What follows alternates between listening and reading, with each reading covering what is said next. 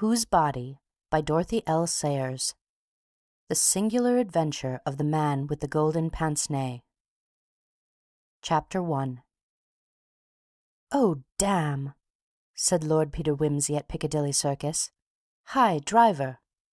The taxi-man, irritated at receiving this appeal, while negotiating the intricacies of turning into Lower Regent Street across the route of a 19 bus, a 38B, and a motorcycle, bent an unwilling ear. "I've left the catalogue behind," said Lord Peter depreciatingly. "Uncommonly careless of me. Do you mind putting back to where we came from?" "To the Savile Club, sir?" "No, 110 Piccadilly, just beyond, thank you." "Thought you was in a hurry," said the man, overcome with a sense of injury. "I'm afraid it's an awkward place to turn in," said Lord Peter, answering the thought rather than the words. His long, amiable face looked as if it had generated spontaneously from his top hat, as white maggots breed from gorgonzola. The taxi, under the severe eye of a policeman, revolved by slow jerks, with a noise like the grinding of teeth.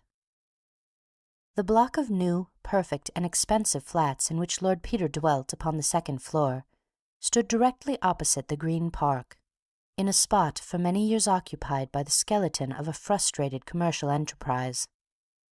As Lord Peter let himself in, he heard his man's voice in the library, uplifted in that throttled stridency peculiar to well-trained persons using the telephone.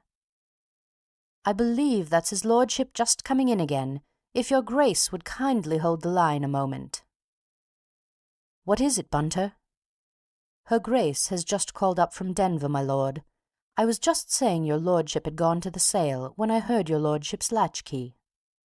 "Thanks," said Lord Peter. "And you might find me my catalogue, would you?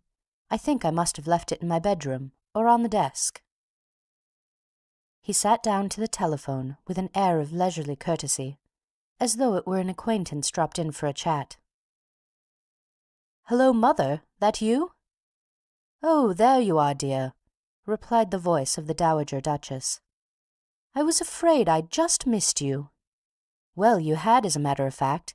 I'd just started off to Brocklebury's sale to pick up a book or two, but I had to come back for the catalogue. What's up?" "Such a quaint thing," said the Duchess. "I thought I'd tell you. You know little Mr. Thipps?" "Thipps?" said Lord Peter. "Thipps? Oh, yes, the little architect man who's doing the church roof. Yes, what about him?" "Mrs. Throgmorton's just been in quite a state of mind." "Sorry, Mother, I can't hear. Mrs. who?" "Throgmorton. Throgmorton, the vicar's wife." "Oh, Throgmorton. Yes?" "Mr. Thipps rang them up this morning. It was his day to come down, you know." "Yes?" "He rang them up to say he couldn't. He was so upset, poor little man. He'd found a dead body in his bath." "Sorry, Mother, I can't hear. Found what? Where?" "A dead body, dear, in his bath." "What? No, we haven't finished. Please don't cut us off. Hello? Hello? Is that you, Mother? Hello, Mother? Oh, yes. Sorry, the girl was trying to cut us off. What sort of body?" "A dead man, dear, with nothing but a pair of pince-nez. Mrs. Throgmorton positively blushed when she was telling me. I'm afraid people do get a little narrow-minded in country vicarages." "Well, it sounds a bit unusual. Was it anybody he knew?" "No, dear, I don't think so. But of course he couldn't give her many details. She said he sounded quite distracted. He's such a respectable little man, and having the police in the house and so on really worried him." "Poor little Thipps. Uncommonly awkward for him. Let's see, he lives in Battersea, doesn't he?" "Yes, dear. 59 Queen Caroline Mansions, opposite the park. That big block just around the corner from the hospital. I thought perhaps you'd like to run round and see him and ask if there's anything we can do. I always thought him a nice little man." "Oh, quite," said Lord Peter, grinning at the telephone. The Duchess was always of the greatest assistance to his hobby of criminal investigation, though she never alluded to it, and maintained a polite fiction of its non-existence. "What time did it happen, Mother?" I think he found out early this morning, but of course he didn't think of telling the Throgmortons just at first. She came up to me just before lunch. So tiresome. I had to ask her to stay. Fortunately, I was alone. I don't mind being bored myself, but I hate having my guests bored. Poor old mother. Well, thanks awfully for telling me. I think I'll send Bunter to the sale and toddle round to Battersea now and try and console the poor little beast. So long. Good-bye, dear. Bunter. Yes, my lord. Her Grace tells me that a respectable Battersea architect has discovered a dead man in his bath. Indeed, my lord, that's very gratifying. Very, Bunter. Your choice of word is unerring. I wish Eton and Balliol had done as much for me. Have you found the catalogue? Here it is, my lord. Thanks, I'm going to Battersea at once. I want you to attend the sale for me. Don't lose time. I don't want to miss the Folio Dante, nor the Voragine. Here you are, see? Golden Legend, Wynkyn de Worde, 1493. Got that? And I say, make a special effort for the Caxon folio of the Four Sons of Iman. It's the 1489 folio and unique. Look, I've marked the lots I want, and put my outside offer against each. Do your best for me. I shall be back to dinner. Very good, my lord. Take my cab and tell him to hurry. He may for you. He doesn't like me very much. Can I, said Lord Peter, looking at himself in the 18th century mirror over the mantelpiece, can I have the heart to fluster the flustered Thipps further? That's very difficult to say quickly, by appearing in a top hat and frock coat. I think not. 10 to 1 he will overlook my trousers and mistake me for the undertaker. A grey suit, I fancy, neat but not gaudy, with a hat to tone. Suits my other self better. Exit the amateur of first editions. New motive introduced by solo bassoon. Enter Sherlock Holmes, disguised as a walking gentleman. There goes Bunter, invaluable fellow. Never offers to do his job when you've told him to do something else. Hope he doesn't miss the Four Sons of Iman. Still, there is another copy of that in the Vatican. It might become available, you never know, if the Church of Rome went to pot or Switzerland invaded Italy. Whereas a strange corpse doesn't turn up in a suburban bathroom more than once in a lifetime. At least I should think not. At any rate, the number of times it's happened, with a pince-nez, might be counted on the fingers of one hand, I imagine. Dear me, it's a dreadful mistake to ride 2 hobbies at once.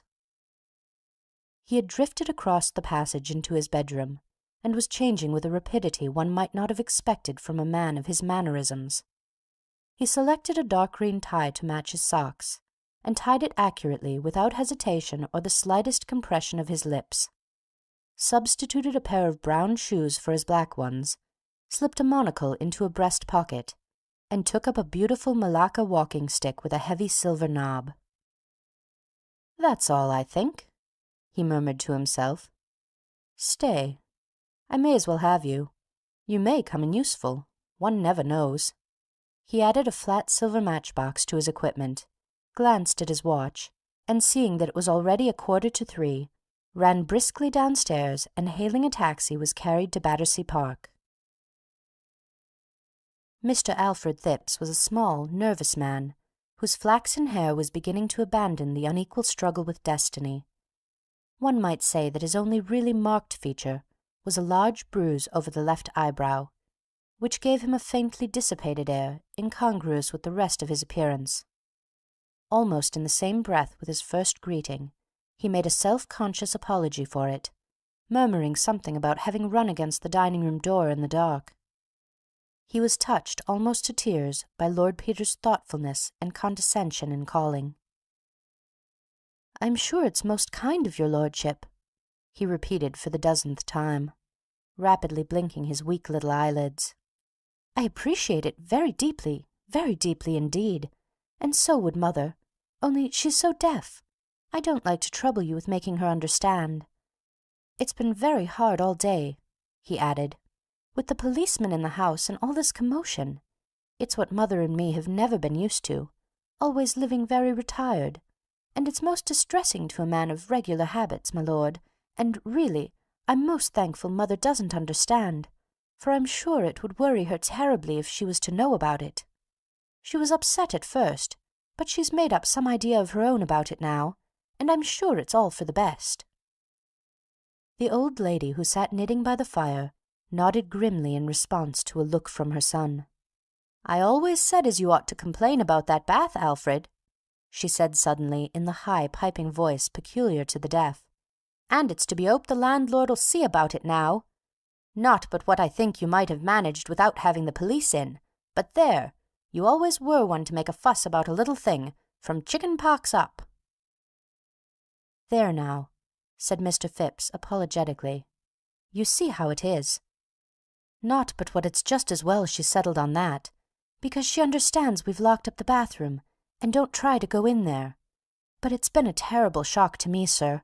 My lord, I should say. But there, my nerves are all to pieces. Such a thing has never happened to me in all my born days. Such a state I was in this morning.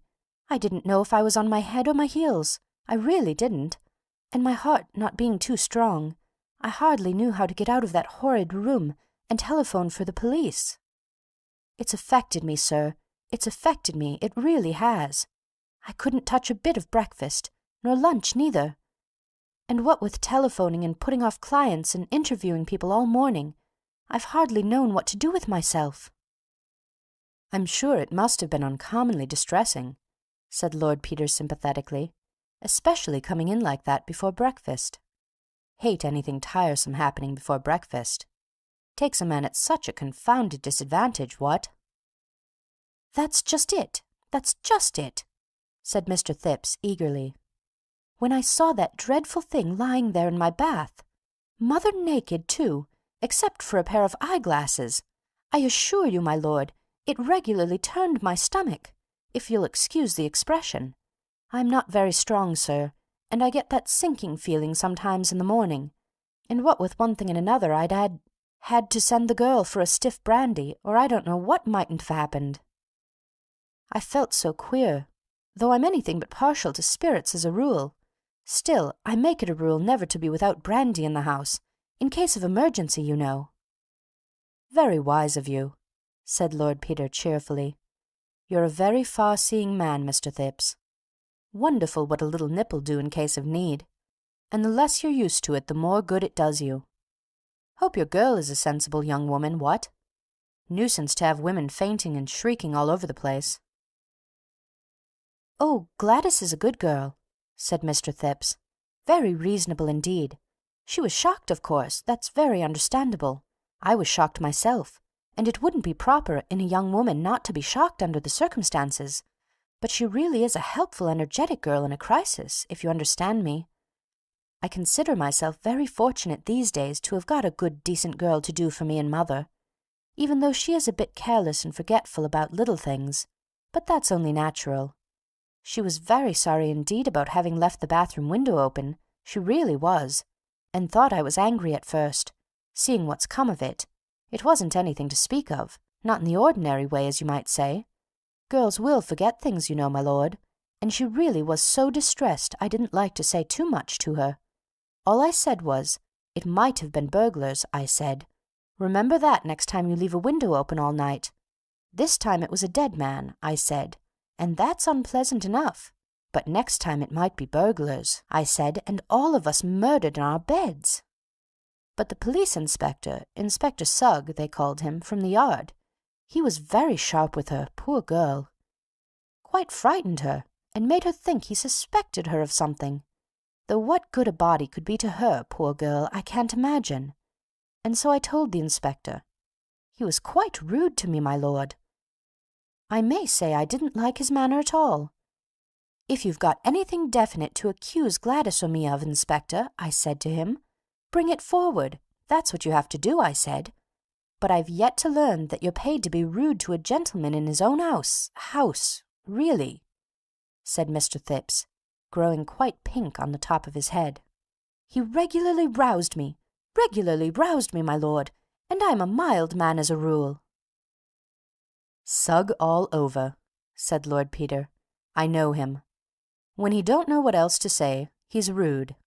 Stands to reason you and the girl wouldn't go collecting bodies. Who'd want to saddle himself with a body? Difficulties usually to get rid of 'em. Have you got rid of this one yet, by the way?" "It's still in the bathroom," said Mr. Phipps. "Inspector Sugg said nothing was to be touched till his men came in to move it. I'm expecting them at any time. If it would interest your lordship to have a look at it—" "Thanks awfully," said Lord Peter. "I'd like to very much, if I'm not putting you out." "Not at all," said Mr. Phipps. His manner, as he led the way along the passage, convinced Lord Peter of two things. First, that, gruesome as his exhibit was, he rejoiced in the importance it reflected upon himself and his flat, and secondly, that Inspector Sugg had forbidden him to exhibit it to anyone. The latter supposition was confirmed by the action of Mr. Phipps, who stopped to fetch the door-key from his bedroom, saying that the police had the other, but that he made it a rule to have 2 keys to every door, in case of accident. The bathroom was in no way remarkable. It was long and narrow, the window being exactly over the head of the bath. The panes were of frosted glass, the frame wide enough to admit a man's body. Lord Peter stepped rapidly across to it, opened it, and looked out. The flat was the top one of the building and situated about the middle of the block. The bathroom window looked out upon the backyards of the flat, which were occupied by various small outbuildings, coal-holes, garages, and the like. Beyond these were the back gardens of a parallel line of houses. On the right rose the extensive edifice of St. Luke's Hospital, Battersea, with its grounds, and connected with it by a covered way the residence of the famous surgeon, Sir Julian Freckey, who directed the surgical side of the great new hospital, and was, in addition, known in Harley Street as a distinguished neurologist with a highly individual point of view. This information was poured into Lord Peter's ear at considerable length by Mr. Phipps, who seemed to feel that the neighbourhood of anybody so distinguished shed a kind of halo of glory over Queen Caroline mansions. "We had him round here himself this morning," he said, "about this horrid business. Inspector Sugg thought one of the young medical gentlemen at the hospital might have brought the corpse round for a joke, as you might say. They always having bodies in the dissecting room, so Inspector Sugg went round to see Sir Julian this morning, to ask if there was a body missing. He was very kind, was Sir Julian, very kind indeed. Though he was at work when they got there, in the dissecting room, he looked up the books to see that all the bodies were accounted for, and then very obligingly came round here to look at this." He indicated the bath, "and said he was afraid he couldn't help us. There was no corpse missing from the hospital, and this one didn't answer to any description of any they'd had." "Nor to the description of any of the patients, I hope," suggested Lord Peter casually. At this grisly hint Mr. Phipps turned pale. "I didn't hear Inspector Sugg inquire," he said with some agitation. "What a very horrid thing that would be! God bless my soul, my lord, I never thought of it." "Well, if they had missed a patient, they'd probably have discovered it by now," said Lord Peter. "Let's have a look at this one." He screwed his monocle into his eye, adding, "I see you're troubled here with the soot blowing in. Beastly nuisance, ain't it? I get it too. Spoils all my books, you know. Here, don't you trouble if you don't care about looking at it." He took back from Mr. Phipps' hesitating hand the sheet which had been flung over the bath, and turned it back. The body which lay in the bath was that of a tall, stout man of about 50. The hair, which was thick and black and curled naturally, had been cut and parted by a master hand, and exuded a faint violet perfume, perfectly recognizable in the close air of the bathroom. The features were thick, fleshy, and strongly marked, with prominent dark eyes, and a long nose curving down to a heavy chin. The clean-shaven lips were full and sensual, and the dropped jaw showed teeth stained with tobacco. On the dead face, the handsome pair of gold pince-nez mocked death with grotesque elegance. The fine gold chain curved over the naked breast. The legs lay stiffly stretched out side by side. The arms reposed close to the body. The fingers were flexed naturally. Lord Peter lifted one arm and looked at the hand with a little frown. Bit of a dandy, your visitor, what? He murmured. Parma violet and manicure. He bent again, slipping his hand beneath the head. The absurd eyeglasses slipped off, clattering into the bath, and the noise put the last touch to Mr. Thipps's growing nervousness. "If you'll excuse me," he murmured, "it makes me feel quite faint, it really does." He slipped outside, and he had no sooner done so than Lord Peter, lifting the body quickly and cautiously, turned it over and inspected it with his head on one side, bringing his monocle into play, with the air of the late Joseph Chamberlain approving a rare orchid. He then laid the head over his arm, and bringing out the silver matchbox from his pocket, slipped it into the open mouth. Then, making the noise usually written tut-tut, he laid the body down, picked up the mysterious pince-nez, looked at it, put it on his nose and looked through it, made the same noise again, readjusted the pince-nez upon the nose of the corpse, so as to leave no traces of interference, for the irritation of Inspector Sugg, rearranged the body, returned to the window, and leaning out, reached upwards and sideways with his walking-stick, which he had somewhat incongruously brought along with him. Nothing appearing to come of these investigations, he withdrew his head, closed the window, and rejoined Mr. Thipps in the passage. Mr. Thipps, touched by this sympathetic interest in the younger son of a duke, took the liberty, on their returning to the sitting-room, of offering him a cup of tea. Lord Peter, who had strolled over to the window and was admiring the outlook on Battersea Park, was about to accept, when an ambulance came into view at the end of Prince of Wales Road. Its appearance reminded Lord Peter of an important engagement, and with a hurried "By Jove!" he took his leave of Mr. Thipps. "My mother sent kind regards and all that," he said, shaking hands fervently. "Hopes you'll soon be down at Denver again. Good-bye, Mrs. Thipps," he bawled kindly into the ear of the old lady. "Oh, no, my dear sir, please don't trouble to come down." He was none too soon. As he stepped out of the door and turned toward the station, the ambulance drew up from the other direction, and Inspector Sugg emerged from it, with 2 constables. The inspector spoke to the officer on duty at the mansions, and turned a suspicious gaze on Lord Peter's retreating back. "Dear old Sugg," said that nobleman fondly. "Dear, dear old bird! How he does hate me, to be sure." End of Chapter 1. Chapter 2. "Excellent, Bunter," said Lord Peter, sinking with a sigh into a luxurious armchair. "I couldn't have done better myself. The thought of the Dante makes my mouth water, and the 4 Sons of Aymon. And you've saved me £60. That's glorious. What shall we spend it on, Bunter? Think of it, all ours, and to do as we like with. For, as Harold Skimpole so rightly observes, £60 saved is £60 gained, and I'd reckoned on spending it all. It's your saving, Bunter, and, properly speaking, your £60. What do we want? Anything in your department? Would you like anything altered in the flat?" "Well, my lord, as your lordship is so good—" The manservant paused, about to pour an old brandy into a liqueur glass. "Well, out with it, my Bunter, you imperturbable old hypocrite. It's no good talking as if you were announcing dinner. You're spilling the brandy. The voice is Jacob's voice, but the hands are the hands of Esau. What does that blessed dark-room of yours want now?" "There's a double anastigmat with a set of supplementary lenses, my lord," said Bunter, with a note almost of religious fervour. "If it was a case of forgery now, or footprints, I could enlarge them right up on the plate. Or the wide-angled lens would be useful. It's as though the camera had eyes at the back of its head, my lord. Look, I've got it here." He pulled a catalogue from his pocket and submitted it, quivering, to his employer's gaze. Lord Peter perused the description slowly, the corners of his long mouth lifted into a faint smile. "It's Greek to me," he said, "and £50 seems a ridiculous price for a few bits of glass. I suppose, Bunter, you'd say 750 was a bit out of the way for a dirty old book in a dead language, wouldn't you?"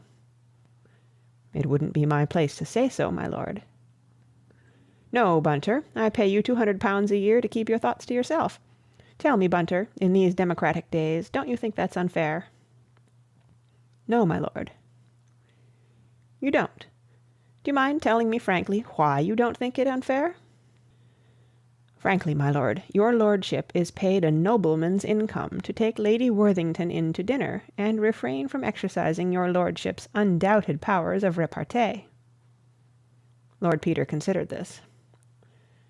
"That's your idea, is it, Bunter? Noblesse oblige. For a consideration. I dare say you're right. Then you're better off than I am, because I'd have to behave myself to Lady Worthington if I hadn't a penny. Bunter, if I sacked you here and now, would you tell me what you think of me?" "No, my lord." "You'd have a perfect right to, my Bunter, and if I sacked you on top of drinking the kind of coffee you make, I'd deserve everything you could say of me. You're a demon for coffee, Bunter. I don't want to know how you do it, because I believe it to be witchcraft, and I don't want to burn eternally. You can buy your cross-eyed lens." "Thank you, my lord." "Have you finished in the dining room?" "Not quite, my lord." "Well, come back when you have. I have many things to tell you. Hullo, who's that?" The doorbell had rung sharply. "Unless it's anybody interesting, I'm not at home." "Very good, my lord." Lord Peter's library was one of the most beautiful bachelor rooms in London. Its scheme was black and primrose. Its walls were lined with rare editions, and its chairs and Chesterfield sofa suggested the embraces of the houris. In one corner stood a black baby grand, a wood fire leaped on a wide old-fashioned hearth, and the Sèvres vases on the chimney-piece were filled with ruddy and gold chrysanthemums. To the eyes of the young man who was ushered in from the raw November fog, it seemed not only rare and unattainable, but friendly and familiar, like a colorful and gilded paradise in a medieval painting. "Mr. Parker, my lord." Lord Peter jumped up with genuine eagerness. "My dear man, I'm delighted to see you. What a beastly foggy night, ain't it? Bunter, some more of that admirable coffee, and another glass, and the cigars. Parker, I hope you're full of crime. Nothing less than arson or murder will do for us tonight. On such a night as this. Bunter and I were just sitting down to carouse. I've got a Dante and a Caxton folio that is practically unique, at Sir Ralph Brocklebury's sale. Bunter, who did the bargaining, is going to have a lens which does all kinds of wonderful things with its eyes shut, and we both have got a body in the bath. We both have got a body in the bath. For in spite of all temptations to go in for cheap sensations, we insist upon a body in a bath. Nothing less will do for us, Parker. It's mine at present, but we're going shares in it. Property of the firm. Won't you join us? You really must put something in the jackpot. Perhaps you have a body. Oh, do have a body. Every body welcome. Gin a body, meet a body, hauled before the beak.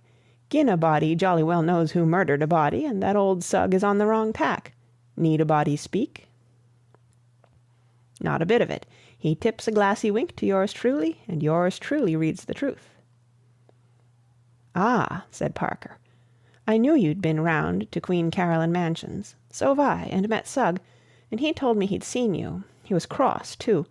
Unwarrantable interference, he calls it." "I knew he would," said Lord Peter. "I love taking a rise out of dear old Sugg. He's always so rude. I see by the star that he has excelled himself by taking the girl, Gladys What's-her-name, into custody. Sugg of the evening, beautiful Sugg. But what were you doing there?" "To tell you the truth," said Parker, "I went round to see if the Semitic-looking stranger in Mr. Thipp's bath was by any extraordinary chance Sir Reuben Levy, but he isn't." "Sir Reuben Levy? Wait a minute. I saw something about that. I know. A headline. Mysterious disappearance of famous financier. What's it all about? I didn't read it carefully." "Well, it's a bit odd, though I dare say it's nothing really. Old chap may have cleared for some reason best known to himself. It only happened this morning, and nobody would have thought anything about it, only it happened to be the day on which he had arranged to attend a most important financial meeting and do some deal involving millions. I haven't got all the details. But I know he's got enemies who'd just as soon the deal didn't come off, so when I got wind of this fellow in the bath, I buzzed round to have a look at him. It didn't seem likely, of course, but unlikelier things do happen in our profession. The funny thing is, old Sugg has got bitten with the idea it is him, and is wildly telegraphing to Lady Levy to come and identify him.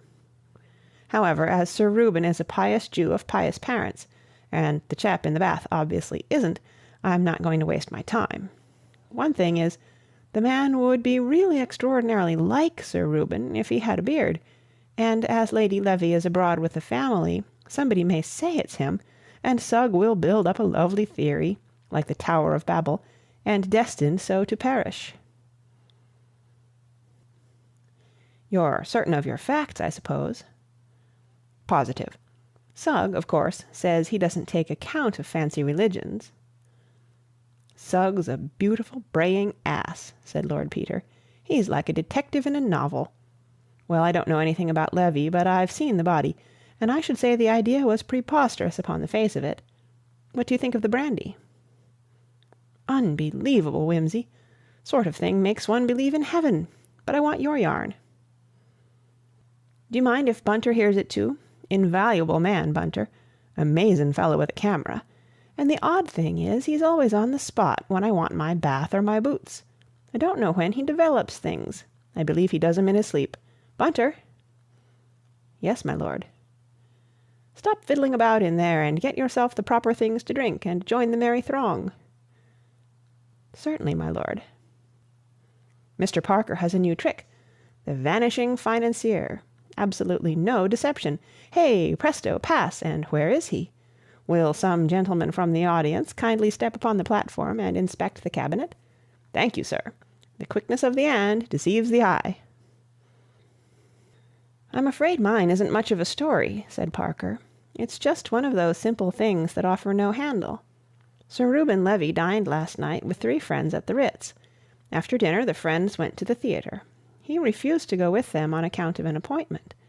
I haven't yet been able to trace the appointment, but anyhow he returned home to his house, 9 Park Lane, at 12 o'clock. "Who saw him?" "The cook, who had just gone up to bed, saw him on the doorstep, and heard him let himself in. He walked upstairs, leaving his greatcoat on the hall peg and his umbrella in the stand. You remember how it rained last night. He undressed and went to bed. Next morning he wasn't there. That's all," said Parker abruptly, with a wave of the hand. "It isn't all, it isn't all. Daddy, go on, that's not half a story," pleaded Lord Peter. "But it is all. When his man came to call him, he wasn't there. The bed had been slept in, his pajamas and all his clothes were there, the only odd thing being that they were thrown rather untidily on the ottoman at the foot of the bed, instead of being neatly folded on a chair, as is Sir Reuben's custom, looking as though he had been rather agitated or unwell. No clean clothes were missing, no suit, no boots, nothing. The boots he had worn were in his dressing-room as usual. He had washed and cleaned his teeth and done all the usual things. The housemaid was down cleaning the hall at 6:30, and can swear that nobody came in or out after that.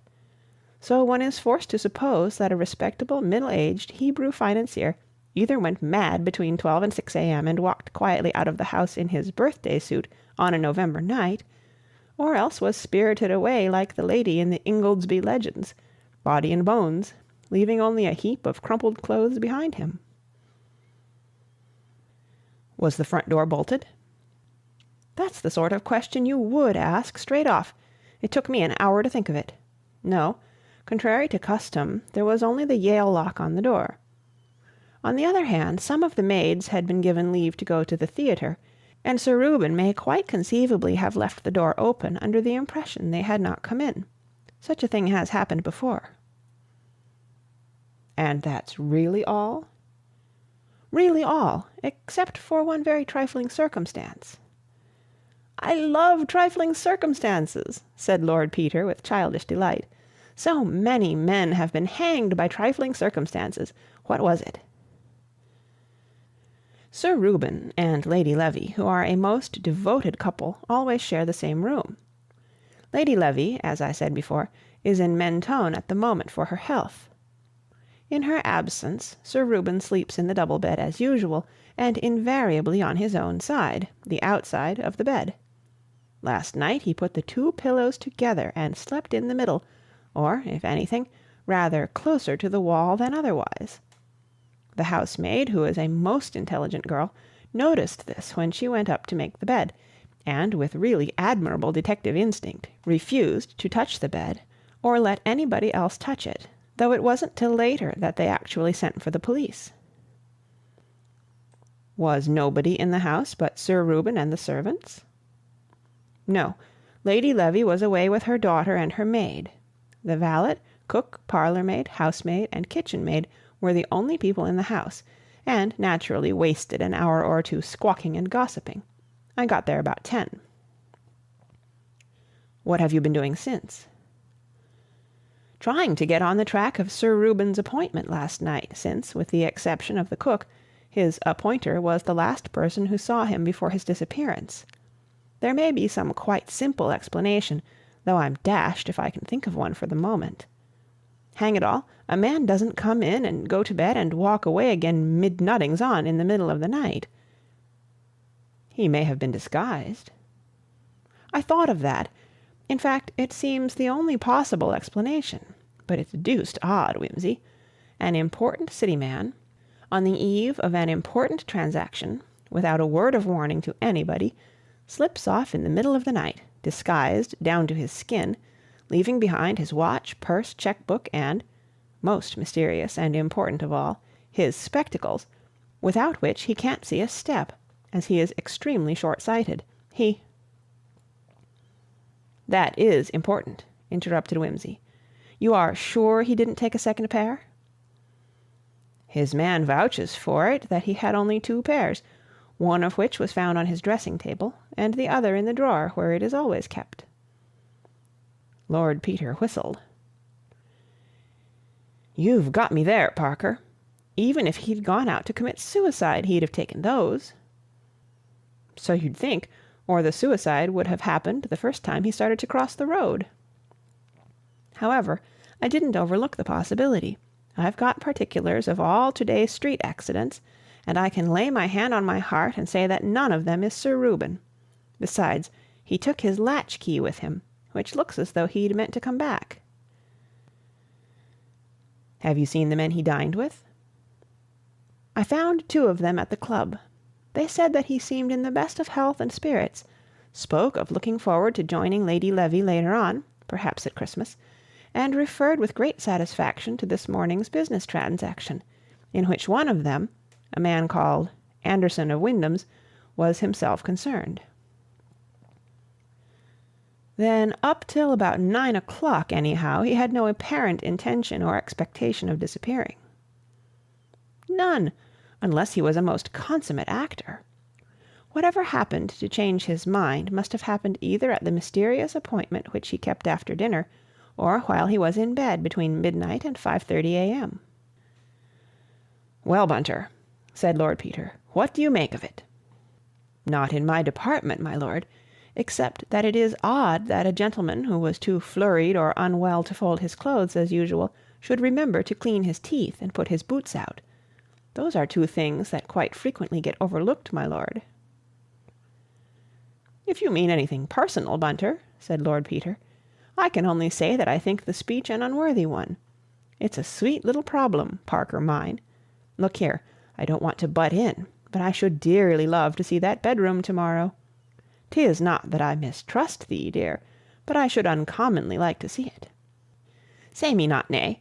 Take another drop of brandy and a villar, but say not nay. Of course you can come and see it. You'll probably find lots of things I've overlooked, said the other equably, accepting the proffered hospitality. Parker, acushla, you're an honour to Scotland Yard. I look at you, and Sugg appears a myth, a fable, an idiot boy, spawned in a moonlight hour by some fantastic poet's brain. Sugg is too perfect to be possible. What does he make of the body, by the way? Sugg says, replied Parker with precision, That the body died from a blow on the back of the neck. The doctor told him that. He says it's been dead a day or two. The doctor told him that, too.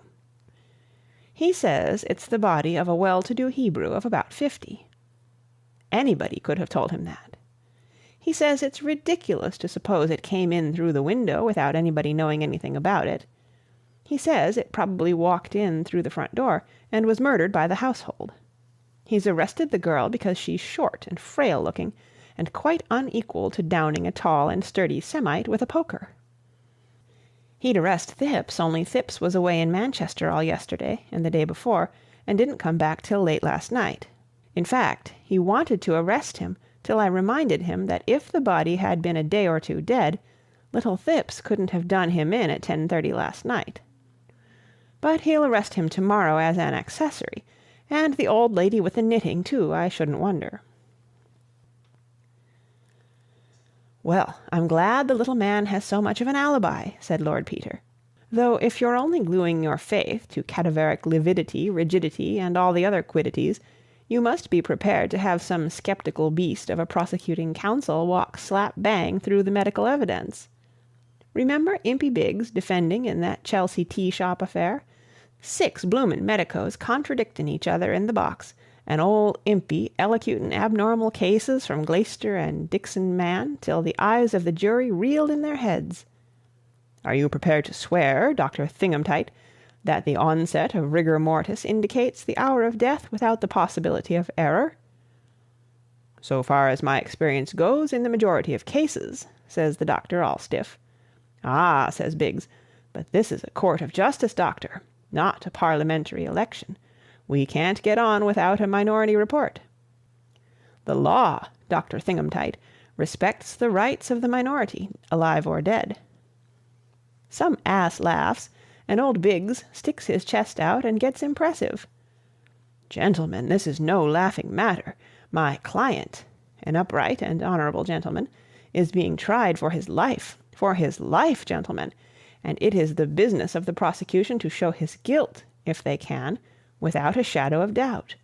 Now, Dr. Thingamtight, I ask you again, can you solemnly swear, without the least shadow of doubt, probable, possible shadow of doubt, that this unhappy woman met her death neither sooner nor later than Thursday evening?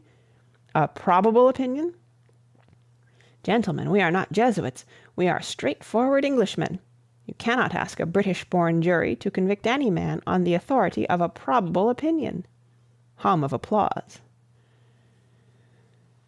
"Biggs's man was guilty all the same," said Parker. "Of course he was, but he was acquitted all the same. And what you've just said is libel." Wimsey walked over to the bookshelf and took down a volume of medical jurisprudence. "Rigor mortis can only be stated in a very general way.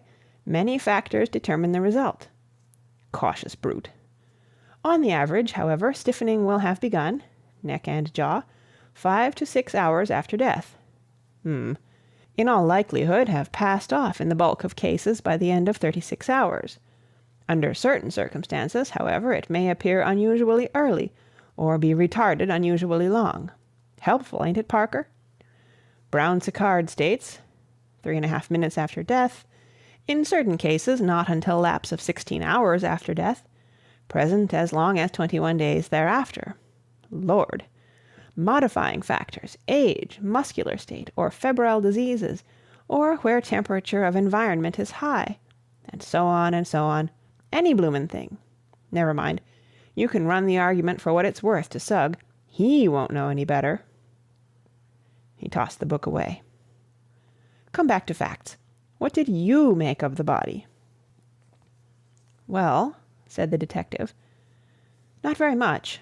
I was puzzled, frankly. I should say he had been a rich man, but self-made, and that his good fortune had come to him fairly recently." "Ah, you noticed the calluses on the hands. I thought you wouldn't miss that." "Both his feet were badly blistered. He had been wearing tight shoes."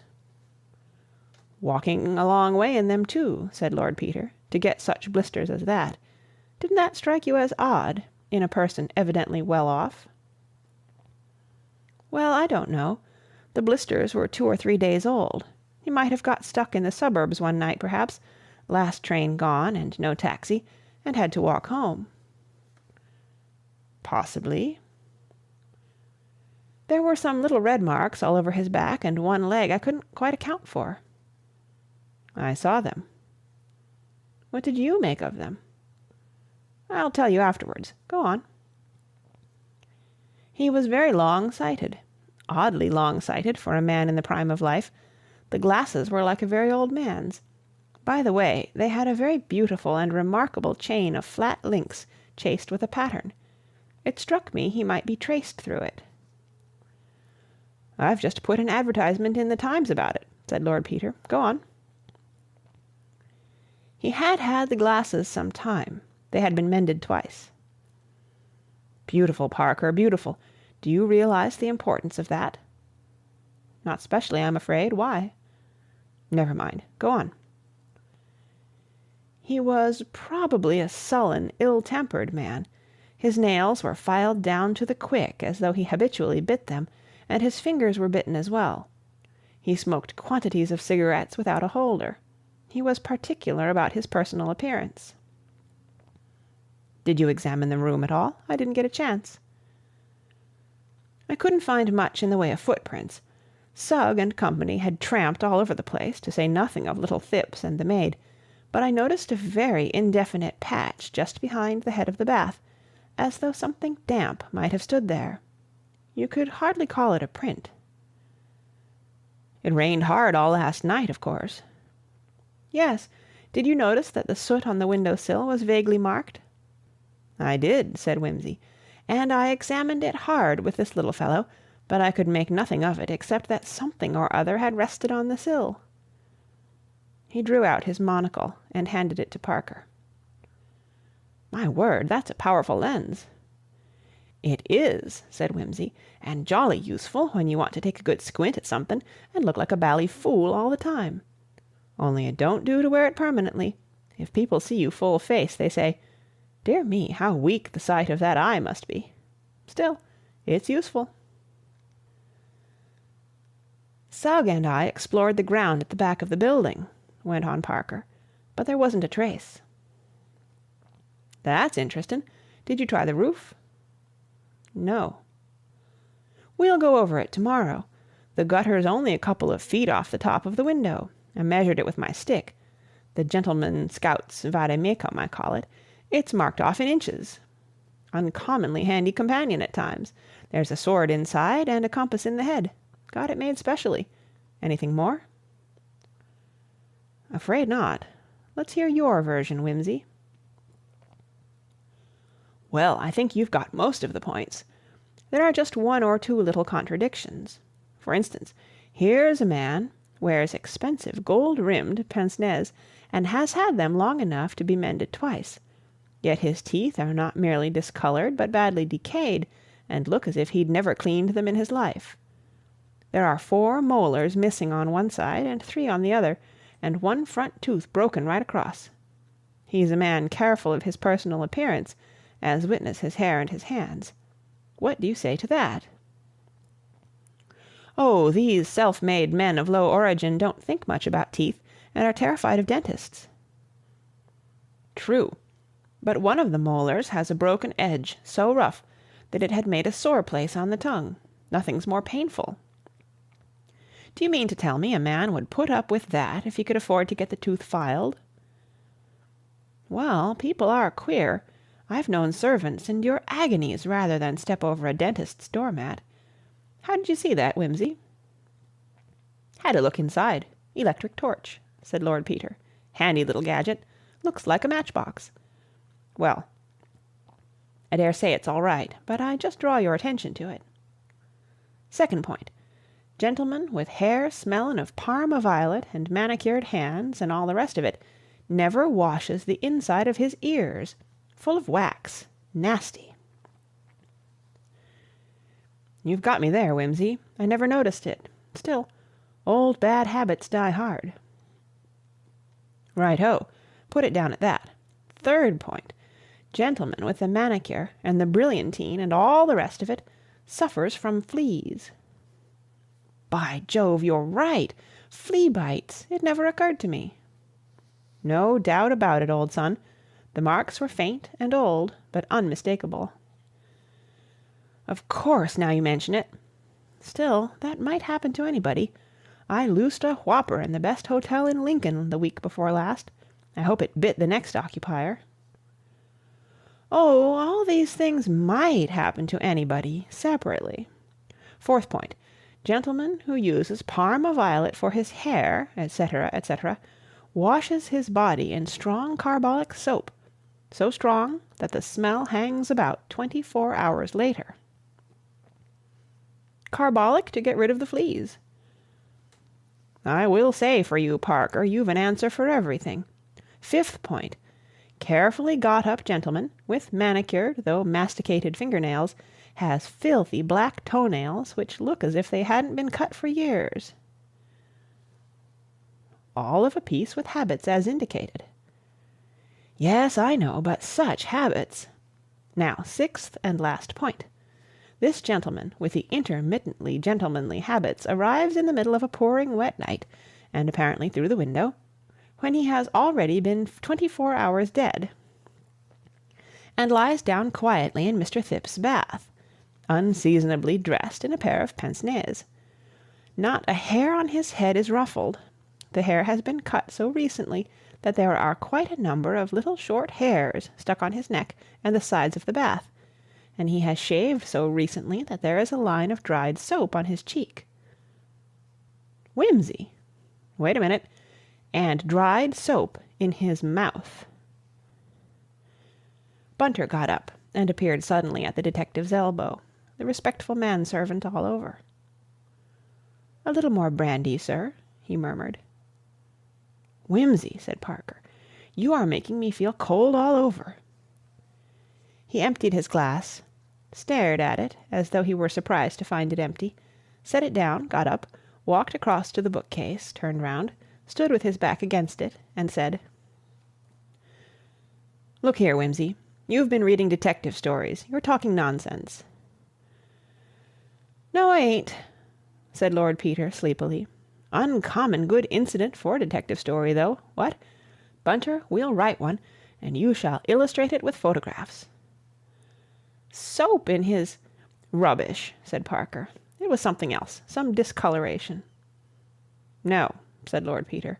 "There were hairs as well, bristly ones. He had a beard." He took his watch from his pocket and drew out a couple of longish, stiff hairs, which he had imprisoned between the inner and outer case. Parker turned them over once or twice in his fingers, looked at them close to the light, examined them with a lens, handed them to the impassible Bunter, and said, "Do you mean to tell me, Wimsey, that any man alive would—" he laughed harshly, "shave off his beard with his mouth open, and then go and get killed with his mouth full of hairs? You're mad." "I don't tell you so," said Wimsey. "You policemen are all alike, only one idea in your skulls. Blest if I can make out why you're ever appointed. He was shaved after he was dead. Pretty, ain't it? Uncommonly jolly little job for the barber, what? Here, sit down, man, and don't be an ass, stumping about the room like that. Worse things happen in war. This is only a blinkin' old shillin' shocker. But I'll tell you what, Parker, we're up against a criminal, the real artist and blighter with imagination, real artistic, finished stuff. I'm enjoying this, Parker." End of Chapter 2. Chapter 3. Lord Peter finished a Scarlatti sonata and sat looking thoughtfully at his own hands. The fingers were long and muscular, with wide, flat joints and square tips. When he was playing, his rather hard grey eyes softened, and his long, indeterminate mouth hardened in compensation. At no other time had he any pretensions to good looks, and at all times he was spoilt by a long, narrow chin and a long, receding forehead, accentuated by the brushed-back sleekness of his tow-coloured hair. Labour papers, softening down the chin, caricatured him as a typical aristocrat. "That's a wonderful instrument," said Parker. "It ain't so bad," said Lord Peter. But Scarlatti was a harpsichord. Piano's too modern, all thrills and overtones. No good for our job, Parker. Have you come to any conclusions?" "The man in the bath," said Parker methodically, "was not a well-off man careful of his personal appearance. He was a labouring man, unemployed, but who had only recently lost his employment. He had been tramping about looking for a job when he met his end. Somebody killed him and washed him and scented him and shaved him in order to disguise him, and put him into Thip's bath without leaving a trace. Conclusion: the murderer was a powerful man, since he killed him with a single blow on the neck, a man of cool head and masterly intellect, since he did all that ghastly business without leaving a mark, a man of wealth and refinement, since he had all the apparatus of an elegant toilet handy, and a man of bizarre and almost perverted imagination, as is shown in the two horrible touches of putting the body in the bath and of adorning it with a pair of pince-nez. "He is a poet of crime," said Wimsey. "By the way, your difficulty about the pince-nez is cleared up. Obviously, the pince-nez never belonged to the body." "That only makes a fresh puzzle. One can't suppose the murderer left them in that obliging manner as a clue to his own identity." "We can hardly suppose that. I'm afraid this man possessed what most criminals lack, a sense of humour." "Rather macabre humour." "True, but a man who can afford to be humorous at all in such circumstances is a terrible fellow. I wonder what he did with the body between the murder and depositing it chez Thip's. Then there are more questions. How did he get it there, and why? Was it brought in at the door, as Sugg of our Heart suggests, or through the window, as we think, on the not very adequate testimony of a smudge on the window-sill? Had the murderer accomplices? Is little Thip's really in it, or the girl? It don't do to put the notion out of court merely because Sugg inclines to it. Even idiots occasionally speak the truth accidentally. If not, why was Thip's selected for such an abominable practical joke? Has anybody got a grudge against Thip's? Who are the people in the other flats? We must find that out. Does Thip's play the piano at midnight over their heads or damage the reputation of the staircase by bringing home dubiously respectable ladies? Are there unsuccessful architects thirsting for his blood? Damn it all, Parker, there must be a motive somewhere. Can't have a crime without a motive, you know." "A madman?" suggested Parker doubtfully. "With a deuced lot of method in his madness. He hasn't made a mistake. Not one. Unless leaving hairs in the corpse's mouth can be called a mistake. Well, anyhow, it's not Levy. You're right there. I say, old thing, neither your man nor mine has left much clue to go upon, has he? And there don't seem to be any motives knocking about either. And we seem to be 2 suits of clothes short in last night's work. Sir Reuben makes tracks without so much as a fig leaf, and a mysterious individual turns up with a pince-nez, which is quite useless for purposes of decency. Dash it all! If only I had some good excuse for taking up this body case officially." The telephone bell rang. The silent Bunter, whom the other two had almost forgotten, padded across to it. "It's an elderly lady, my lord," he said. "I think she's deaf. I can't make her hear anything, but she's asking for your lordship." Lord Peter seized the receiver and yelled into it a hello that might have cracked the vulcanite. He listened for some minutes with an incredulous smile, which gradually broadened into a grin of delight. At length he screamed, all right," several times, and rang off. "By Jove!" he announced, beaming. "Sportin' old bird! It's old Mrs. Thip's, deaf as a post, never used the phone before, but determined, perfect Napoleon. The incomparable Sugg has made a discovery and arrested little Thip's. Old lady abandoned in the flat. Thip's last shriek to her, 'Tell Lord Peter Wimsey.' Old girl undaunted, wrestles with telephone book, wakes up the people at the exchange, won't take no for an answer, not being able to hear it, gets through, says, 'Will I do what I can?' Says she would feel safe in the hands of a real gentleman. Oh, Parker, Parker, I could kiss her. I really could, as Thipps says. I'll write to her instead. No, hang it, Parker, we'll go round. Bunter, get your infernal machine and the magnesium. I say, we'll all go into partnership. Pool the 2 cases and work 'em out together. You shall see my body tonight, Parker, and I'll look for your wandering Jew tomorrow. I feel so happy I shall explode. Oh, Sugg, Sugg, how art thou suggified! Bunter, my shoes. I say, Parker, I suppose yours are rubber-soled. Not? Tut, tut, you mustn't go out like that. We'll lend you a pair. Gloves? Here. My stick, my torch, the lampblack, the forceps, knife, pill-boxes, all complete? Certainly, my lord. Oh, Bunter, don't look so offended. I mean no harm. I believe in you. I trust you. What money have I got? That'll do. I knew a man once, Parker, who let a world-famous poisoner slip through his fingers because the machine on the Underground took nothing but pennies. There was a queue at the booking office and the man at the barrier stopped him, and while they were arguing about accepting a £5 note, which was all he had, for a 2-penny ride to Baker Street, the criminal had sprung into a circle train and was next heard of in Constantinople, disguised as an elderly Church of England clergyman touring with his niece. Are we all ready? Go! They stepped out, Bunter carefully switching off the lights behind them. As they emerged into the gloom and gleam of Piccadilly, Wimsey stopped short with a little exclamation. "Wait a second," he said. "I've thought of something. If Sugg's there, he'll make trouble. I must short-circuit him." He ran back, and the other 2 men employed the few minutes of his absence in capturing a taxi. Inspector Sugg and his subordinate Cerberus were on guard at 59 Queen Carroll Mansions, and showed no disposition to admit unofficial inquirers. Parker, indeed, they could not easily turn away, but Lord Peter found himself confronted with a surly manner and what Lord Beaconsfield described as a masterly inactivity.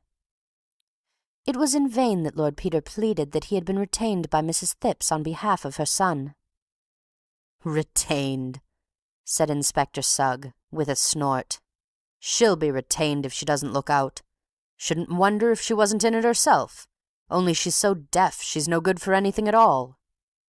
"Look here, Inspector," said Lord Peter, "what's the use of being so bally obstructive? You'd much better let me in. You know I'll get there in the end. Dash it all, it's not as if I was taking the bread out of your children's mouths. Nobody's paid me for finding Lord Attenbury's emeralds for you." "It's my duty to keep out the public," said Inspector Sugg morosely, "and it's going to stay out." "I never said anything about your keeping out of the public," said Lord Peter easily, sitting down on the staircase to thrash the matter out comfortably. "Though I've no doubt Pussyfoot's a good thing, on principle, if not exaggerated. The golden mean, Sugg, as Aristotle says, keeps you from being a golden ass. Ever been a golden ass, Sugg? I have. It would take a whole rose garden to cure me, Sugg. You are my garden of beautiful roses, my own rose, my one rose, that's you." "I'm not going to stay any longer talking to you," said the harassed Sugg. "It's bad enough. Hullo, drat that telephone. Here, Carthorne. Go and see what it is. If that old catamaran will let you into the room. Shut herself up there and screaming," said the inspector. "It's enough to make a man give up crime and take to hedging and ditching." The constable came back. "It's from the Yard, sir," he said, coughing apologetically. "The chief says every facility is to be given to Lord Peter Wimsey, sir. He stood apart non-committally, glazing his eyes. "5 aces," said Lord Peter cheerfully. "The chief's a dear friend of my mother's. No go, Sugg. It's no good bucking, you've got a full house. I'm going to make it a bit fuller." He walked in with his followers. The body had been removed a few hours previously, and when the bathroom and the whole flat had been explored by the naked eye and the camera of the competent Bunter, it became evident that the real problem of the household was old Mrs. Thipps. Her son and servant had both been removed, and it appeared that they had no friends in town, beyond a few business acquaintances of Thipps, whose very addresses the old lady did not know. The other flats in the building were occupied respectively by a family of 7, at present departed to winter abroad, an elderly Indian colonel of ferocious manners, who lived alone with an Indian manservant, and a highly respectable family on the 3rd floor, whom the disturbance over their heads had outraged to the last degree. The husband, indeed, when appealed to by Lord Peter, showed a little human weakness, but Mrs. Appledore, appearing suddenly in a warm dressing-gown, extricated him from the difficulties into which he was carelessly wandering. "I am sorry," she said. "I'm afraid we can't interfere in any way. This is a very unpleasant business, Mr. I'm afraid I didn't catch your name, and we have always found it better not to be mixed up with the police. Of course, if the Thippses are innocent, and I am sure I hope they are, it is very unfortunate for them, but I must say that the circumstances seem to me most suspicious, and to Theophilus too, and I should not like to have it said that we had assisted murderers. We might even be supposed to be accessories. Of course you are young, Mr. "This is Lord Peter Wimsey, my dear," said Theophilus mildly. She was unimpressed. "Ah, yes," she said. "I believe you are distantly related to my late cousin, the Bishop of Carisbrooke. Poor man! He was always being taken in by impostors. He died without ever learning any better. I imagine you take after him, Lord Peter." "I doubt it," said Lord Peter. "So far as I know, he is only a connection, though it's a wise child that knows its own father. I congratulate you, dear lady, on taking after the other side of the family. You'll forgive my butting in upon you like this in the middle of the night, though, as you say, it's all in the family, and I'm sure I'm very much obliged to you, and for permitting me to admire that awfully fetching thing you've got on. Now don't you worry, Mr. Appledore. I'm thinking the best thing I can do is to trundle the old lady down to my mother and take her out of your way. Otherwise you might be finding your Christian feelings getting the better of you some fine day, and there's nothing like Christian feelings for upsetting a man's domestic comfort. Good night, sir. Good night, dear lady. It's simply ripping of you to let me drop in like this."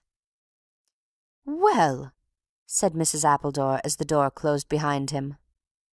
"And I thank the goodness and the grace that on my birth have smiled," said Lord Peter, "and taught me to be bestially impertinent when I choose. Cat." 2 a.m. saw Lord Peter Wimsey arrive in a friend's car at the Dower House, Denver Castle, in company with a deaf and aged lady and an antique portmanteau. "It's very nice to see you, dear," said the Dowager Duchess placidly. She was a small, plump woman, with perfectly white hair and exquisite hands. In feature she was as unlike her son as she was like him in character. Her black eyes twinkled cheerfully, and her manners and movements were marked with a neat and rapid decision.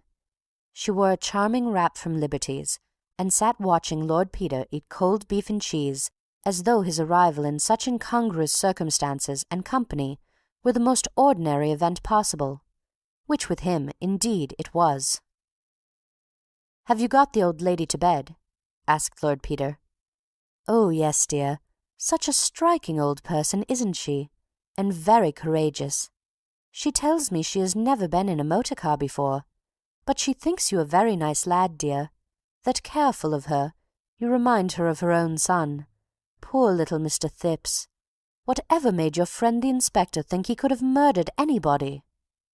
"My friend the inspector, no more, thank you, mother, is determined to prove that the intrusive person in Thipps' bath is Sir Reuben Levy, who disappeared mysteriously from his house last night. His line of reasoning is, we've lost a middle-aged gentleman without any clothes on in Park Lane. We've found a middle-aged gentleman without any clothes on in Battersea. Therefore they're one and the same person, QED, and put little Thipps in quad." "You're very elliptical, dear," said the Duchess mildly. "Why should Mr. Thipps be arrested, even if they are the same?" "Sugg must arrest somebody," said Lord Peter, "but there is one odd little bit of evidence come out, which goes a long way to support Sugg's theory, only that I know it to be no go by the evidence of my own eyes. Last night, at about 9:15, a young woman was strolling up the Battersea Park Road for purposes best known to herself, when she saw a gentleman in a fur coat and top hat sauntering along under an umbrella, looking at the names of all the streets. He looked a bit out of place, so not being a shy girl, you see, she walked up to him and said, "Good evening." "Can you tell me, please," says the mysterious stranger, "whether this street leads into Prince of Wales Road?" She said it did, and further asked him in a jocular manner what he was doing with himself and all the rest of it, only she wasn't altogether so explicit about that part of the conversation, because she was unburdening her heart to Sugg, do you see? And he's paid by a grateful country to have very pure, high-minded ideals, what? Anyway, the old boy said he couldn't attend to her just then as he had an appointment. "I've got to go and see a man, my dear," was how she said he put it, and he walked on up Alexandra Avenue toward Prince of Wales Road. She was staring after him, still rather surprised, when she was joined by a friend of hers, who said, "It's no good wasting your time with him, that's Levy. I knew him when I lived in the West End, and the girls used to call him Pea Green Incorruptible." Friend's name suppressed, owing to implications of story, but girl vouches for what was said. She thought no more about it till the milkman brought news this morning of the excitement at Queen Caroline Mansions. Then she went round, though not liking the police as a rule, and asked the man there whether the dead gentleman had a beard and glasses. Told he had glasses, but no beard, she incautiously said, "Oh, then it isn't him." And the man said, "Isn't who?" and collared her. That's her story. Sugg's delighted, of course, and quoted Thipps on the strength of it. "Dear me," said the Duchess. "I hope the poor girl won't get into trouble." "I shouldn't think so," said Lord Peter. "Thipps is the one that's going to get it in the neck. Besides, he's done a silly thing. I got that out of Sugg too, though he was sitting tight on the information. Seems Thipps got into a confusion about the train he took back from Manchester. Said first he got home at 10:30. Then they pumped Gladys Horrocks, who let out he wasn't back till after 11:45. Then Thipps, being asked to explain the discrepancy, stammers and bungles and says, first that he missed the train. Then Sugg makes inquiries at St. Pancras and discovers that he left a bag in the cloakroom there at 10. Thipps, again asked to explain, stammers worse and says he walked about for a few hours, met a friend, can't say who, didn't meet a friend, can't say what he did with his time, can't explain why he didn't go back for his bag, can't say what time he did get in, can't explain how he got a bruise on his forehead, in fact, can't explain himself at all. Gladys Horrocks interrogated again. Says this time Thipps came in at 10:30. Then admits she didn't hear him come in. Can't say why she didn't hear him come in. Can't say why she said first of all that she did hear him. Bursts into tears. Contradicts herself. Everybody's suspicion roused. Quad 'em both. "As you put it, dear," said the Duchess, "it all sounds very confusing and not quite respectable. Poor little Mr. Thipps would be terribly upset by anything that wasn't respectable." "I wonder what he did with himself," said Lord Peter thoughtfully. "I really don't think he was committing a murder. Besides, I believe the fellow has been dead a day or two, though it don't do to build too much on doctor's evidence. It's an entertaining little problem." "Very curious, dear, but so sad about poor Sir Reuben. I must write a few lines to Lady Levy. I used to know her quite well, you know, dear, down in Hampshire, when she was a girl. Christine Ford she was then, and I remember so well the trouble there was about her marrying a Jew. That was before he made his money, of course, in that oil business out in America. The family wanted her to marry Julian Freckey, who did so well afterwards and was connected with the family, but she fell in love with this Mr. Levy and eloped with him. He was very handsome then, you know, dear, in a foreign-looking way, but he hadn't any means, and the Fords didn't like his religion. Of course, we're all Jews nowadays, and they wouldn't have minded so much if he'd pretended to be something else, like that Mr. Simons we met at Mrs. Porchester's, who always tells everybody that he got his nose in Italy at the Renaissance, and claims to be descended somehow or other from La Belle Simonetta. So foolish, you know, dear, as if anybody believed it.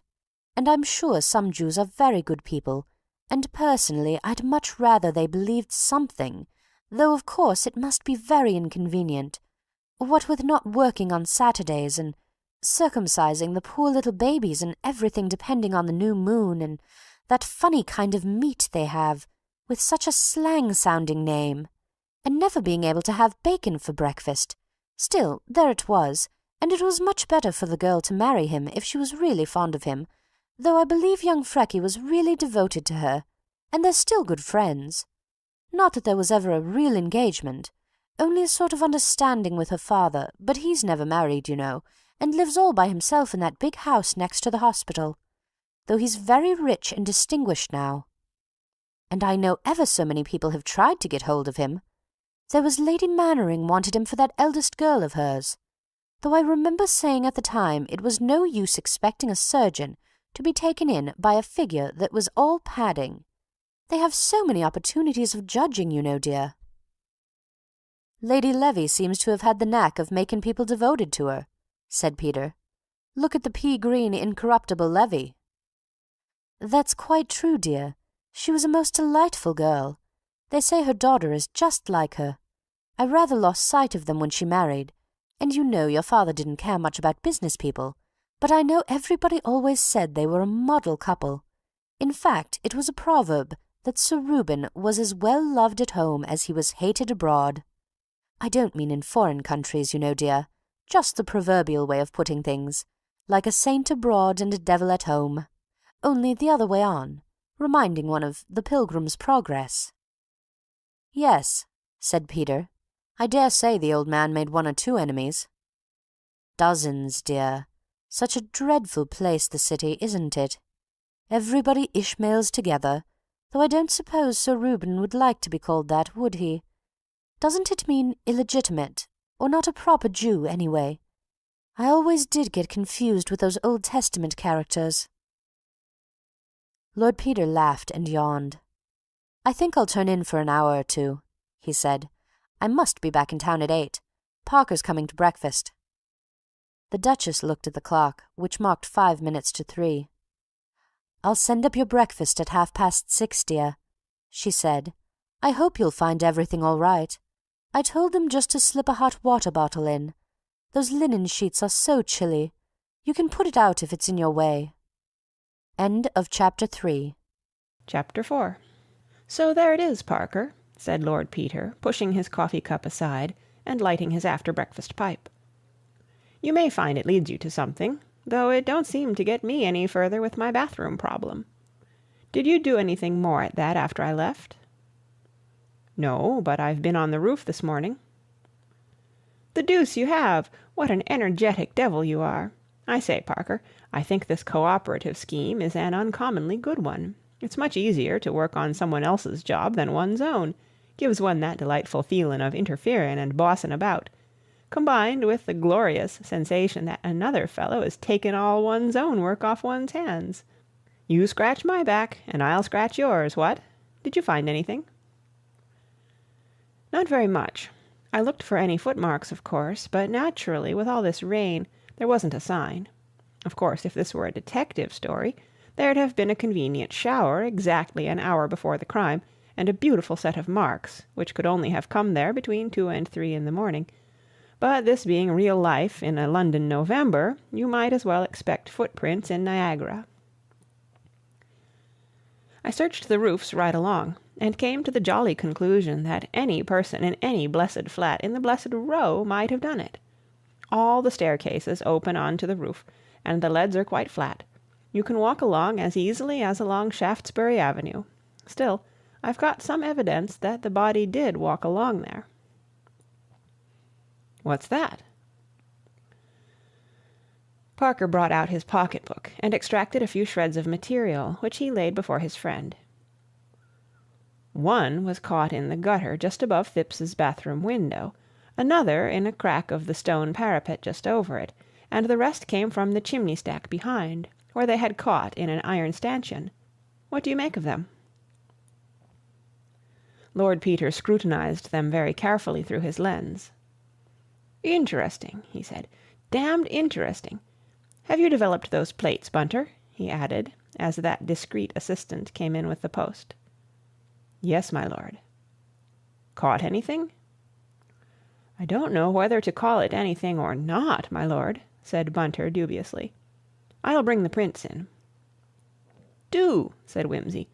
"Hallo, here's our advertisement about the gold chain in the Times. Very nice it looks. Write, phone or call 110 Piccadilly.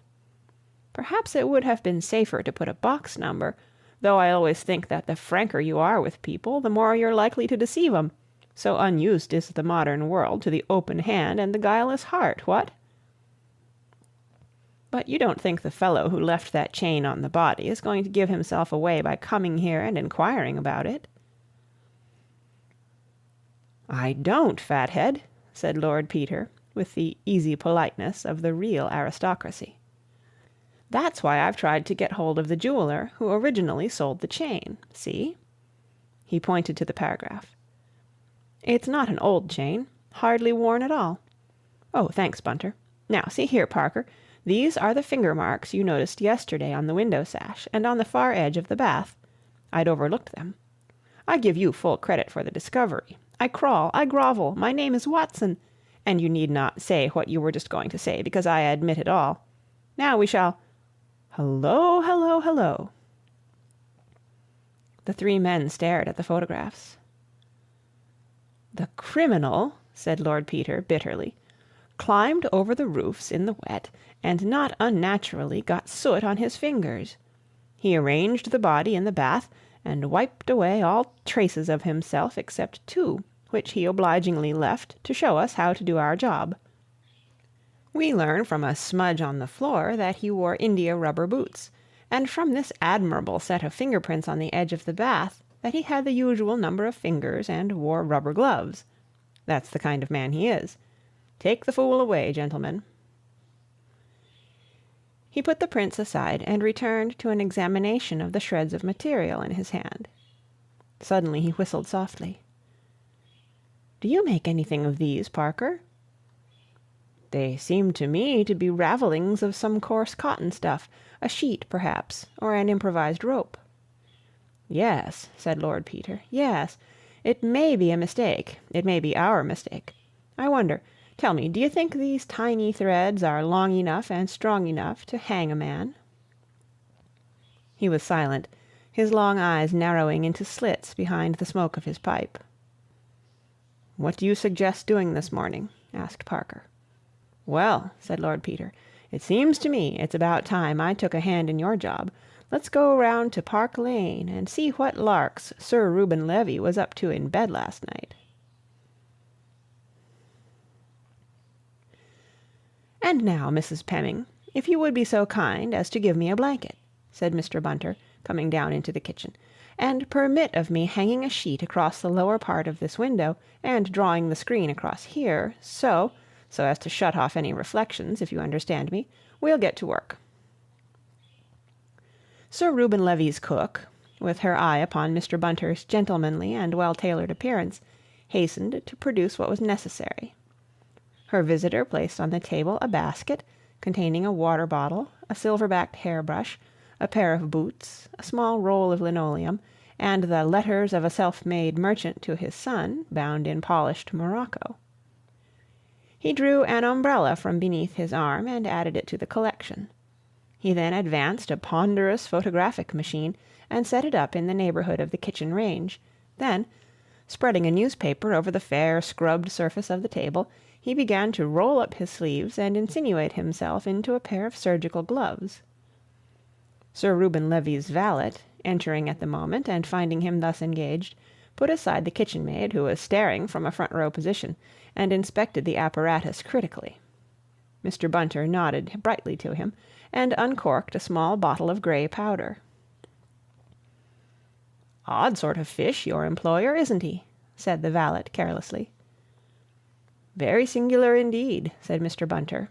"Now, my dear," he added ingratiatingly to the parlour maid, "I wonder if you'd just pour a little of this grey powder over the edge of the bottle while I'm holding it. And the same with this boot, here at the top. Thank you, miss. What is your name? Price? Oh, but you've got another name besides Price, haven't you? Mabel, eh? That's a name I'm uncommonly partial to. That's very nicely done. You've a steady hand, Miss Mabel. See that? That's the finger marks. 3 there and 2 here, and smudged over in both places. No, don't you touch 'em, my dear, or you'll rub the bloom off. We'll stand 'em up here till they're ready to have their portraits taken. Now then, let's take the hairbrush next. Perhaps, Mrs. Pemming, you'd like to lift him up very carefully by the bristles." "By the bristles, Mr. Bunter?" "If you please, Mrs. Pemming, and lay him here. Now, Miss Mabel, another little exhibition of your skill, if you please. No, we'll try lampblack this time. Perfect. Couldn't have done it better myself. Ah, there's a beautiful set. No smudges this time. That'll interest his lordship. Now the little book. No, I'll pick that up myself with these gloves, you see, and by the edges. I'm a careful criminal, Mrs. Pemming. I don't want to leave any traces. Dust the cover all over, Miss Mabel. Now this side. That's the way to do it. Lots of prints and no smudges. All according to plan. Oh, please, Mr. Graves, you mustn't touch it. It's as much as my place is worth to have it touched." "Do you have to do much of this sort of thing?" inquired Mr. Graves, from a superior standpoint. "Any amount," replied Mr. Bunter, with a groan calculated to appeal to Mr. Graves's heart and unlock his confidence. "If you'll kindly hold one end of this bit of linoleum, Mrs. Pemming, I'll hold up this end while Miss Mabel operates. Yes, Mr. Graves, it's a hard life, valeting by day and developing by night. Morning tea at any time from 6:30 to 11, and criminal investigation at all hours. It's wonderful the ideas these rich men with nothing to do get into their heads." "I wonder you stand it," said Mr. Graves. "Now there's none of that here. A quiet, orderly, domestic life, Mr. Bunter, has much to be said for it. Meals at regular hours. Decent, respectable families to dinner. None of your painted women, and no valeting at night. There's much to be said for it. I don't hold with Hebrews as a rule, Mr. Bunter, and of course I understand that you may find it to your advantage to be in a titled family, but there's less thought of that these days, and I will say, for a self-made man, no one could call Sir Reuben vulgar, and my lady, at any rate, is county. Miss Ford she was, one of the Hampshire Fords, and both of them always most considerate." "I agree with you, Mr. Graves. His lordship and me have never held with being narrow-minded. Why, yes, my dear, of course it's a footmark. This is the washstand linoleum. A good Jew can be a good man, that's what I've always said, and regular hours and considerate habits have a great deal to recommend them. Very simple in his tastes now, Sir Reuben, isn't he? For such a rich man, I mean." "Very simple indeed," said the cook. "The meals he and her ladyship have when they're by themselves with Miss Rachel, well, there now, if it wasn't for the dinners, which is always good when there's company, I'd be wasting my talents and education here, if you understand me, Mr. Bunter." Mr. Bunter added the handle of the umbrella to his collection, and began to pin a sheet across the window, aided by the housemaid. "Admirable," said he. "Now, if I might have this blanket on the table, and another on a towel horse, or something of that kind by way of a background. You're very kind, Mrs. Pemming. Ah, I wish his lordship never wanted valeting at night. Many's the time I've sat up till 3 or 4, and up again to call him early to go off Sherlocking at the other end of the country. And the mud he gets on his clothes and his boots." "I'm sure it's a shame, Mr. Bunter," said Mrs. Pemming warmly. "Low, I calls it. In my opinion, police work ain't no fit occupation for a gentleman, let alone a lordship." "Everything made so difficult, too," said Mr. Bunter, nobly sacrificing his employer's character and his own feelings in a good cause. "Boots chucked into a corner, clothes hung up on the floor, as they say." "That's often the case with these men as are born with a silver spoon in their mouths," said Mr. Graves. "Now, Sir Reuben, he's never lost his good old-fashioned habits. Clothes folded up neat, boots put out in his dressing-room, so as a man could get them in the morning, everything made easy." "He forgot them the night before last, though." "The clothes, not the boots. Always thoughtful for others is Sir Reuben. Ah, I hope nothing's happened to him." "Indeed, no, poor gentleman," chimed in the cook. And as for what they're saying, that he'd have gone out surreptitious-like to do something he did not, well, I'd never believe it of him, Mr. Bunter, not if I was to take my dying oath upon it." "Ah," said Mr. Bunter, adjusting his arc lamps and connecting them with the nearest electric light. "And that's more than most of us could say of them as pays us."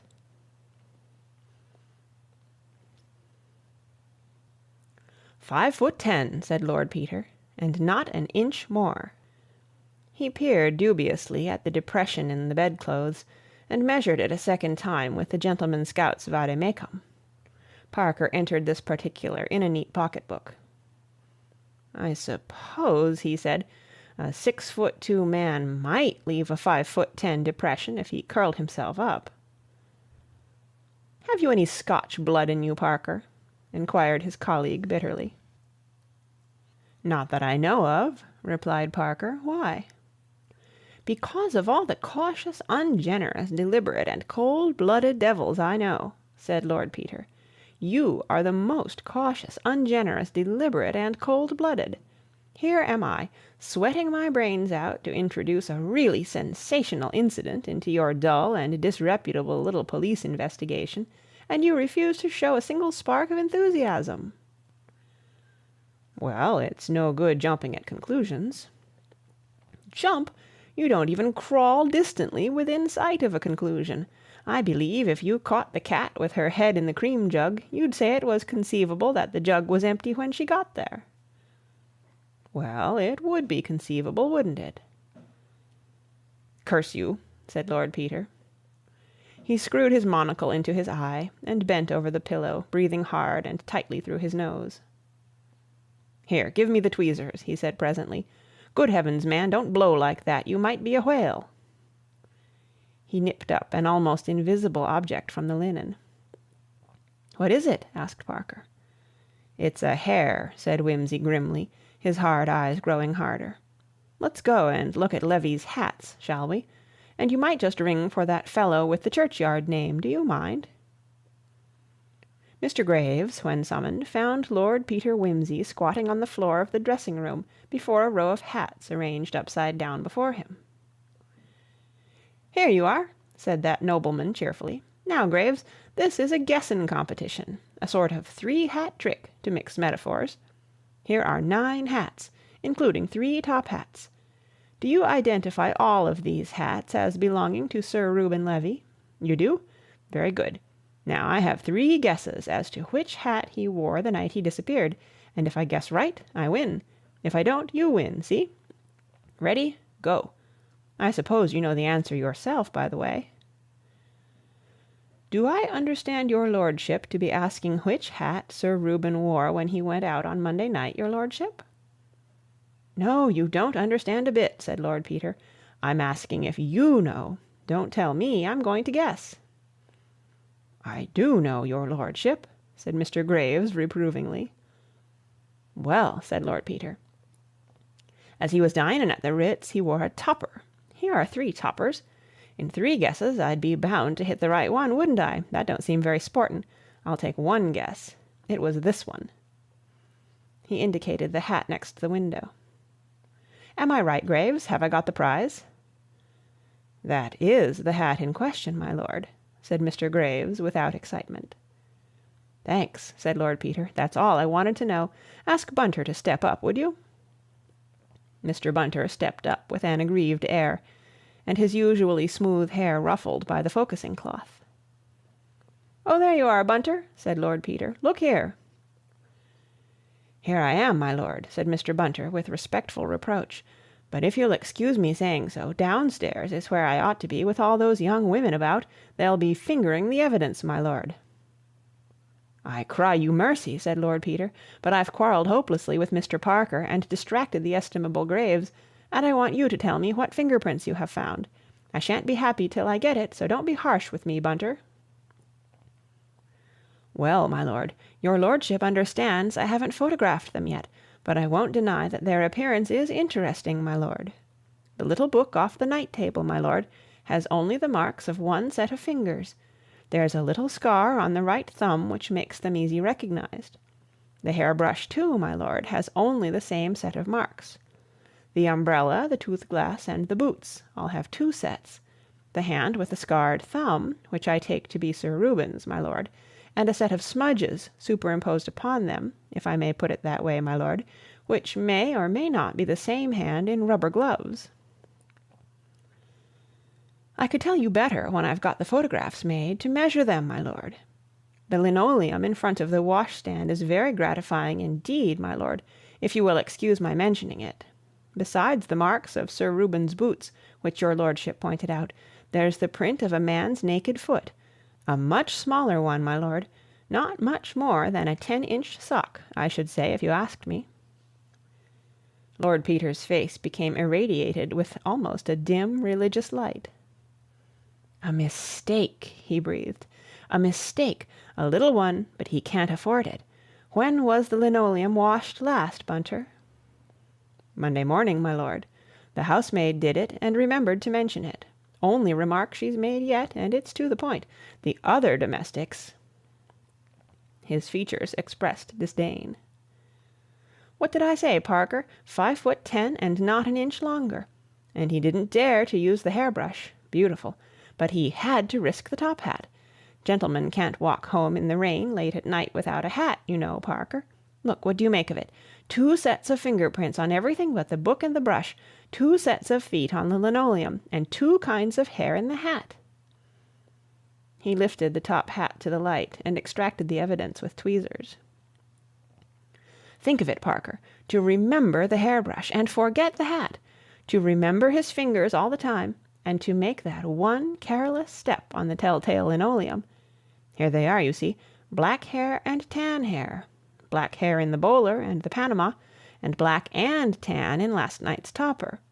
And then, just to make certain that we're on the right track, just one little auburn hair on the pillow, on this pillow, Parker, which isn't quite in the right place. It almost brings tears to my eyes." "Do you mean to say—" said the detective slowly. "I mean to say," said Lord Peter, "that it was not Sir Reuben Levy whom the cook saw last night on the doorstep. I say that it was another man, perhaps a couple of inches shorter, who came here in Levy's clothes and let himself in with Levy's latchkey.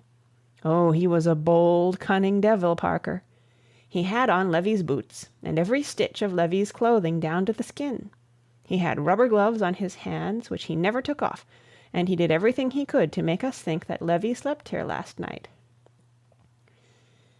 He took his chances and won. He walked upstairs, he undressed, he even washed and cleaned his teeth, though he didn't use the hairbrush for fear of leaving red hairs in it. He had to guess what Levy did with boots and clothes. One guess was wrong and the other right, as it happened. The bed must look as if it had been slept in, so he gets in and lies there in his victim's very pajamas.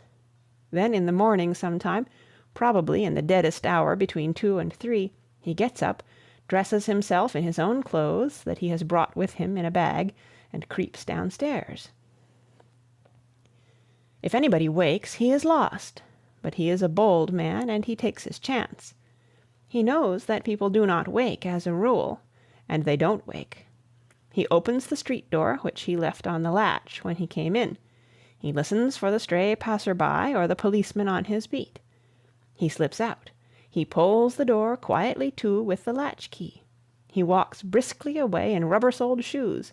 He's the kind of criminal who isn't complete without rubber-soled shoes. In a few minutes he is at Hyde Park Corner. After that... He paused and added, "He did all that, and unless he had nothing at stake, he had everything at stake. Either Sir Reuben Levy had been spirited away for some silly practical joke, or the man with the auburn hair has the guilt of murder upon his soul." "Dear me," ejaculated the detective. "You're very dramatic about it." Lord Peter passed his hand rather wearily over his hair. "My true friend," he murmured in a voice supercharged with emotion, "you recall to me the nursery rhymes of my youth, the sacred duty of flippancy. There was an old man of Whitehaven who danced a quadrille with a raven, but they said, 'It's absurd to encourage that bird. so they smashed that old man of Whitehaven. That's the correct attitude, Parker. Here's a poor old buffer spirited away. Such a joke. And I don't believe he'd hurt a fly himself. That makes it funnier. Do you know, Parker, I don't care frightfully about this case after all. Which, this or yours? Both. I say, Parker, shall we go quietly home and have lunch and go to the Colosseum? You can if you like, replied the detective, but you forget I do this for my bread and butter. And I haven't even that excuse, said Lord Peter. Well, what's the next move? What would you do in my case? I'd do some good hard grind, said Parker. I'd distrust every bit of work Sugg ever did, and I'd get the family history of every tenant of every flat in Queen Caroline Mansions.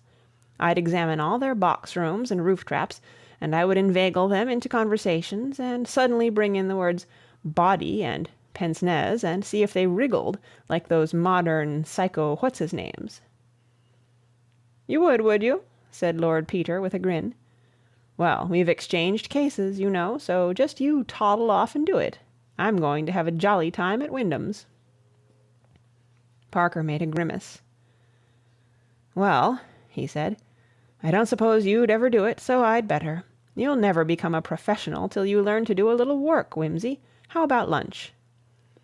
I'm invited out, said Lord Peter magnificently. I'll run round and change at the club. Can't feed with Freddie Arbuthnot in these bags. Bunter. Yes, my lord. Pack up if you're ready, and come round and wash my face and hands for me at the club. Work here for another 2 hours, my lord. Can't do with less than 30 minutes exposure. The current's none too strong. You see how I'm bullied by my own man, Parker.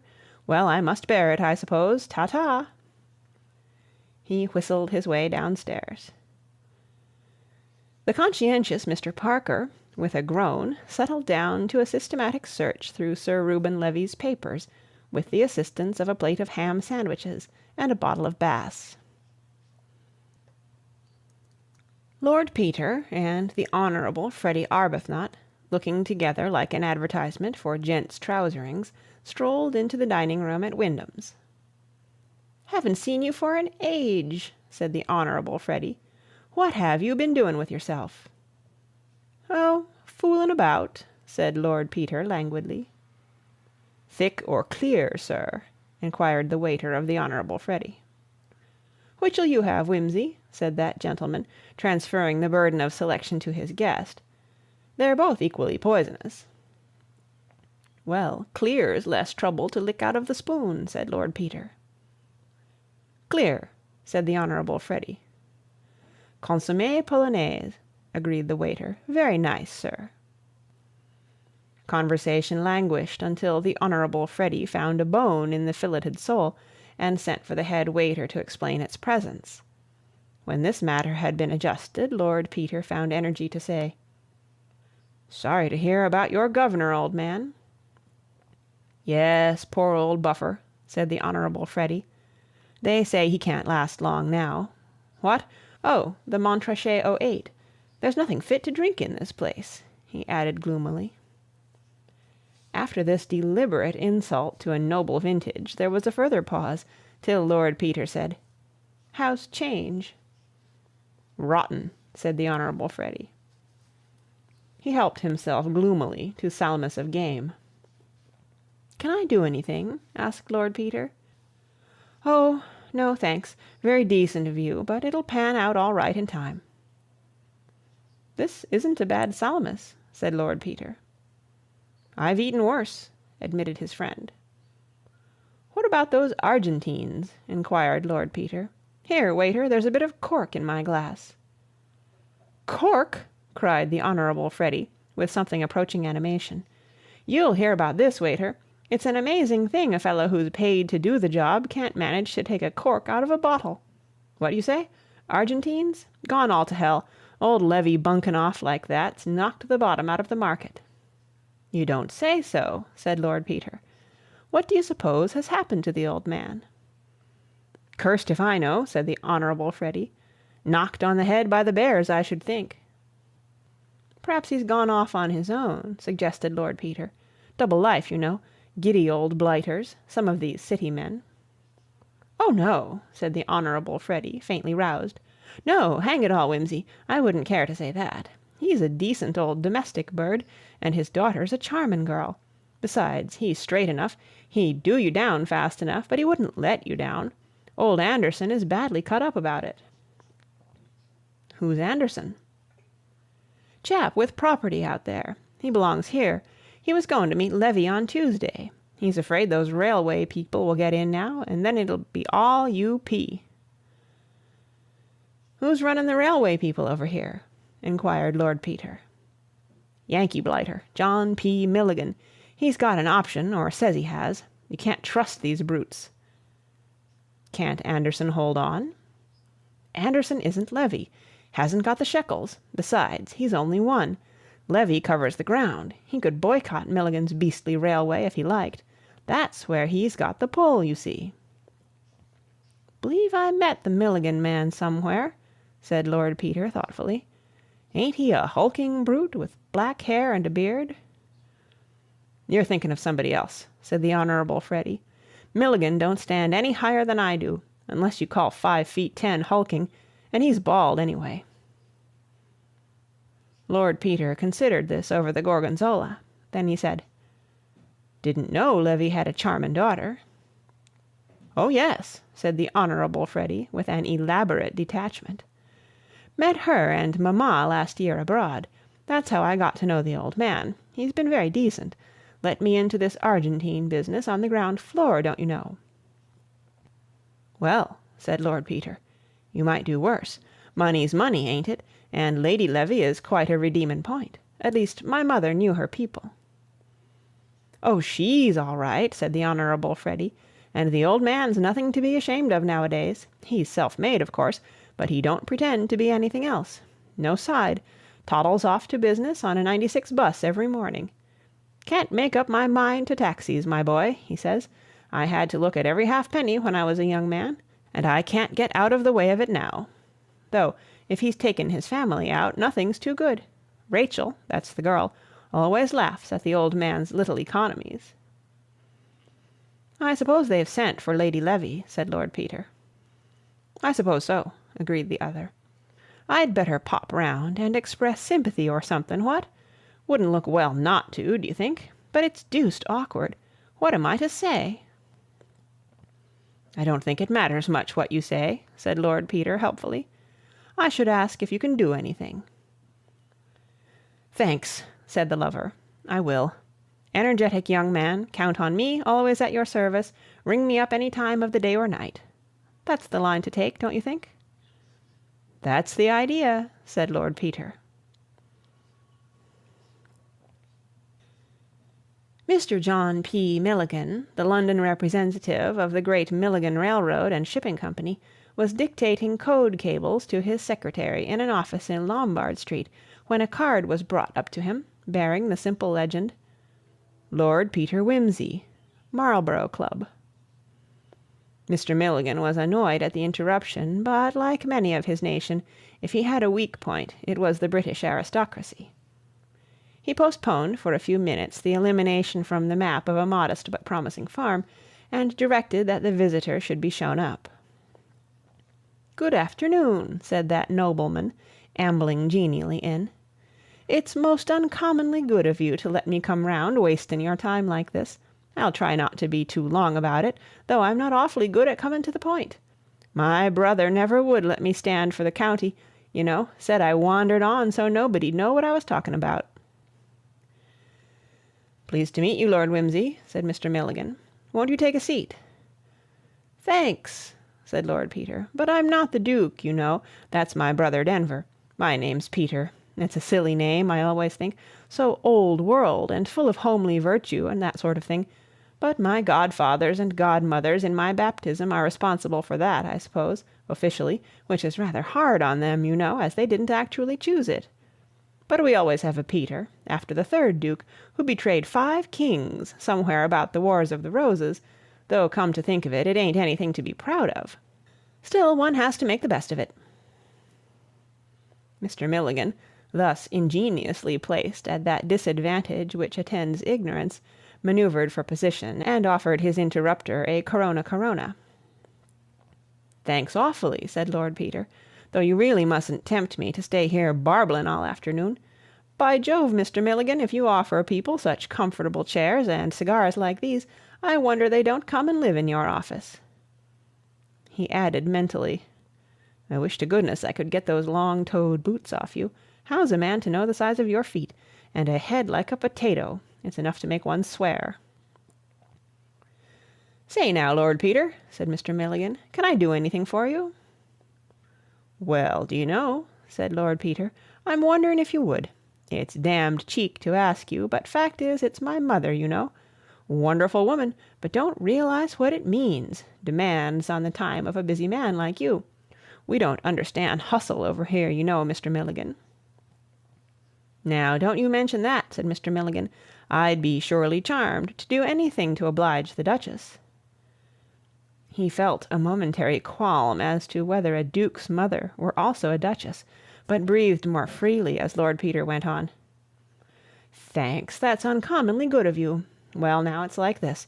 My mother, most energetic, self-sacrificin' woman, don't you see, is thinking of getting up a sort of a charity bazaar down at Denver this winter, in aid of the church roof, you know.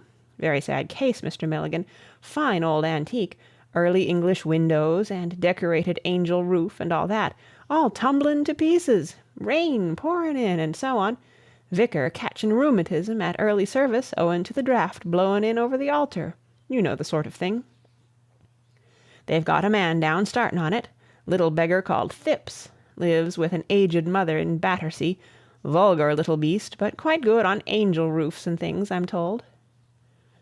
At this point, Lord Peter watched his interlocutor narrowly, but finding that this rigmarole produced in him no reaction more startling than polite interest tinged with faint bewilderment, he abandoned this line of investigation and proceeded.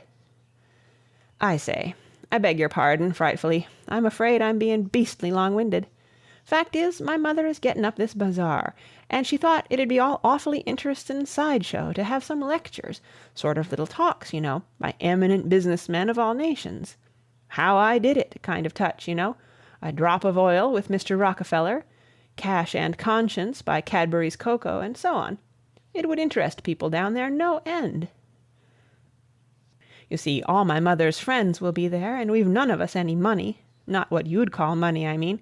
I expect our incomes wouldn't pay your telephone calls, would they? But we like awfully to hear about the people who can make money. Gives us a sort of uplifted feeling, don't you know? Well, anyway, I mean, my mother'd be frightfully pleased and grateful to you, Mr. Milligan, if you'd come down and give us a few words as a representative American. It needn't take more than 10 minutes or so, you know, because the local people can't understand much beyond shootin' and huntin', and my mother's crowd can't keep their minds on anything more than 10 minutes together, but we'd really appreciate it very much if you'd come and stay a day or two and just give us a little breezy word on the almighty dollar." "Why, yes," said Mr. Milligan. "I'd like to, Lord Peter.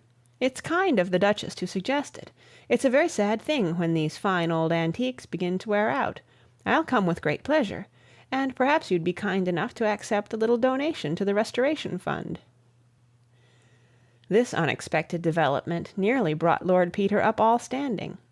To pump, by means of an ingenious lie, a hospitable gentleman whom you are inclined to suspect of a peculiarly malicious murder, and to accept from him in the course of the proceedings a large cheque for a charitable object, has something about it unpalatable to any but the hardened Secret Service agent.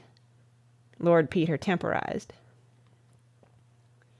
"That's awfully decent of you," he said. "I'm sure they'd be no end grateful. But you'd better not give it to me, you know. I might spend it or lose it. I'm not very reliable, I'm afraid. The vicar's the right person. The Reverend Constantine Throgmorton, St. John before the Latin Gate Vicarage, Duke's Denver, if you'd like to send it there." "I will," said Mr. Milligan. "Will you write it out now for £1,000, Scoot, in case it slips my mind later?" The secretary, a sandy-haired young man with a long chin and no eyebrows, silently did as he was requested. Lord Peter looked from the bald head of Mr. Milligan to the red head of the secretary, hardened his heart, and tried again. "Well, I'm no end grateful to you, Mr. Milligan, and so'll my mother be when I tell her. I'll let you know the date of the bazaar. It's not quite settled yet, and I've got to see some other business men, don't you know. I thought of asking Lord Northcliffe to represent English newspapers, you know, and a friend of mine promises me a leadin' German. Very interestin', if there ain't too much feelin' against it down in the country. And I'd better get a Rothschild, I suppose, to do the Hebrew point of view. I thought of asking Levy, you know, only he's floated off in this inconvenient way." "Yes," said Mr. Milligan, "that's a very curious thing, though I don't mind saying, Lord Peter, that it's a convenience to me. He had a cinch on my railroad combine, but I'd nothing against him personally, and if he turns up after I've brought off a little deal I've got on, I'll be happy to give him the right hand of welcome." A vision passed through Lord Peter's mind of Sir Reuben kept somewhere in custody till a financial crisis was over. This was exceedingly possible, and far more agreeable than his earlier conjecture. It also agreed better with the impression he was forming of Mr. Milligan. "Well, it's a rum go," said Lord Peter, "but I dare say he had his reasons. Much better not inquire into people's reasons, you know, what? Specially as a police friend of mine who's connected with the case says the old Johnny dyed his hair before he went." Out of the tail of his eye, Lord Peter saw the red-headed secretary add up 5 columns of figures simultaneously, and jot down the answer. "Dyed his hair, did he?" said Mr. Milligan. "Dyed it red," said Lord Peter. The secretary looked up. "Odd thing is," continued Wimsey, "they can't lay hands on the bottle. Something fishy there, don't you think, what?" The secretary's interest seemed to have evaporated. He inserted a fresh sheet into his loose-leaf ledger and carried forward a row of digits from the preceding page. "I dare say there's nothing in it," said Lord Peter, rising to go. "Well, it's uncommonly good of you to be bothered with me like this, Mr. Milligan. My mother'll be no end pleased. She'll write you about the date." "I'm charmed," said Mr. Milligan. "Very pleased to have met you." Mr. Scoot rose silently to open the door, uncoiling as he did so a portentous length of thin leg, hitherto hidden by the desk. With a mental sigh, Lord Peter estimated him at 6'4". "It's a pity I can't put Scoot's head on Milligan's shoulders," said Lord Peter, emerging into the swirl of the city. "And what will my mother say?" End of Chapter 4. Chapter 5. Mr. Parker was a bachelor, and occupied a Georgian but inconvenient flat at No. 12 Great Ormond Street, for which he paid £1 a week. His exertions in the cause of civilization were rewarded not by the gift of diamond rings from empresses or munificent cheques from grateful prime ministers, but by a modest though sufficient salary, drawn from the pockets of the British taxpayer. He awoke after a long day of arduous and inconclusive labour to the smell of burnt porridge.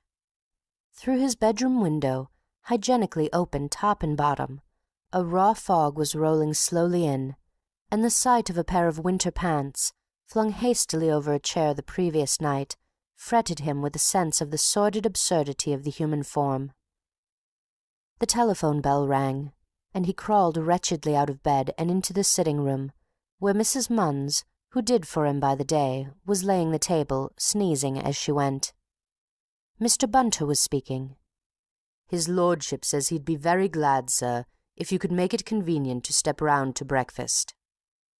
If the odour of kidneys and bacon had been wafted along the wire, Mr. Parker could not have experienced a more vivid sense of consolation.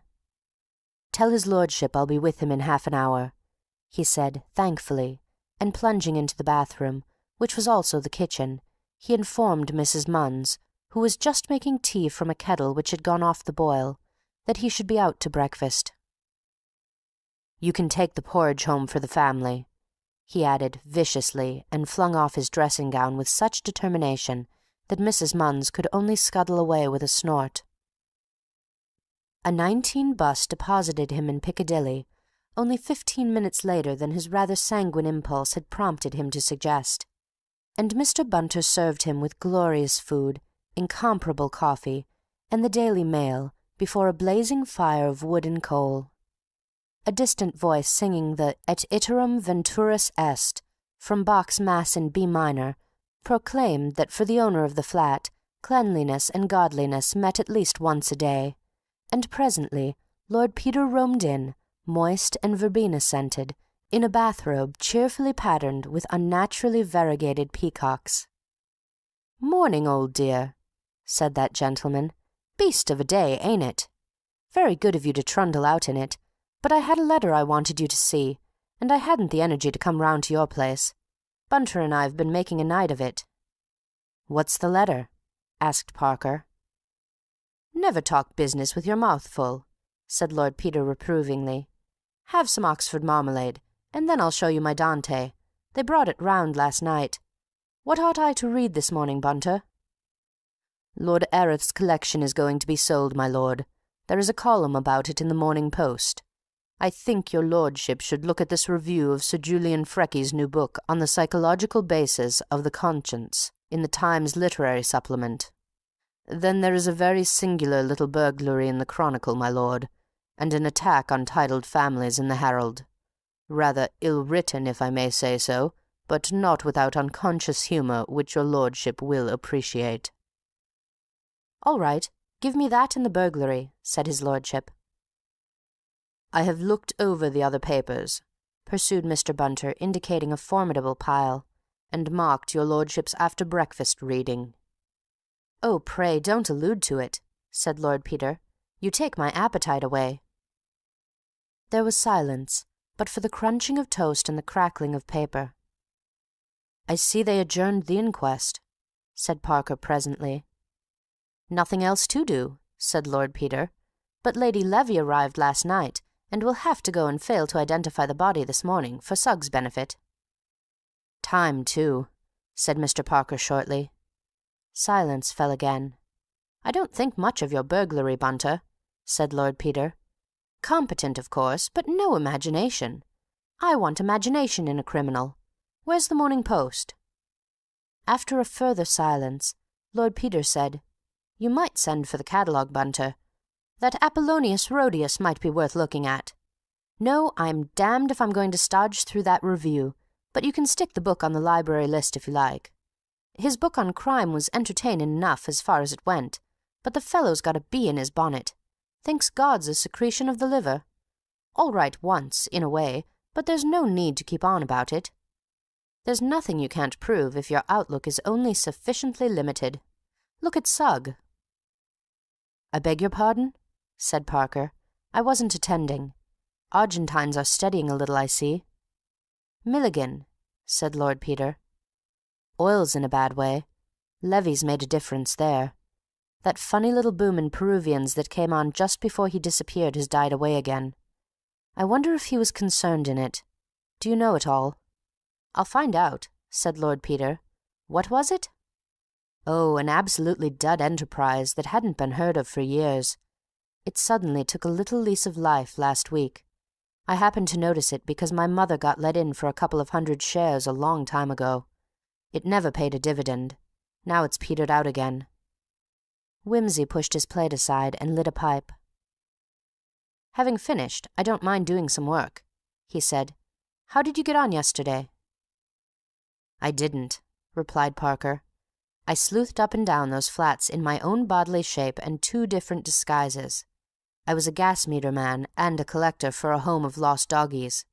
I didn't get a thing to go on, except a servant in the top flat at the Battersea Bridge Road end of the row, who said she thought she'd heard a bump on the roof one night. Asked which night, she couldn't rightly say. Asked if it was Monday night, she thought it very likely. Asked if it mightn't have been in that high wind on Saturday night that blew the chimney-pot off. She couldn't say but what it might have been. Asked if she was sure it was on the roof and not inside the flat. Said to be sure they did not find a picture tumble down next morning. Very suggestible girl. I saw your friends Mr. and Mrs. Appledore, who received me coldly, but could make no definite complaint about Thipps except that his mother dropped her H's, and that he once called on them uninvited, armed with a pamphlet about anti-vivisection. The Indian colonel on the first floor was loud, but unexpectedly friendly. He gave me Indian curry for supper and some very good whiskey, but he's a sort of hermit, and all he could tell me was that he couldn't stand Mrs. Appledore." "Did you get nothing at the house?" "Only Levy's private diary. I brought it away with me. Here it is. It doesn't tell one much, though. It's full of entries like 'Tom and Annie to dinner,' and 'My dear wife's birthday. Gave her an old opal ring.' Mr. Arbuthnot dropped in to tea. He wants to marry Rachel, but I should like someone steadier for my treasure. Still, I thought it would show who came to the house and so on. He evidently wrote it up at night. There's no entry for Monday." "I expect it'll be useful," said Lord Peter, turning over the pages. "Poor old Buffer! I say, I'm not so certain now he was done away with." He detailed to Mr. Parker his day's work. "Arbuthnot?" said Parker. "Is that the Arbuthnot of the diary?" "I suppose so. I hunted him up because I knew he was fond of fooling round the Stock Exchange. As for Milligan, he looks all right, but I believe he's pretty ruthless in business, and you never can tell. Then there's the red-haired secretary, lightning calculator man with a face like a fish. Keeps on saying nothing. Got the tar baby in his family, I should think. Milligan's got a jolly good motive for, at any rate, suspending Levy for a few days. Then there's the new man." "What new man?" "Ah, that's the letter I mentioned to you. Where did I put it? Here we are. Good parchment paper, printed address of solicitor's office in Salisbury, and postmark to correspond. Very precisely written, with a fine nib by an elderly businessman of old-fashioned habits." Parker took the letter and read. "Salisbury. Solicitors, Milford Hill, Salisbury. 17 November, 1920 blank. Sir, with reference to your advertisement today in the personal column of the Times, I am disposed to believe that the eyeglasses and chain in question may be those I lost on the L.B. and S.C. Electric Railway while visiting London last Monday. I left Victoria by the 5:45 train and did not notice my loss till I arrived at Balham. This indication and the optician's specification of the glasses which I enclose should suffice at once as an identification and a guarantee of my bona fides. If the glasses should prove to be mine, I should greatly oblige you if you would kindly forward them to me by registered post, as the chain was a present from my daughter and is one of my dearest possessions. Thank you in advance for this kindness, and regretting the trouble which I shall be putting you to, I am, yours very truly, Thomas Cripplesham. Lord Peter Wimsey, 110 Piccadilly West. Enclosure. "Dear me," said Parker. "This is what you might call unexpected." "Either it is some extraordinary misunderstanding," said Lord Peter, "or Mr. Cripplesham is a very bold and cunning villain. Or possibly, of course, they are the wrong glasses. We may as well get a ruling on that point at once. I suppose the glasses are at the Yard. I wish you'd just ring them up and ask him to send round an optician's description of them at once. You might ask at the same time whether it's a very common prescription." "Right you are," said Parker, and took the receiver off its hook. "And now," said his friend, when the message was delivered, "just come into the library for a moment." On the library table Lord Peter had spread out a series of bromide prints, some dry, some damp, and some but half washed. "These little ones are the originals of the photos we've been taking," said Lord Peter, "and these big ones are enlargements, all made to precisely the same scale. This one here is the footmark on the linoleum. We'll put that by itself at present. Now, these fingerprints can be divided into 5 lots. I've numbered 'em on the prints, see? And made a list. A. The fingerprints of Levy himself, off his little bedside book and his hairbrush. This and this. You can't mistake the little scar on the thumb. B. The smudges made by the gloved fingers of the man who slept in Levy's room on Monday night. They show clearly on the water bottle and on the boots, superimposed on Levy's. They are very distinct on the boots, surprisingly so for gloved hands, and I deduced that the gloves were rubber ones and had recently been in water. Here's another interesting point. Levy walked in the rain on Monday night, as we know, And these dark marks are mud splashes. You see they lie over Levy's fingerprints in every case? Now see, on this left boot, we find the stranger's thumb mark over the mud on the leather above the heel. That's a funny place to find a thumb mark on a boot, isn't it? That is, if Levy took off his own boots. But it's the place where you'd expect to see it if somebody forcibly removed his boots for him. Again, most of the stranger's finger marks come over the mud marks, but here's one splashed of mud which comes up on top of them again, which makes me infer that the stranger came back to Park Lane wearing Levy's boots, in a cab, carriage, or car, but that at some point or other he walked a little way, just enough to tread in a puddle and get a splash on the boots. What do you say? Very pretty, said Parker.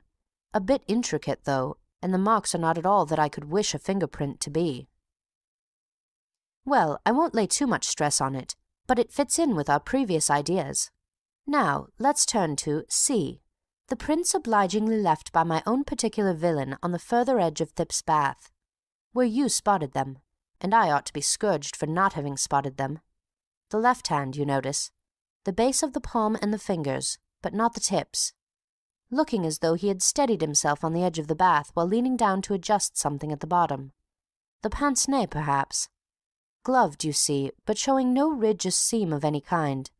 I say rubber, you say rubber, that's all. Now see here. D and E come off a visiting card of mine. There's this thing at the corner marked F, but that you can disregard. In the original document, it's a sticky mark left by the thumb of the youth who took it from me, after first removing a piece of chewing gum from his teeth with his finger to tell me that Mr. Milligan might or might not be disengaged. D and E are the thumb marks of Mr. Milligan and his red-headed secretary. I'm not clear which is which, but I saw the youth with the chewing gum hand the card to the secretary, and when I got into the inner shrine, I saw John P. Milligan standing with it in his hand, so it's one or the other, and for the moment it's immaterial to our purpose which is which. I boned the card from the table when I left. Well now, Parker, here's what's been keeping Bunter and me up till the small hours. I've measured and measured every way backwards and forwards till my head's spinning, and I've stared till I'm nearly blind, but I'm hanged if I can make my mind up. Question 1. Is C identical with B? Question 2. Is D or E identical with B? There's nothing to go on but the size and shape, of course, and the marks are so faint. What do you think? Parker shook his head doubtfully. I think E might almost be put out of the question, he said. It seems such an excessively long and narrow thumb. But I think there is a decided resemblance between the span of B on the water bottle and C on the bath. And I don't see any reason why D shouldn't be the same as B, only there is so little to judge from. Your untutored judgment and my measurements have brought us both to the same conclusion, if you can call it a conclusion, said Lord Peter bitterly. Another thing, said Parker. Why on earth should we try to connect B with C? The fact that you and I happen to be friends doesn't make it necessary to conclude that the two cases we happen to be interested in have any organic connection with one another. Why should they? The only person who thinks they have is Sugg, and he's nothing to go by. It would be different if there were any truth in the suggestion that the man in the bath was Levy, but we know for a certainty he wasn't. It's ridiculous to suppose that the same man was employed in committing two totally distinct crimes on the same night, one in Battersea and the other in Park Lane. I know, said Wimsey, though of course we mustn't forget that Levy was in Battersea at the time, and now we know he didn't return home at 12 as was supposed. We've no reason to think he ever left Battersea at all. True, but there are other places in Battersea besides Thipps's bathroom, and he wasn't in Thipps's bathroom. In fact, come to think of it, that's the one place in the universe where we know definitely that he wasn't. So what's Thipps's bath got to do with it? I don't know, said Lord Peter. Well, perhaps we shall get something better to go on today. He leaned back in his chair and smoked thoughtfully for some time over the papers which Bunter had marked for him. They've got you out in the limelight, he said. Thank heaven Sugg hates me too much to give me any publicity. What a dull agony column. Darling Pipsy, come back soon to your distracted Popsy. And the usual young man in need of financial assistance. And the usual injunction to remember thy Creator in the days of thy youth. Hullo, there's the bell. Oh, it's our answer from Scotland Yard.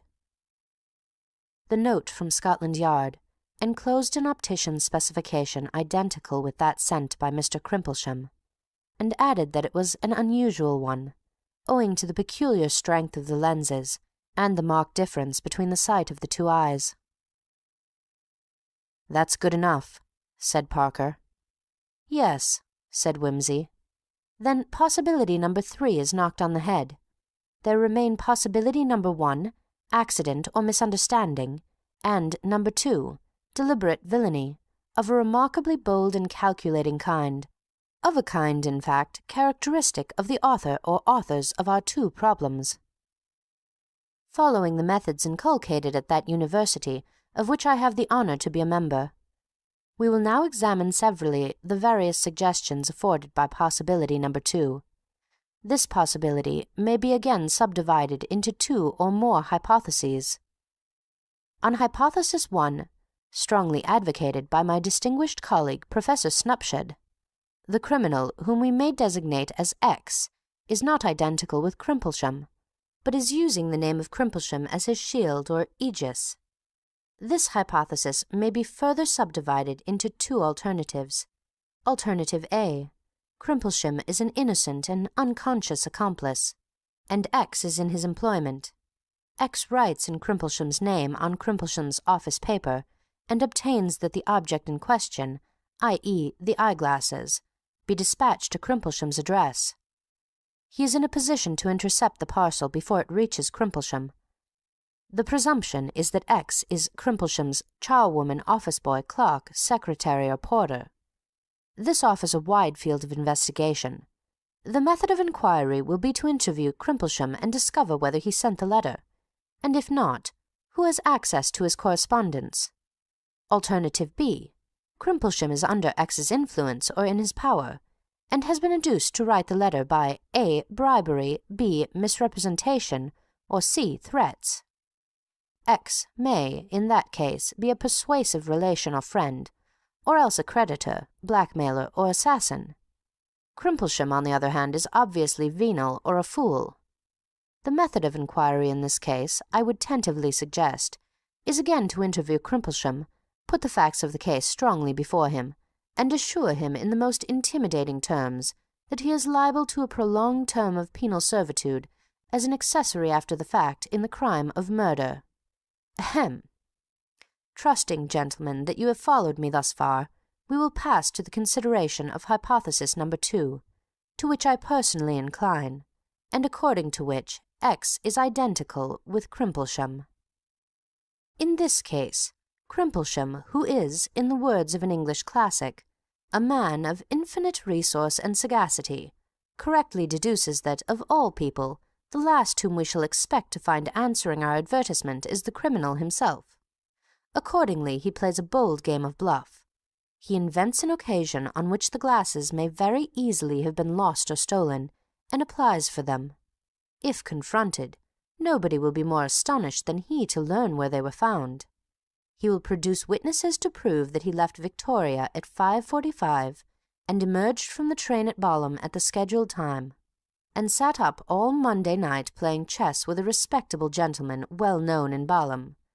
In this case, the method of inquiry will be to pump the respectable gentleman in Balham, and if he should happen to be a single gentleman with a deaf housekeeper, it may be no easy matter to impugn the alibi, since, outside detective romances, few ticket collectors and bus company conductors keep an exact remembrance of all the passengers passing between Balham and London on any and every evening of the week. Finally, gentlemen, I will frankly point out the weak point of all these hypotheses, namely, that none of them offers any explanation as to why the incriminating article was left so conspicuously on the body in the first instance. Mr. Parker had listened with commendable patience to this academic exposition. Might not X, he suggested, be an enemy of Crimplesham's, who designed to throw suspicion upon him? He might. In that case he should be easy to discover, since he obviously lives in close proximity to Crimplesham and his glasses, and Crimplesham, in fear of his life, will then be a valuable ally for the prosecution. How about the first possibility of all misunderstanding or accident? Well, for purposes of discussion, nothing, because it really doesn't afford any data for discussion. In any case, said Parker, the obvious course appears to be to go to Salisbury. That seems indicated, said Lord Peter. Very well, said the detective. Is it to be you or me or both of us? It is to be me, said Lord Peter, and that for two reasons. First, because if, by possibility number 2, hypothesis 1, alternative A, Crimplesham is an innocent cat's paw, the person who put in the advertisement is the proper person to hand over the property. Secondly, because if we are to adopt hypothesis 2, we must not overlook the sinister possibility that Crimplesham, X, is laying a careful trap to rid himself of the person who so unwarily advertised in the daily press his interest in the solution of the Battersea Park mystery. That appears to me to be an argument for our both going, objected the detective. Far from it, said Lord Peter.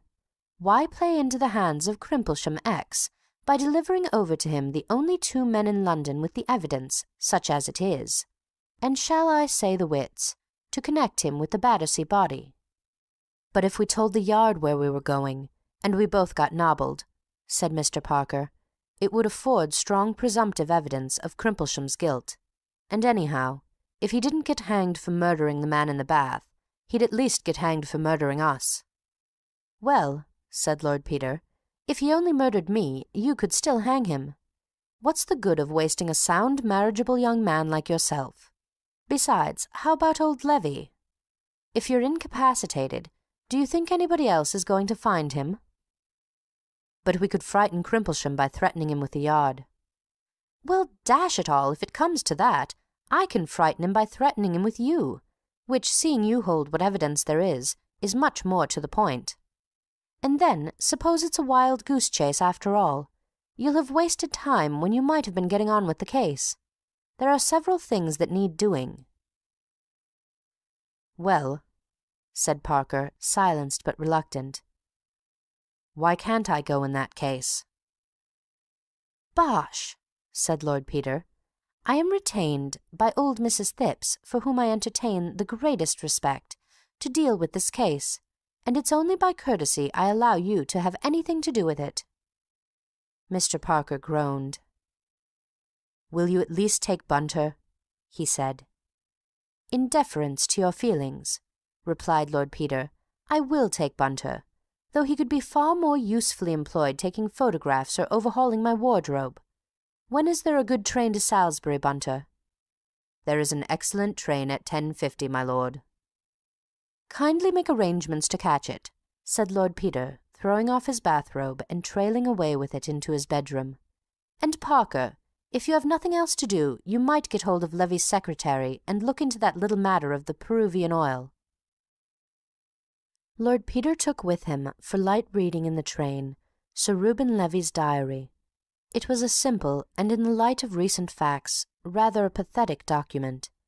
The terrible fighter of the Stock Exchange, who could with one nod set the surly bear dancing, or bring the savage bull to feed out of his hand, whose breath devastated whole districts with famine, or swept financial potentates from their seats, was revealed in private life as kindly, domestic, innocently proud of himself and his belongings, confiding, generous, and a little dull. His own small economies were duly chronicled side by side with the extravagant presents to his wife and daughter. Small incidents of household routine appeared, such as, Man came to mend the conservatory roof, or the new butler, Simpson, has arrived, recommended by the Goldbergs. I think he will be satisfactory. All visitors and entertainments were duly entered, from a very magnificent lunch to Lord Dewsbury, the Minister for Foreign Affairs, and Dr. Jabez K. Wart, the American plenipotentiary, through a series of diplomatic dinners to eminent financiers, down to intimate family gatherings of persons designated by Christian names or nicknames.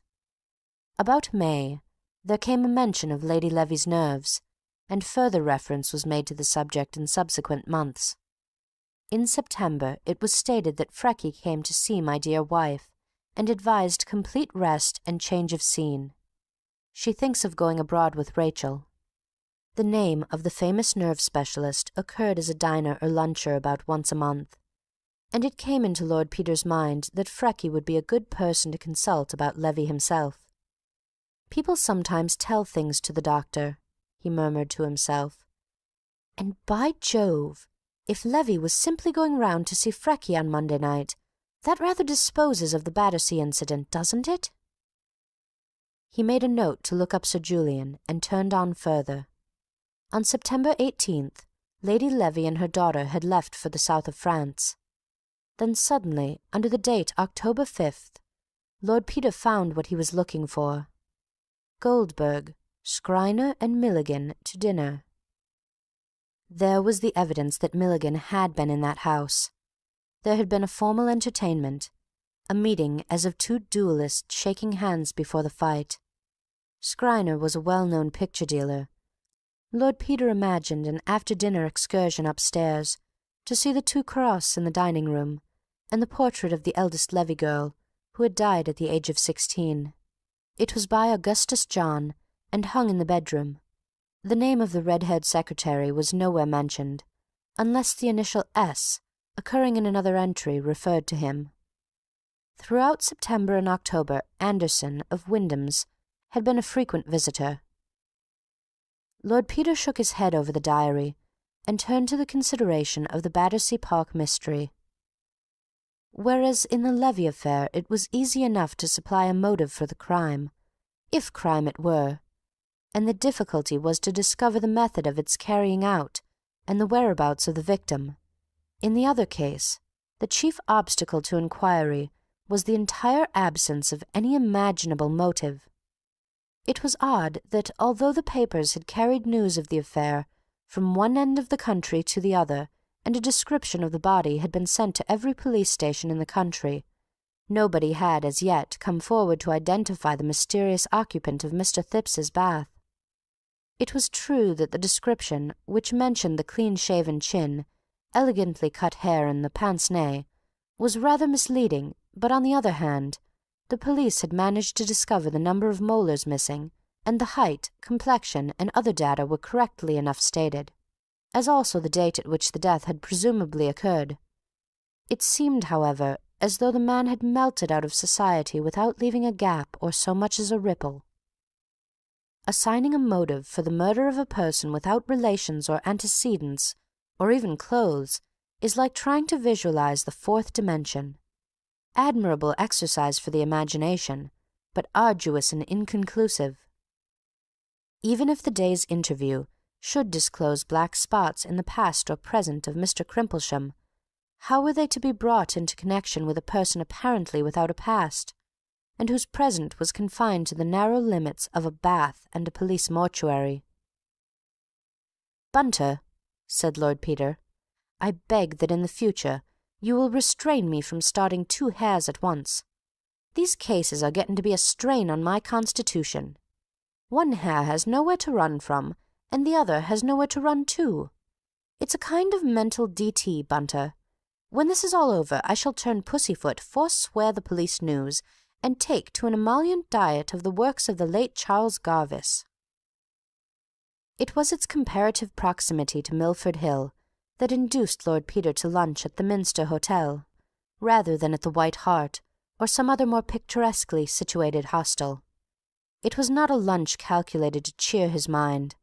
As in all cathedral cities, the atmosphere of the Close pervades every nook and corner of Salisbury, and no food in that city but seems faintly flavoured with prayer-books. As he sat sadly consuming that impassive pale substance known to the English as cheese, unqualified, for there are cheeses which go openly by their names, as Stilton, Camembert, Gruyere, Wensleydale, or Gorgonzola, but cheese is cheese, and everywhere the same. He inquired of the waiter the whereabouts of Mr. Crimplesham's office.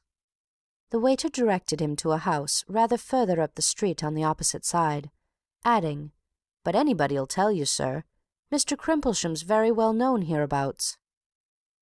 "He's a good solicitor, I suppose?" said Lord Peter. "Oh, yes, sir," said the waiter. "You couldn't do better than to trust Mr. Crimplesham, sir. There's folks say he's old-fashioned, but I'd rather have my little bits of business done by Mr. Crimplesham than by one of these fly-away young men." "Not but what Mr. Crimplesham'll be retiring soon, sir, I don't doubt, for he must be close on 80, sir, if he's a day. But then there's young Mr. Wicks to carry on the business, and he's a very nice, steady-like young gentleman." "Is Mr. Crimplesham really as old as that?" said Lord Peter. "Dear me! He must be very active for his years. A friend of mine was doing business with him in town last week." "Wonderful active, sir," agreed the waiter. "And with his game leg, too, you'd be surprised. But there, sir, I often think, when a man's once past a certain age, the older he grows the tougher he gets. And women the same or more so." "Very likely," said Lord Peter, calling up and dismissing the mental picture of a gentleman of 80, with a game leg carrying a dead body over the roof of a Battersea flat at midnight. "He's tough, sir. Tough is old Joey Bagstock. Tough and devilishly sly," he added thoughtlessly. "Indeed, sir?" said the waiter. "I couldn't say, I'm sure." "I beg your pardon," said Lord Peter. "I was quoting poetry. Very silly of me. I got the habit at my mother's knee, and can't break myself of it." "No, sir," said the waiter, pocketing a liberal tip. "Thank you very much, sir. You'll find the house easy. Just afore you come to Pennyfarthing Street, sir, about 2 turnings off, on the right-hand side opposite." "Afraid that disposes of Crimplesham X," said Lord Peter. "I'm rather sorry. He was a fine sinister figure as I had pictured him. Still, his may yet be the brains behind the hands. The aged spider sitting invisible in the centre of the vibrating web, you know, Bunter." "Yes, my lord," said Bunter. They were walking up the street together. "There's the office over the way," pursued Lord Peter. "I think, Bunter, you might step into this little shop and purchase a sporting paper, and if I do not emerge from the villain's lair, say, within 3/4 of an hour, you may take such steps as your perspicuity may suggest." Mr. Bunter turned into the shop as desired, and Lord Peter walked across and rang the lawyer's bell with decision. "The truth, the whole truth, and nothing but the truth is my long suit here, I fancy," he murmured, and when the door was opened by a clerk, he delivered over his card with an unflinching air. He was ushered immediately into a confidential-looking office, obviously furnished in the early years of Queen Victoria's reign, and never altered since. A lean, frail-looking old gentleman rose briskly from his chair as he entered and limped forward to meet him. "My dear sir," exclaimed the lawyer, "how extremely good of you to come in person. Indeed, I am ashamed to have given you so much trouble. I trust you were passing this way, and that my glasses have not put you to any great inconvenience. Pray take a seat, Lord Peter." He peered gratefully at the young man over a pince-nez, obviously the fellow of that now adorning a dossier in Scotland Yard. Lord Peter sat down. The lawyer sat down. Lord Peter picked up a glass paper-weight from the desk and weighed it thoughtfully in his hand. Subconsciously he noted what an admirable set of fingerprints he was leaving upon it. He replaced it with precision on the exact centre of a pile of letters. "It's quite all right," said Lord Peter. "I was here on business. Very happy to be of service to you. Very awkward to lose one's glasses, Mr. Crimplesham." "Yes," said the lawyer. "I assure you I feel quite lost without them. I have this pair, but they do not fit my nose so well. Besides, that chain has great sentimental value for me. I was terribly distressed on arriving at Balham to find that I had lost them. I made inquiries of the railway, but to no purpose. I feared they had been stolen. There were such crowds at Victoria, and the carriage was packed with people all the way to Balham. Did you come across them in the train?" "Well, no," said Lord Peter. I found them in rather an unexpected place. Do you mind telling me if you recognized any of your fellow travellers on that occasion?" The lawyer stared at him. "Not a soul," he answered. "Why do you ask?" "Well," said Lord Peter, "I thought perhaps the person with whom I found them might have taken them for a joke." The lawyer looked puzzled. "Did the person claim to be an acquaintance of mine?" he inquired. "I know practically nobody in London, except the friend with whom I was staying in Balham, Dr. Philpotts, and I should be very greatly surprised at his practising a jest upon me. He knew very well how distracted I was about the loss of the glasses.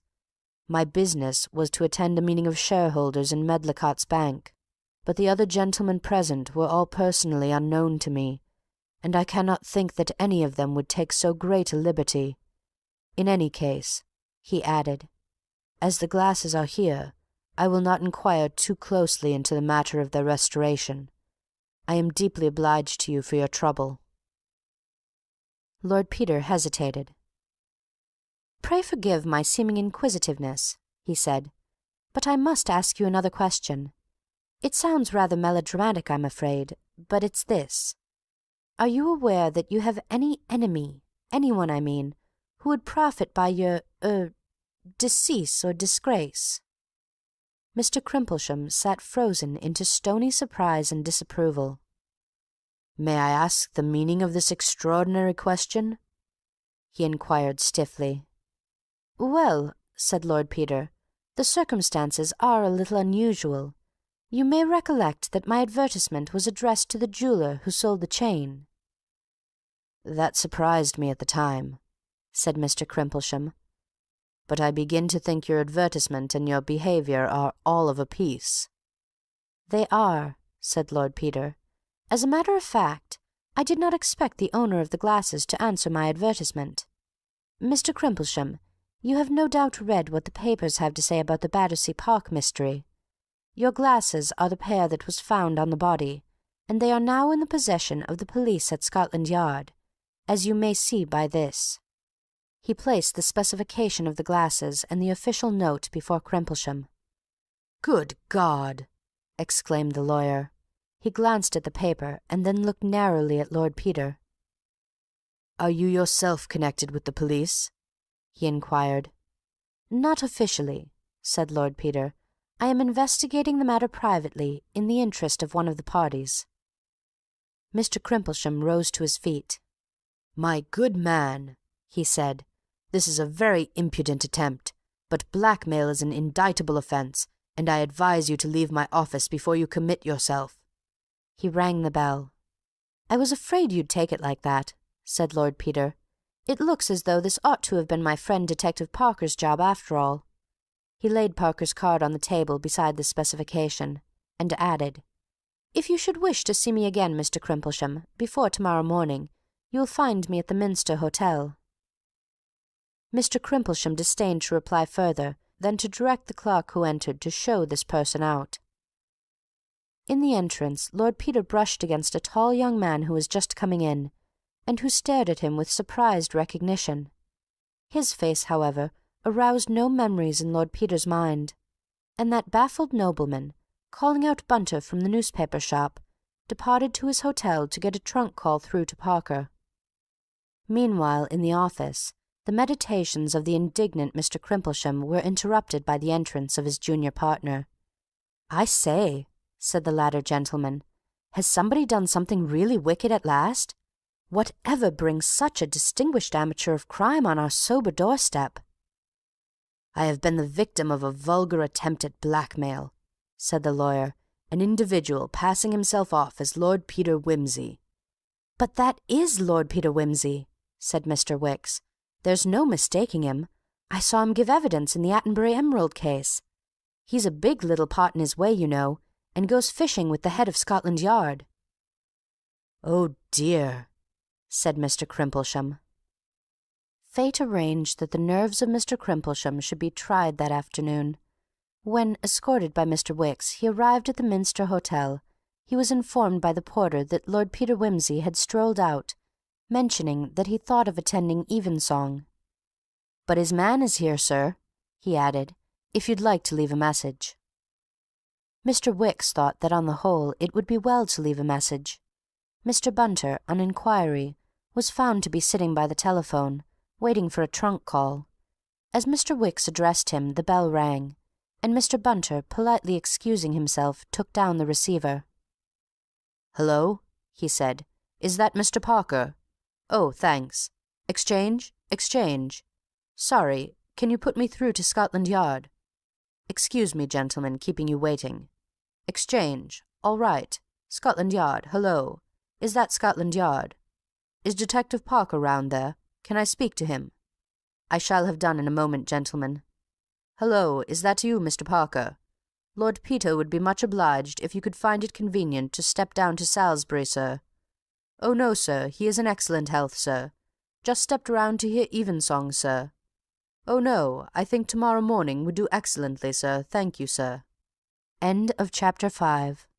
Chapter 6. It was, in fact, inconvenient for Mr. Parker to leave London. He had had to go and see Lady Levy towards the end of the morning, and subsequently his plans for the day had been thrown out of gear, and his movements delayed by the discovery that the adjourned inquest of Mr. Thipps's unknown visitor was to be held that afternoon, since nothing very definite seemed forthcoming from Inspector Sugg's enquiries. Jury and witnesses had been convened accordingly for 3 o'clock. Mr. Parker might altogether have missed the event had he not run against Sugg that morning at the Yard, and extracted the information from him as one would a reluctant tooth. Inspector Sugg, indeed, considered Mr. Parker rather interfering.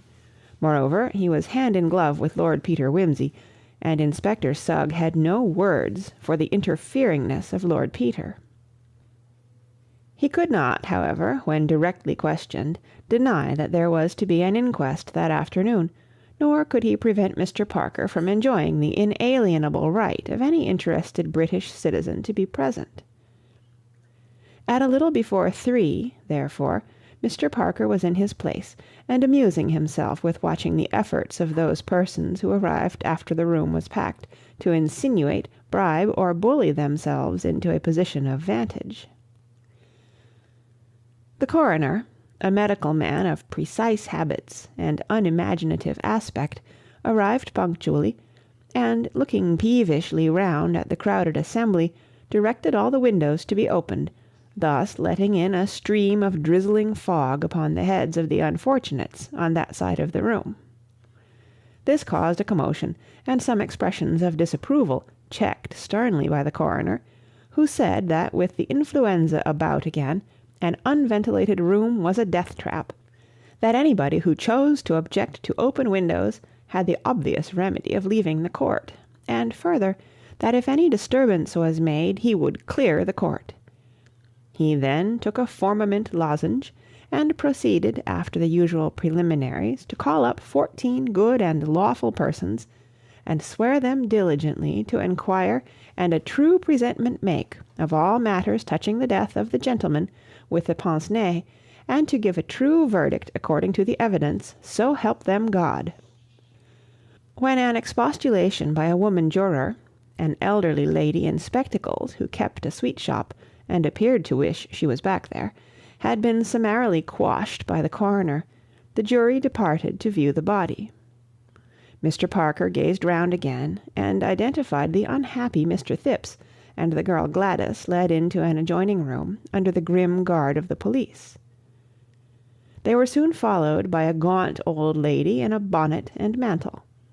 With her, in a wonderful fur coat and a motor bonnet of fascinating construction, came the Dowager Duchess of Denver, her quick dark eyes darting hither and thither about the crowd.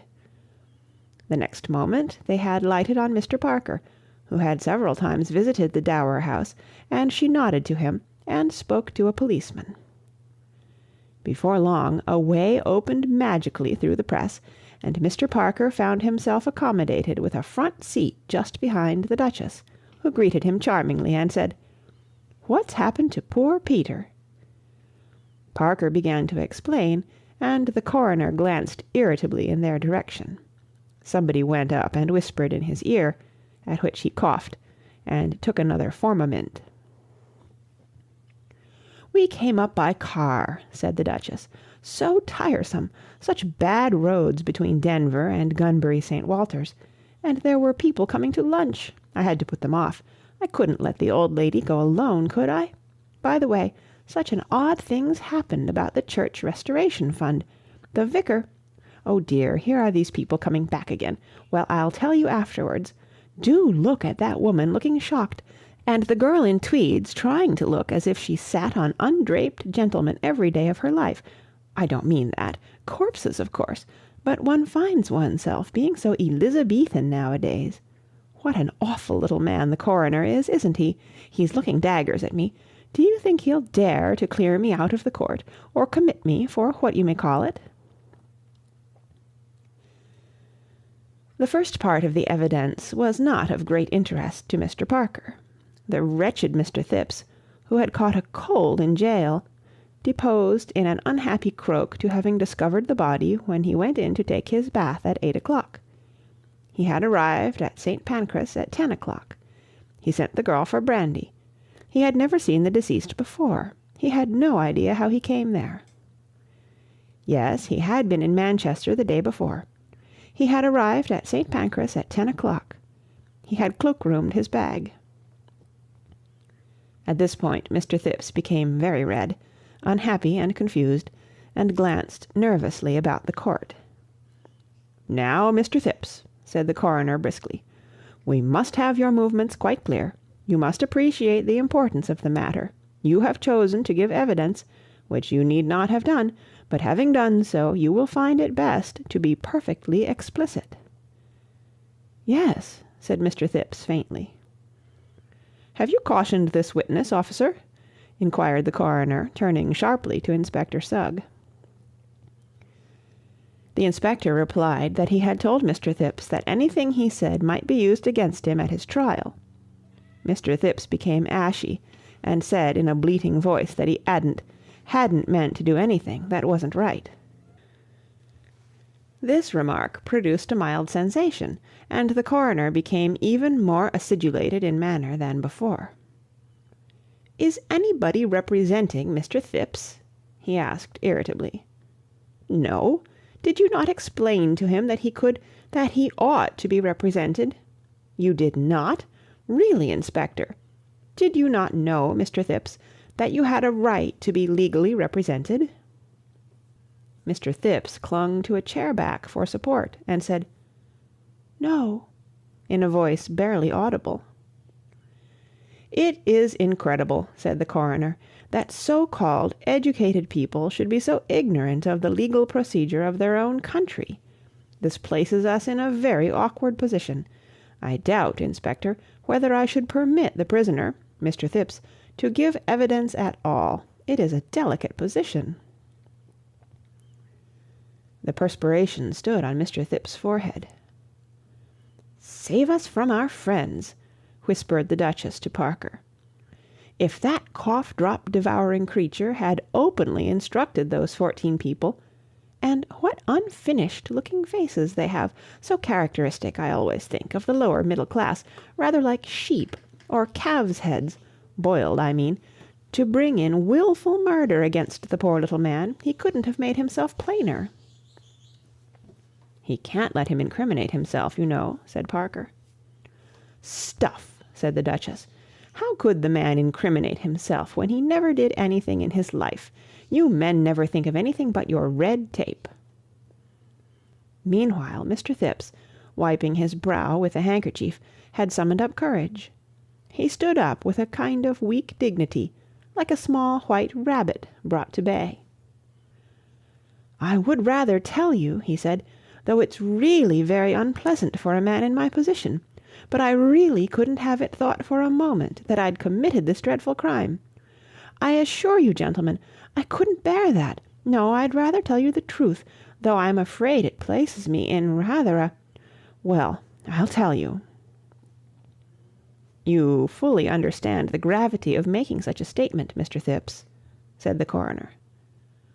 "Quite," said Mr. Thipps. "It's all right. Might I have a drink of water?" "Take your time," said the coroner, at the same time robbing his remark of all conviction by an impatient glance at his watch. "Thank you, sir," said Mr. Thipps. "Well, then, it's true I got to St. Pancras at 10, but there was a man in the carriage with me. He'd got in at Leicester. I didn't recognize him at first, but he turned out to be an old schoolfellow of mine." "What was this gentleman's name?" inquired the coroner, his pencil poised. Mr. Thipps shrank together visibly. "I'm afraid I can't tell you that," he said.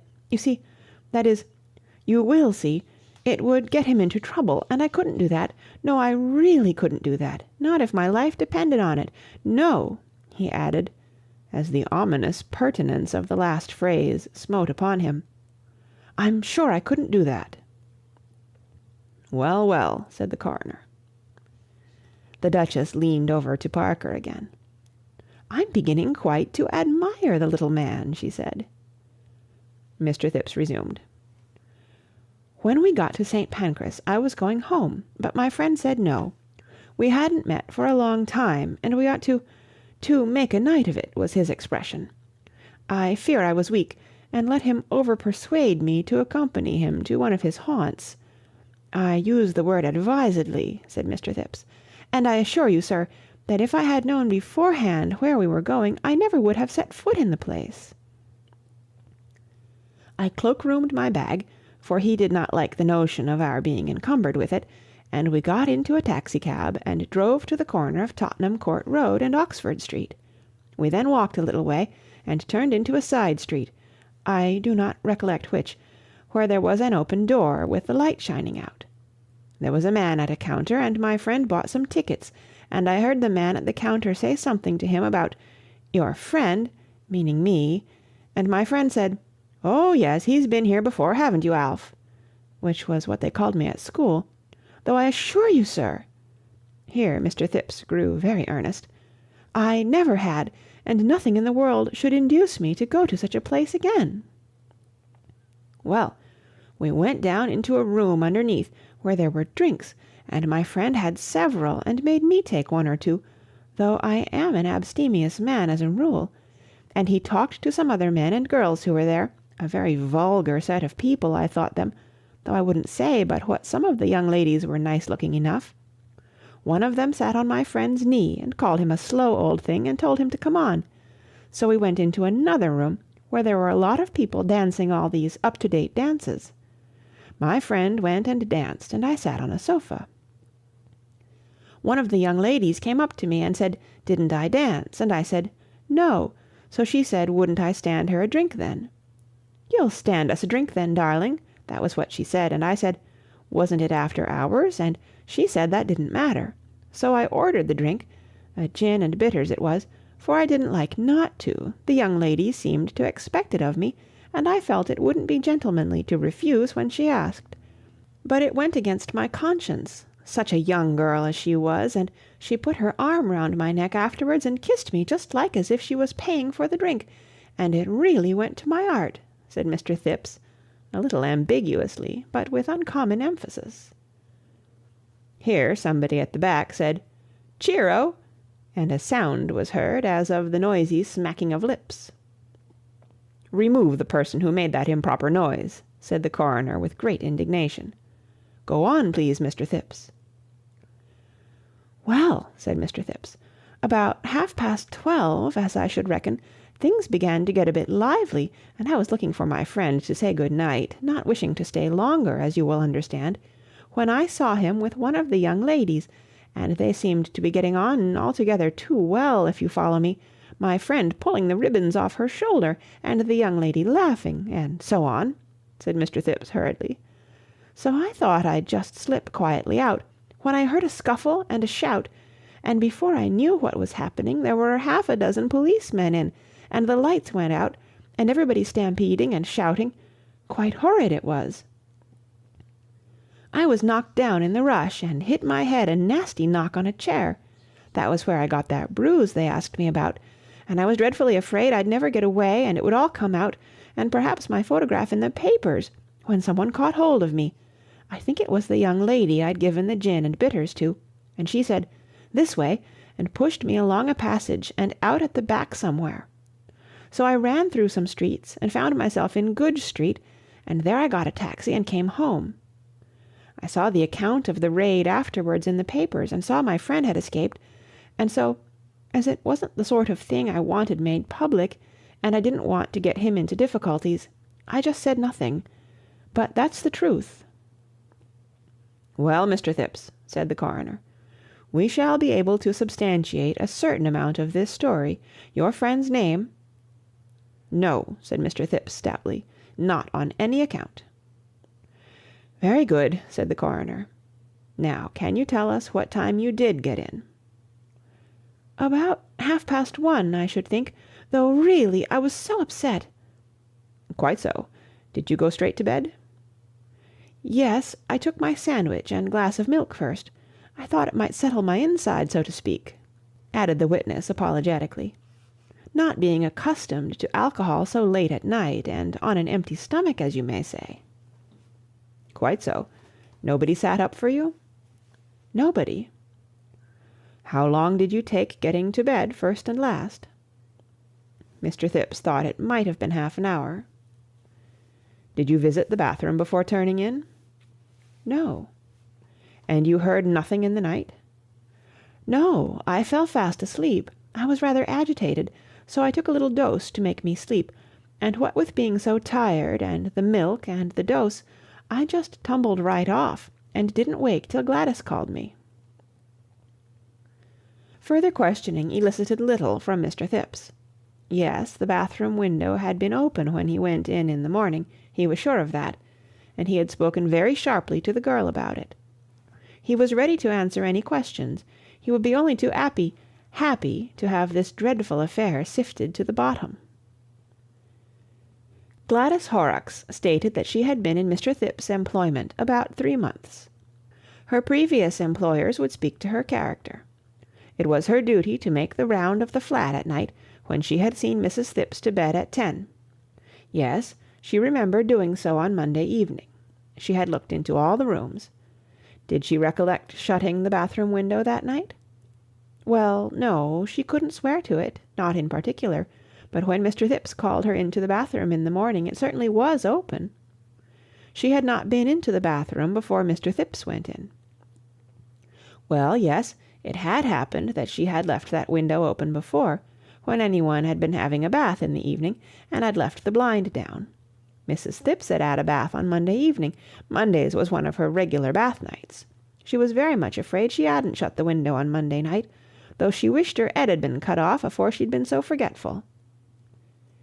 Here the witness burst into tears and was given some water, while the coroner refreshed himself with a third lozenge. Recovering, the witness stated that she had certainly looked into all the rooms before going to bed.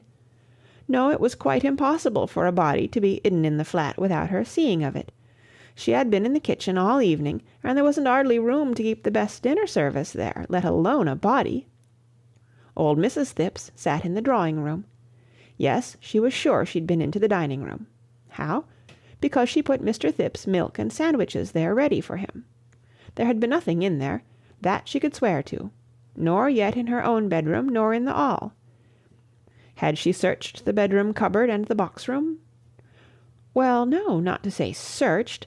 She wasn't used to searching people's houses for skeletons every night, so that a man might have concealed himself in the box-room or a wardrobe. She supposed he might. In reply to a woman juror, well, yes, she was walking out with a young man. Williams was his name, Bill Williams. Well, yes, William Williams, if they insisted. He was a glazier by profession. Well, yes, he had been in the flat sometimes. Well, she supposed you might say he was acquainted with the flat. Had she ever?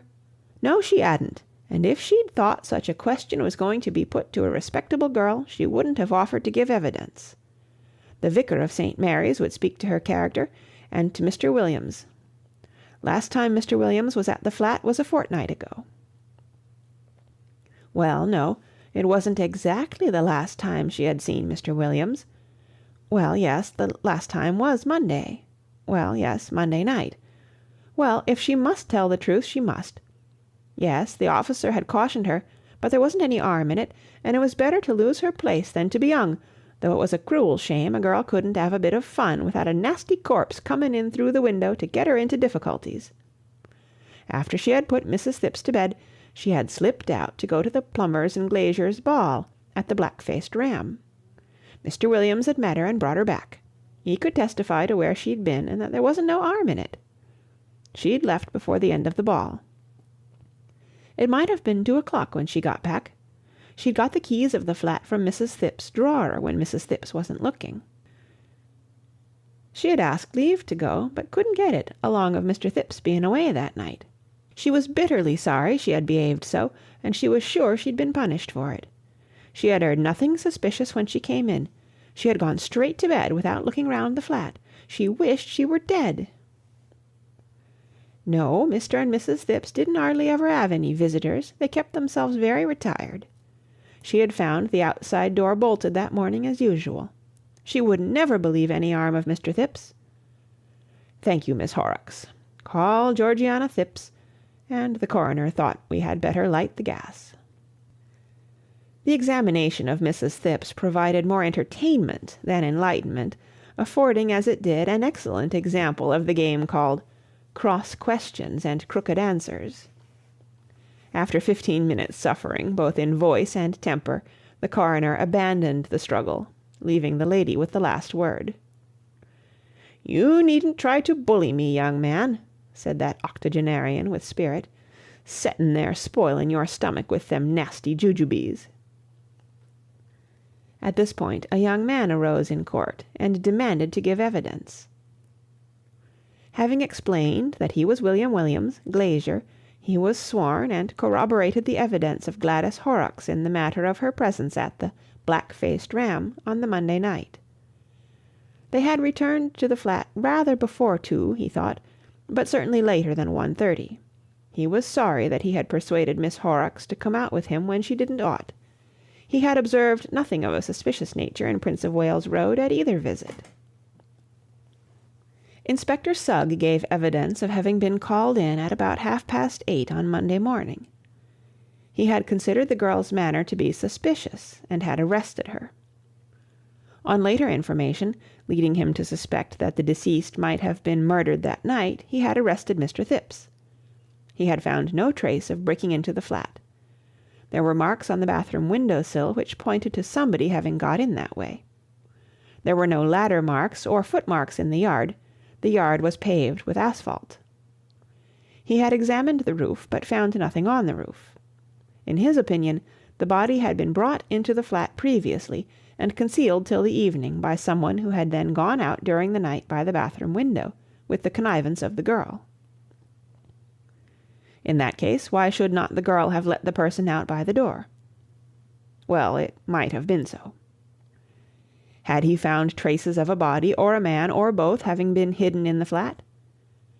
He found nothing to show that they might not have been so concealed. What was the evidence that led him to suppose that the death had occurred that night? At this point Inspector Sugg appeared uneasy, and endeavoured to retire upon his professional dignity. On being pressed, however, he admitted that the evidence in question had come to nothing. One of the jurors: "Was it the case that any finger marks had been left by the criminal?" Some marks had been found on the bath, but the criminal had worn gloves.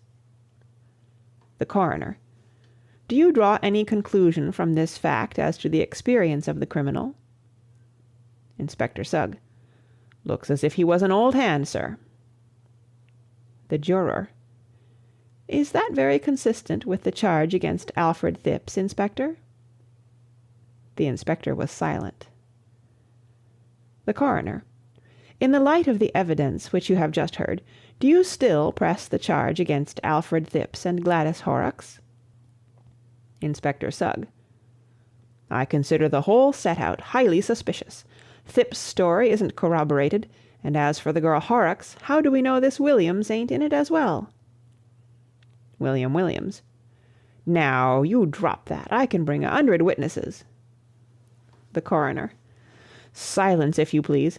I am surprised, Inspector, that you should make this suggestion in that manner. It is highly improper. By the way, can you tell us whether a police raid was actually carried out on the Monday night on any nightclub in the neighborhood of St. Giles Circus? Inspector Sugg, sulkily. I believe there was something of the sort. The Coroner. You will, no doubt, enquire into the matter.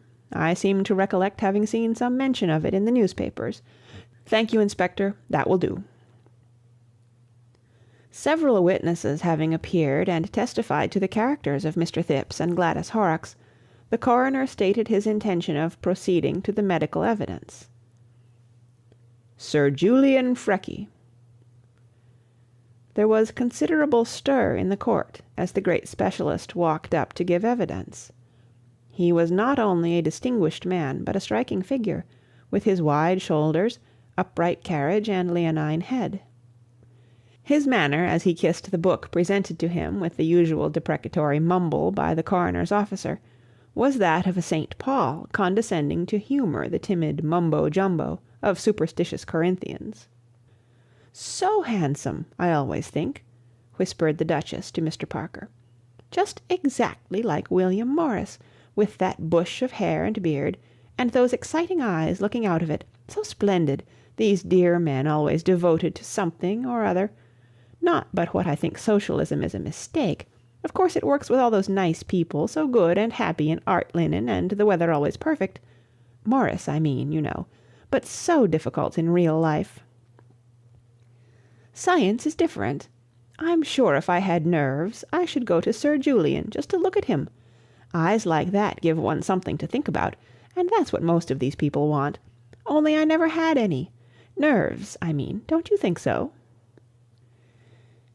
"You are Sir Julian Freckey," said the coroner, "and live at St. Luke's House, Prince of Wales Road, Battersea, where you exercise a general direction over the surgical side of St. Luke's Hospital?" Sir Julian assented briefly to this definition of his personality. "You were the first medical man to see the deceased?" "I was." "And you have since conducted an examination in collaboration with Dr. Grimbold of Scotland Yard?" "I have." "You are in agreement as to the cause of death?" "Generally speaking, yes." "Will you communicate your impressions to the jury?" "I was engaged in research work in the dissecting room at St. Luke's Hospital at about 9 o'clock on Monday morning, when I was informed that Inspector Sugg wished to see me. He told me that the dead body of a man had been discovered under mysterious circumstances at 59 Queen Caroline Mansions. He asked me whether it could be supposed to be a joke perpetrated by any of the medical students at the hospital. I was able to assure him, by an examination of the hospital's books, that there was no subject missing from the dissecting room. "Who would be in charge of such bodies?" "William Watts, the dissecting room attendant." "Is William Watts present?" inquired the coroner of the officer. William Watts was present, and could be called if the coroner thought it necessary. "I suppose no dead body would be delivered to the hospital without your knowledge, Sir Julian?" "Certainly not." "Thank you. Will you proceed with your statement?" Inspector Sugg then asked me whether I would send a medical man round to view the body. I said that I would go myself.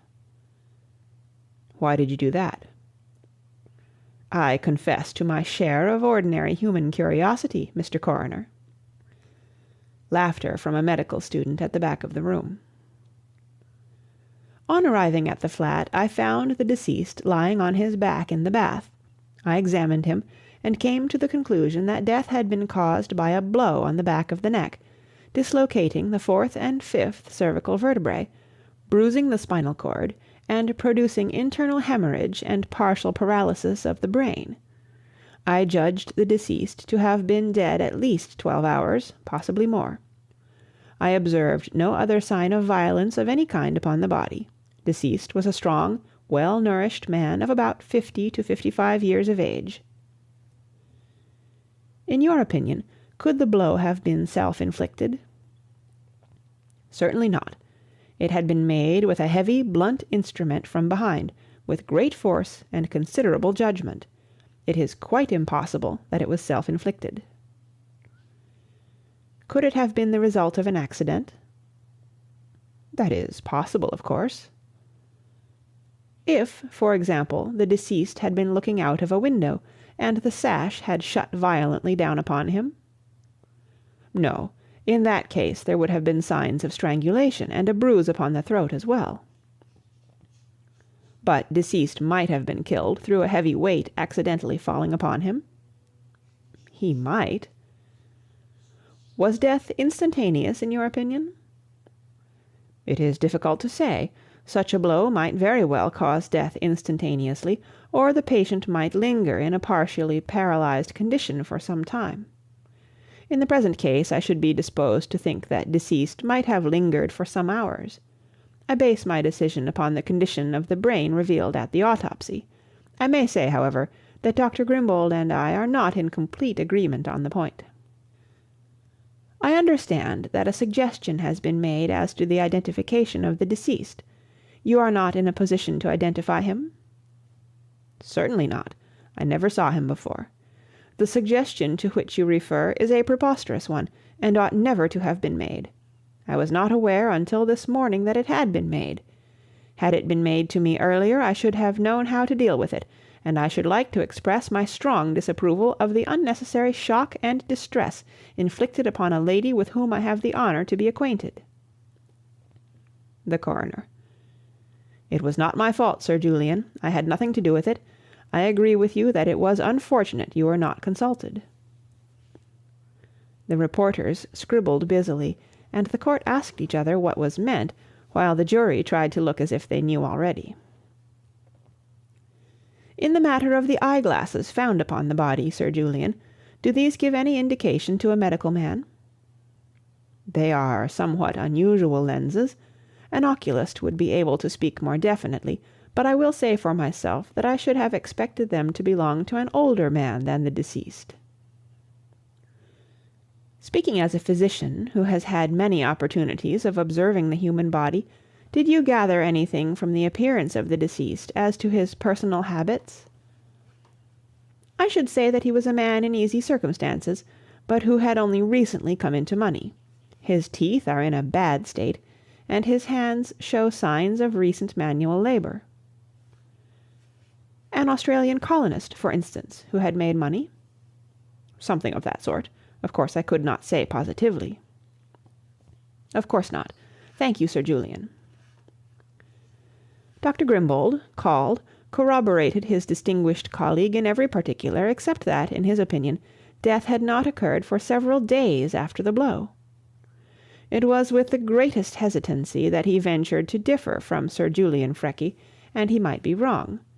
It was difficult to tell in any case, and when he saw the body, deceased had been dead at least 24 hours, in his opinion. Inspector Sugg recalled. Would he tell the jury what steps had been taken to identify the deceased? A description had been sent to every police station, and had been inserted in all the newspapers.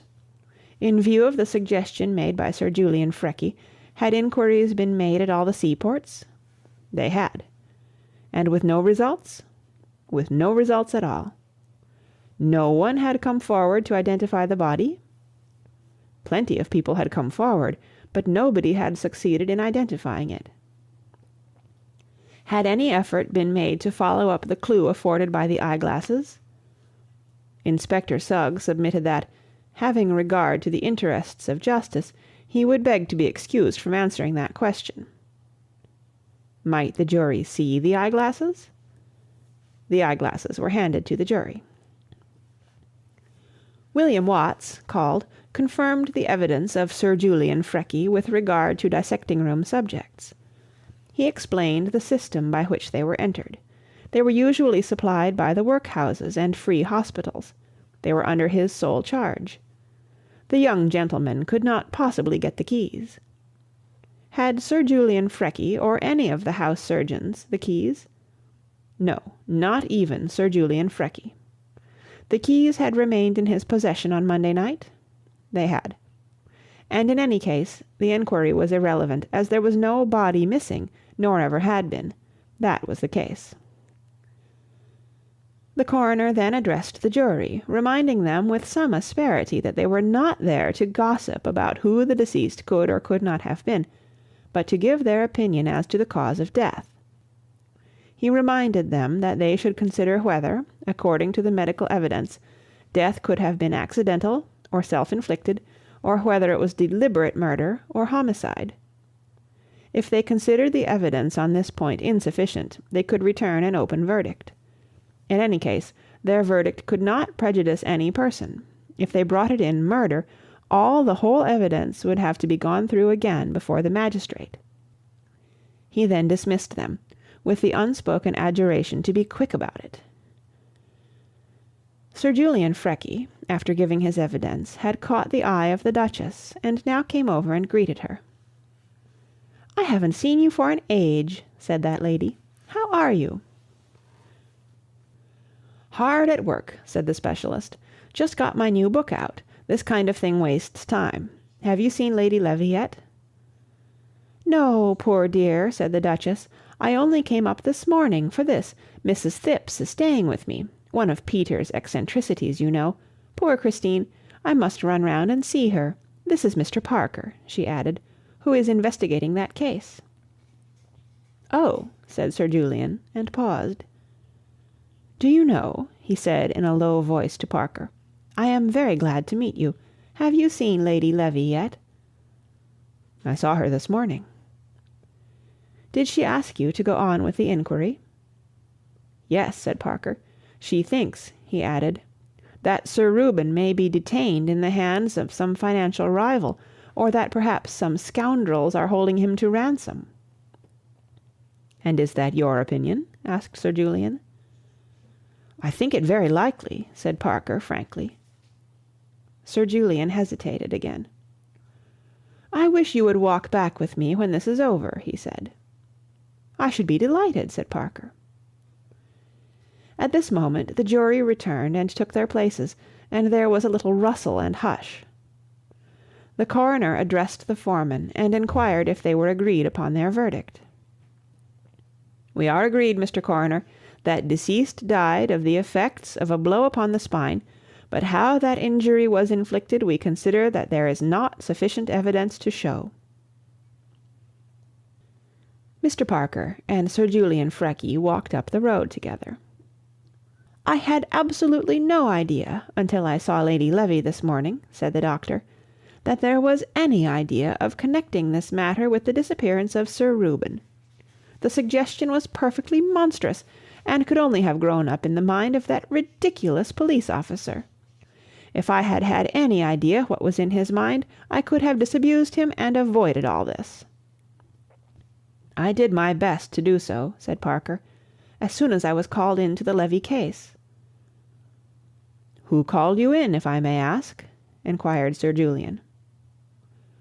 "Well, the household first of all, and then Sir Reuben's uncle, Mr. Levy of Portman Square, wrote to me to go on with the investigation."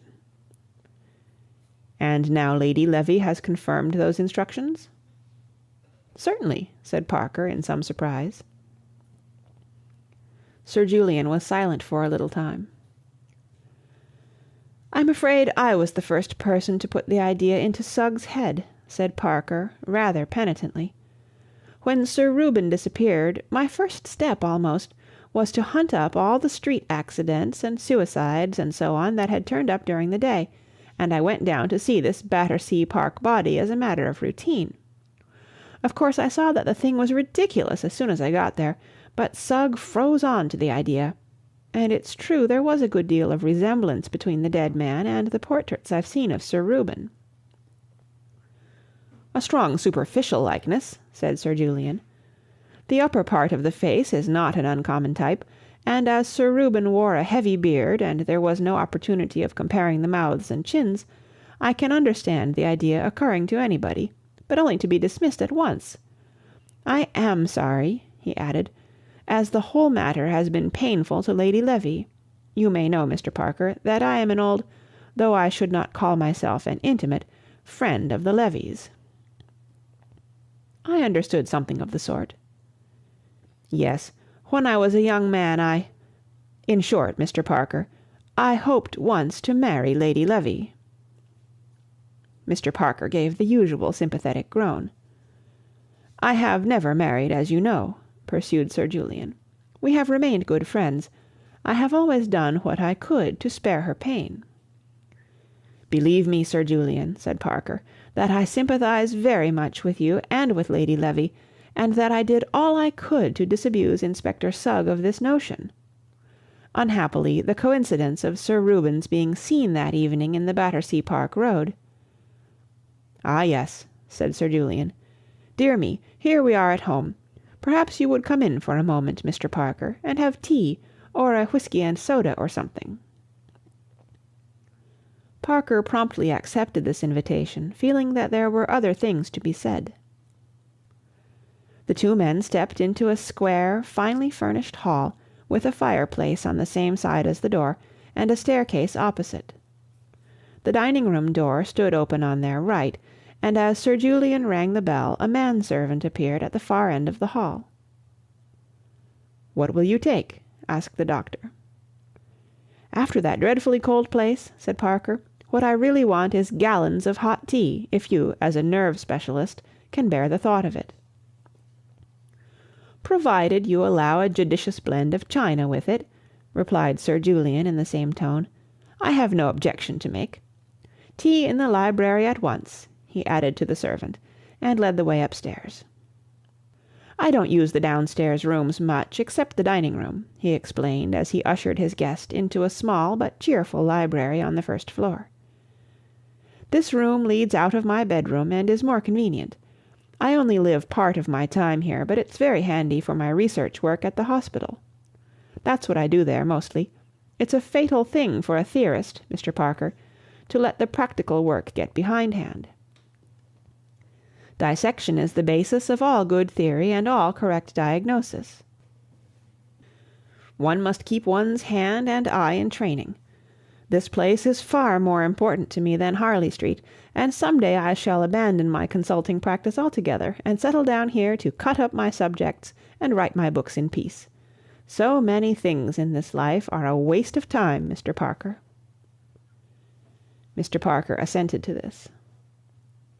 "Very often," said Sir Julian, "the only time I get for any research work, necessitating as it does the keenest observation and the faculties at their acutest, has to be at night, after a long day's work, and by artificial light, which, magnificent as the lighting of the dissecting-room here is always more trying to the eyes than daylight. Doubtless your own work has to be carried on under even more trying conditions." "Yes, sometimes," said Parker. "But then you see," he added, "the conditions are, so to speak, part of the work." Quite so," said Sir Julian.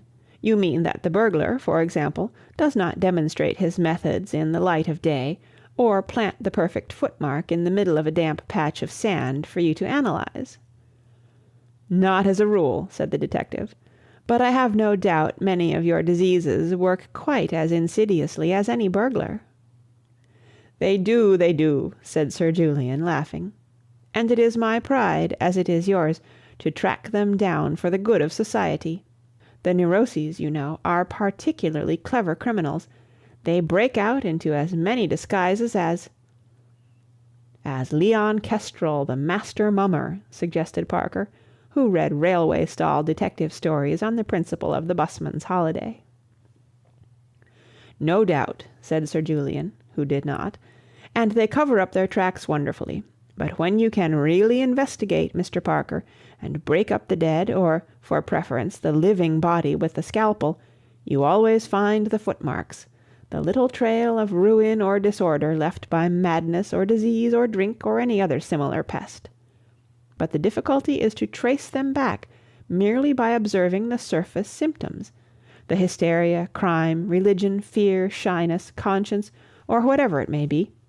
Just as you observe a theft or a murder and look for the footsteps of the criminal, so I observe a fit of hysterics or an outburst of piety, and hunt for the little mechanical irritation which has produced it." "You regard all these things as physical?" "Undoubtedly. I am not ignorant of the rise of another school of thought, Mr. Parker, but its exponents are mostly charlatans or self-deceivers. Sie haben sich so weit darin eingeheimnist. That, like Sludge the medium, they are beginning to believe their own nonsense. I should like to have the exploring of some of their brains, Mr. Parker. I would show you the little faults and land-slips in the cells, the misfiring and short-circuiting of the nerves, which produce these notions and these books. At least," he added, gazing sombrely at his guest, "at least, if I could not quite show you today, I shall be able to do so tomorrow, or in a year's time, or before I die." He sat for some minutes gazing into the fire, while the red light played upon his tawny beard and struck out answering gleams from his compelling eyes. Parker drank tea in silence, watching him. On the whole, however, he remained but little interested in the causes of nervous phenomena, and his mind strayed to Lord Peter, coping with the redoubtable Crimplesham down in Salisbury. Lord Peter had wanted him to come. That meant either that Crimplesham was proving recalcitrant, or that a clue wanted following.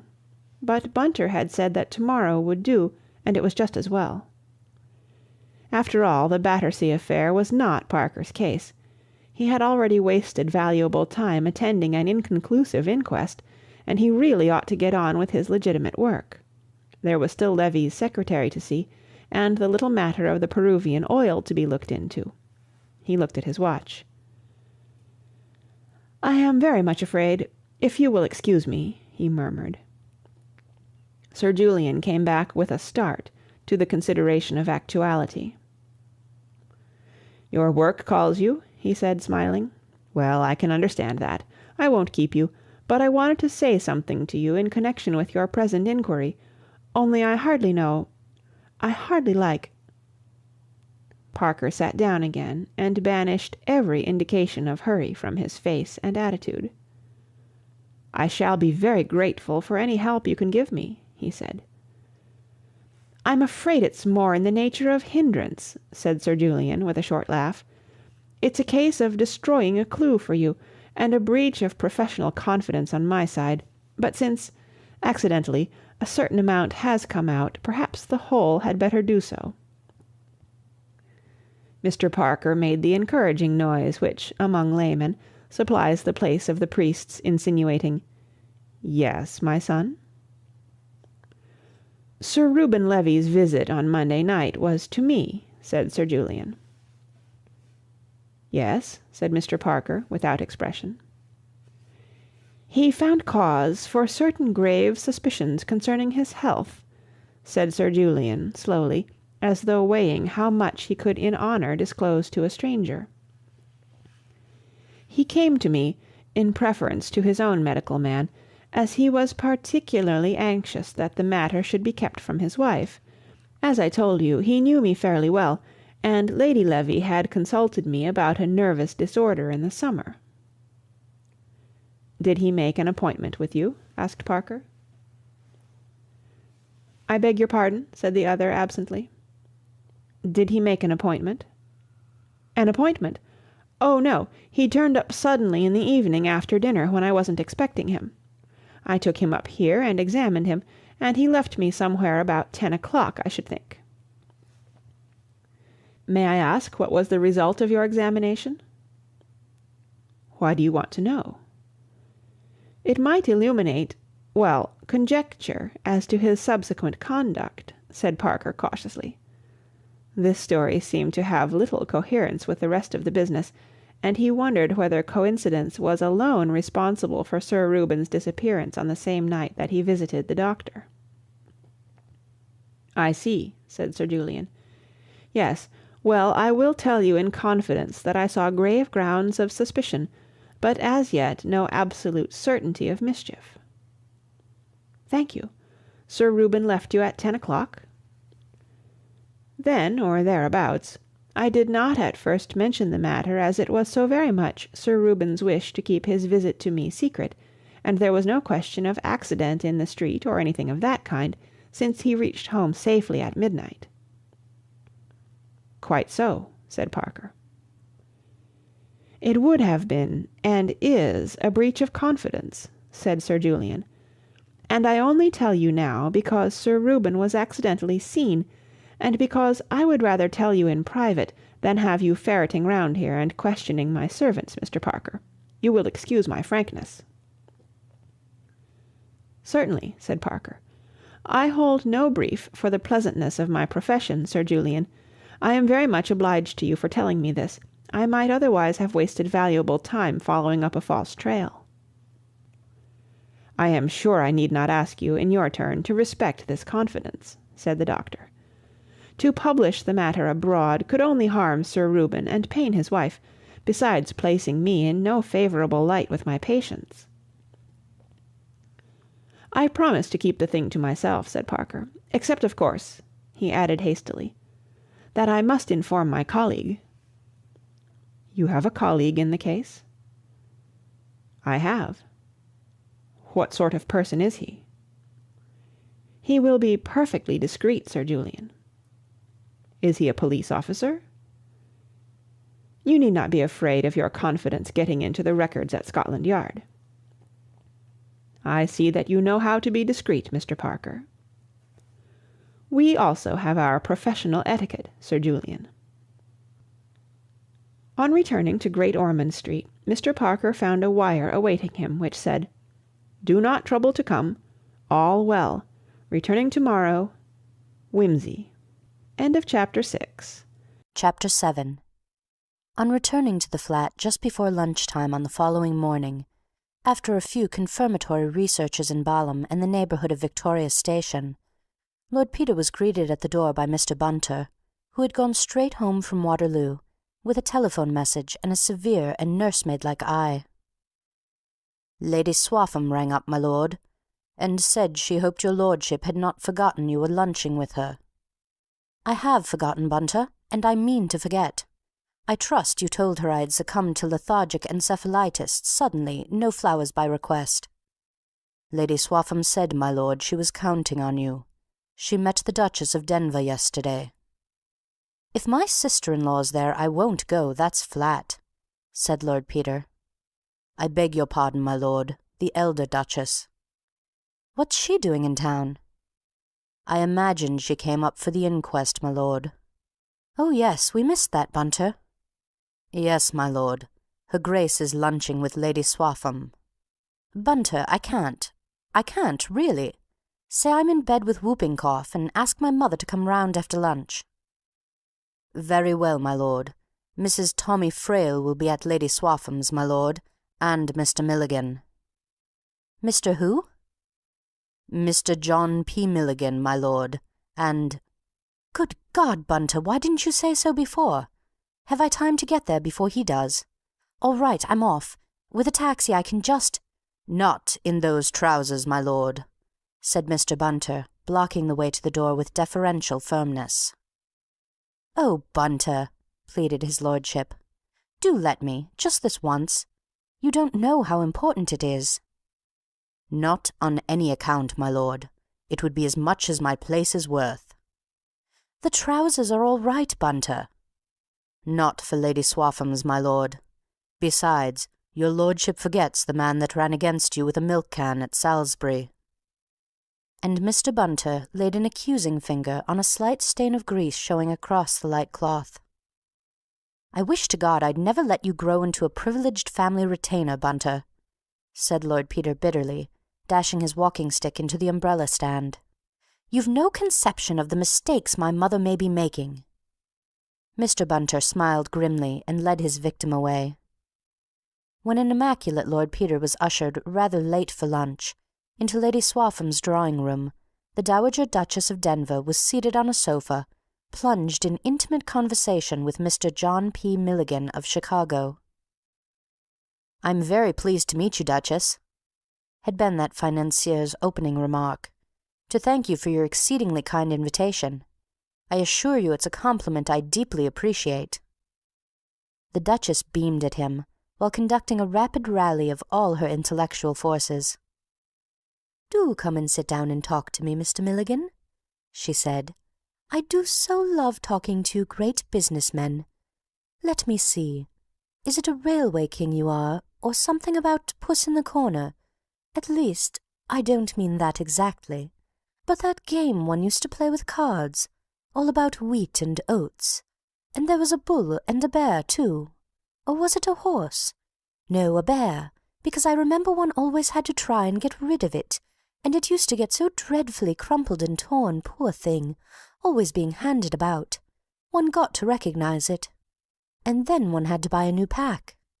So foolish it must seem to you, knowing the real thing, and dreadfully noisy, but really excellent for breaking the ice with rather stiff people who didn't know each other.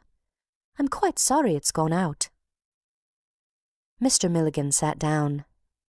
Well now, he said, I guess it's as interesting for us businessmen to meet British aristocrats as it is for Britishers to meet American railway kings, Duchess. And I guess I'll make as many mistakes talking your kind of talk as you would make if you were trying to run a corner in wheat in Chicago. Fancy now, I called that fine lad of yours Lord Wimsey the other day, and he thought I'd mistaken him for his brother. That made me feel rather green. This was an unhoped-for lead. The Duchess walked warily. Dear boy, she said, I am so glad you met him, Mr. Milligan. Both my sons are a great comfort to me, you know, though, of course, Gerald is more conventional. Just the right kind of person for the House of Lords, you know, and a splendid farmer. I can't see Peter down at Denver half so well, though he is always going to all the right things in town, and very amusing sometimes. Poor boy. I was very much gratified by Lord Peter's suggestion, pursued Mr. Milligan, for which I understand you are responsible. And I'll surely be very pleased to come by any day you like, though I think you're flattering me too much. Ah, well, said the Duchess, I don't know if you're the best judge of that, Mr. Milligan. Not that I know anything about business myself, she added. I'm rather old-fashioned for these days, you know, and I can't pretend to do more than know a nice man when I see him. For the other things I rely on my son. The accent of the speech was so flattering that Mr. Milligan purred almost audibly and said, Well, Duchess, I guess that's where a lady with a real beautiful, old-fashioned soul has the advantage of these modern young blatherskites. There aren't many men who wouldn't be nice, to her, and even then, if they aren't rock-bottom, she can see through 'em. But that leaves me where I was, thought the Duchess. I believe, she said aloud, that I ought to be thanking you in the name of the Vicar of Duke's Denver for a very munificent cheque which reached him yesterday for the Church Restoration Fund. He was so delighted and astonished, poor dear man. Oh, that's nothing, said Mr. Milligan. We haven't any fine old crusted buildings like yours over on our side, so it's a privilege to be allowed to drop a little kerosene into the wormholes when we hear of one in the old country suffering from senile decay. So when your lad told me about Duke's Denver, I took the liberty to subscribe without waiting for the bazaar. I'm sure it was very kind of you, said the Duchess. You are coming to the bazaar, then? She continued, gazing into his face appealingly. Sure thing, said Mr. Milligan, with great promptness. Lord Peter said you'd let me know for sure about the date, but we can always make time for a little bit of good work anyhow. Of course, I'm hoping to be able to avail myself of your kind invitation to stop, but if I'm rushed, I'll manage anyhow to pop over and speak my piece and pop back again. I hope so very much, said the Duchess. I must see what can be done about the date. Of course, I can't promise. No, no, said Mr. Milligan heartily. I know what these things are to fix up. And then there's not only me, there's Nat Rothschild and Cadbury, and all the other names your son mentioned, to be consulted. The Duchess turned pale at the thought that any one of these illustrious persons might some time turn up in somebody's drawing-room. But by this time she had dug herself in comfortably, and was even beginning to find her range. I can't say how grateful we are to you, she said. It will be such a treat. Do tell me what you think of saying. Well, began Mr. Milligan. Suddenly everybody was standing up, and a penitent voice was heard to say, Really most awfully sorry, you know. Hope you'll forgive me, Lady Swaffham, what? Dear lady, could I possibly forget an invitation from you? Fact is, I had to go and see a man down in Salisbury. Absolutely true, 'pon my word, and the fellow wouldn't let me get away. I'm simply grovelling before you, Lady Swaffham. Shall I go and eat my lunch in the corner?" Lady Swaffham gracefully forgave the culprit. "Your dear mother is here," she said. "How do, mother?" said Lord Peter uneasily. "How do you do, dear?" replied the Duchess. "You really oughtn't to have turned up just yet. Mr. Milligan was just going to tell me what a thrilling speech he's preparing for the bazaar, when you came and interrupted us." Conversation at lunch turned not unnaturally on the Battersea inquest, the Duchess giving a vivid impersonation of Mrs. Thipps being interrogated by the coroner. "Did you hear anything unusual in the night?" says the little man, leaning forward and screaming at her, and so crimson in the face, and his ears sticking out so, just like a little cherub in that poem of Tennyson's. Or is a cherub blue? Perhaps it's seraphim, I mean. Anyway, you know what I mean. All eyes with little wings on its head, and dear old Mrs. Thipps saying, 'Of course I have. Any time these 80 years.'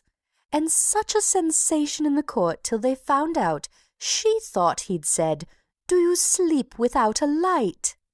And everybody laughing, and then the coroner said quite loudly, 'Damn the woman!' And she heard that, I can't think why, and said, 'Don't you get swearing, young man, sitting there in the presence of Providence, as you may say. I don't know what young people are coming to nowadays.' And he's 60 if he's a day, you know," said the Duchess. By a natural transition, Mrs. Tommy Frayle referred to the man who was hanged for murdering 3 brides in a bath. "I always thought that was so ingenious," she said, gazing soulfully at Lord Peter. "And do you know, as it happened, Tommy had just made me insure my life, and I got so frightened I gave up my morning bath, and took to having it in the afternoon when he was in the house. I mean, when he was not in the house, not at home, I mean." "Dear lady," said Lord Peter reproachfully, "I have a distinct recollection that all those brides were thoroughly unattractive. But it was an uncommonly ingenious plan. The first time of asking, only he shouldn't have repeated himself." "One demands a little originality in these days, even from murderers," said Lady Swaffham. "Like dramatists, you know. So much easier in Shakespeare's time, wasn't it? Always the same girl dressed up as a man, and even that borrowed from Boccaccio or Dante or somebody. I'm sure if I'd been a Shakespeare hero, the very minute I saw a slim-legged young page boy, I'd have said, 'Odds bodkins, there's that girl again.'" "That's just what happened, as a matter of fact," said Lord Peter. "You see, Lady Swaffham, if you ever want to commit a murder, the thing you've got to do is to prevent people from associating their ideas. Most people don't associate anything. Their ideas just roll about like so many dry peas on a tray, making a lot of noise and going nowhere. But once you begin letting 'em string their peas into a necklace, it's going to be strong enough to hang you, what?" "Dear me," said Mrs. Tommy Frayle with a little scream. "What a blessing it is none of my friends have any ideas at all." "You see," said Lord Peter, balancing a piece of duck on his fork and frowning. "It's only in Sherlock Holmes and stories like that people think things out logically. Ordinarily, if somebody tells you something out of the way, you just say, 'By Jove,' or 'How sad,' and leave it at that. And half the time you forget about it, unless something turns up afterwards to drive it home. For instance, Lady Swaffham, I told you when I came in that I'd been down to Salisbury, and that's true, only I don't suppose it impressed you much. And I don't suppose it'd impress you much if you read it in the paper tomorrow of a tragic discovery of a dead lawyer down in Salisbury. But if I went to Salisbury again next week, and there was a Salisbury doctor found dead the day after, you might begin to think I was a bird of ill omen for Salisbury residents.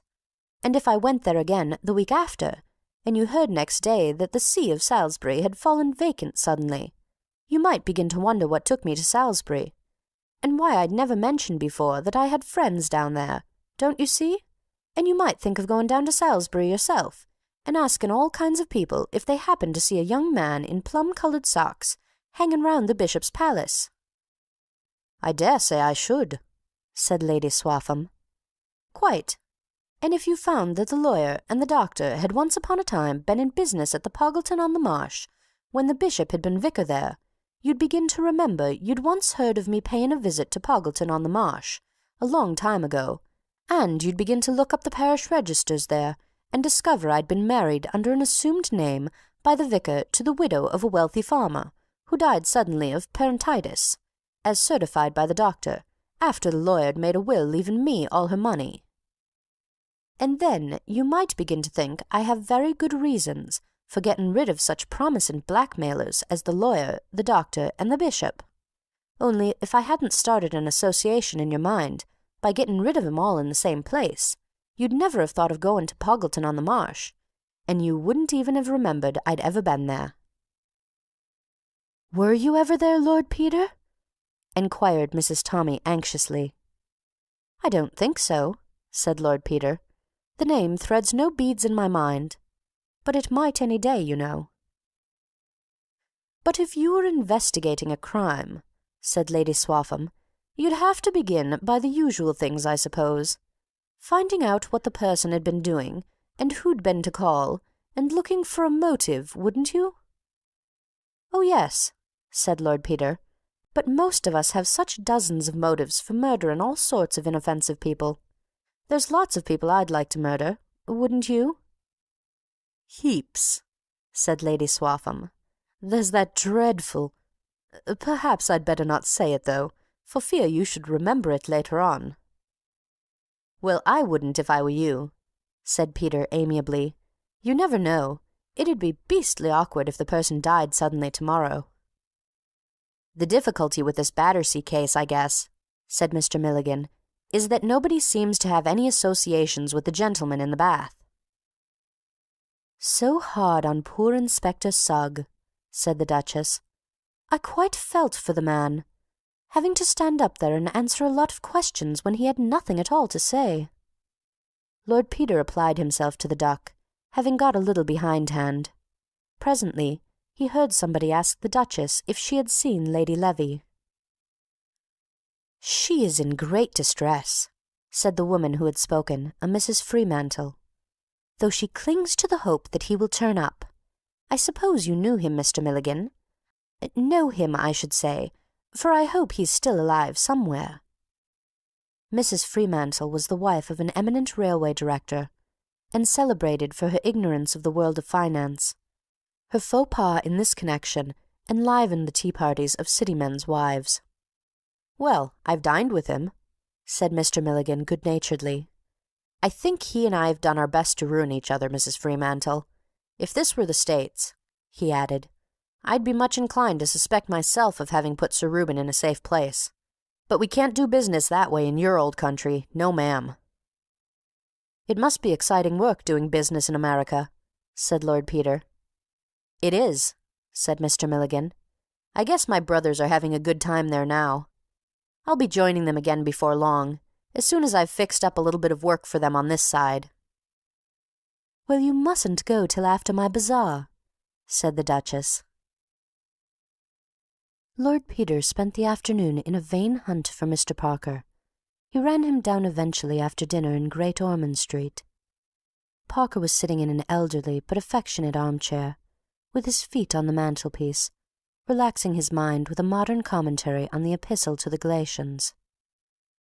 He received Lord Peter with quiet pleasure, though without rapturous enthusiasm, and mixed him a whisky and soda. Peter took up the book his friend had laid down, and glanced over the pages. "All these men work with a bias in their minds. One way or another," he said, "they find what they are looking for." "Oh, they do," agreed the detective. "But one learns to discount that almost automatically, you know. When I was at college I was on the other side. Conybeare and Robertson and Drews and those people, you know, till I found they were all so busy looking for a burglar whom nobody had ever seen that they couldn't recognize the footprints of the household, so to speak. Then I spent 2 years learning to be cautious." said Lord Peter. "Theology must be good exercise for the brain, then. You're easily the most cautious devil I know. But I say, do go on reading. It's a shame for me to come and root you up in your off-time like this." "It's all right, old man," said Parker. The two men sat silent for a little, and then Lord Peter said, "Do you like your job?" The detective considered the question and replied, "Yes, I do. I know it to be useful, and I am fitted to it. I do it quite well. Not with inspiration, perhaps, but sufficiently well to take a pride in it. It is full of variety, and it forces one to keep up to the mark and not get slack. And there's a future to it. Yes, I like it. Why?" "Oh, nothing," said Peter. "It's a hobby to me, you see.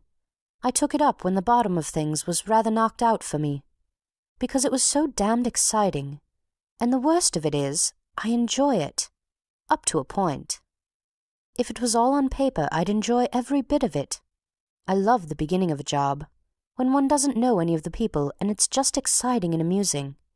But if it comes to really running down a live person and getting him hanged, or even quodded, poor devil, there don't seem if there was any excuse for me butting in, since I don't have to make my living by it, and I feel as if I oughtn't ever to find it amusing, but I do." Parker gave this speech his careful attention. "I see what you mean," he said. "There's old Milligan, for instance," said Lord Peter. "On paper, nothing would be funnier than to catch old Milligan out, but he's rather a decent old bird to talk to. Mother likes him. He's taken a fancy to me.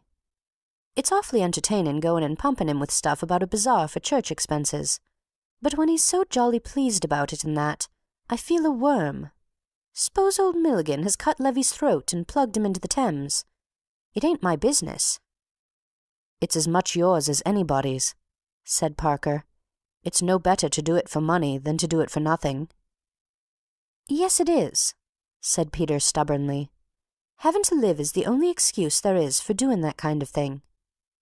"Well, but look here," said Parker. "If Milligan has cut poor old Levy's throat for no reason except to make himself richer, I don't see why he should buy himself off by giving £1,000 to Duke's Denver church roof, or why he should be forgiven just because he's childishly vain or childishly snobbish." "That's a nasty one," said Lord Peter. "Well, if you like, even because he has taken a fancy to you."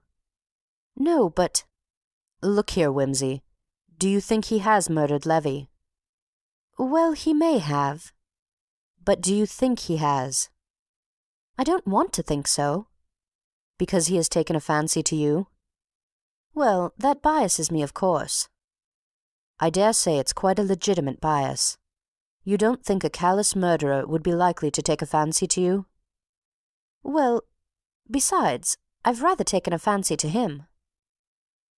"I dare say that's quite legitimate, too. You've observed him and made a subconscious deduction from your observations, and the result is you don't think he did it. Well, why not? You're entitled to take that into account." "But perhaps I'm wrong, and he did do it." "Then why let your vainglorious conceit in your own power of estimating character stand in the way of unmasking the singularly cold-blooded murder of an innocent and lovable man?" "I know, but I don't feel I'm playing the game somehow." "Look here, Peter," said the other with some earnestness. "Suppose you get this playing fields of Eton complex out of your system once and for all.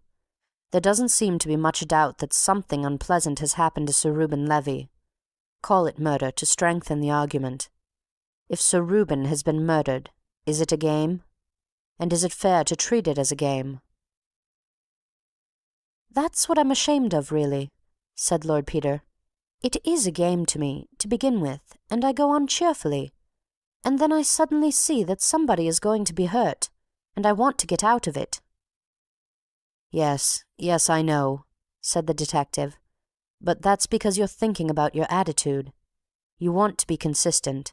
You want to look pretty.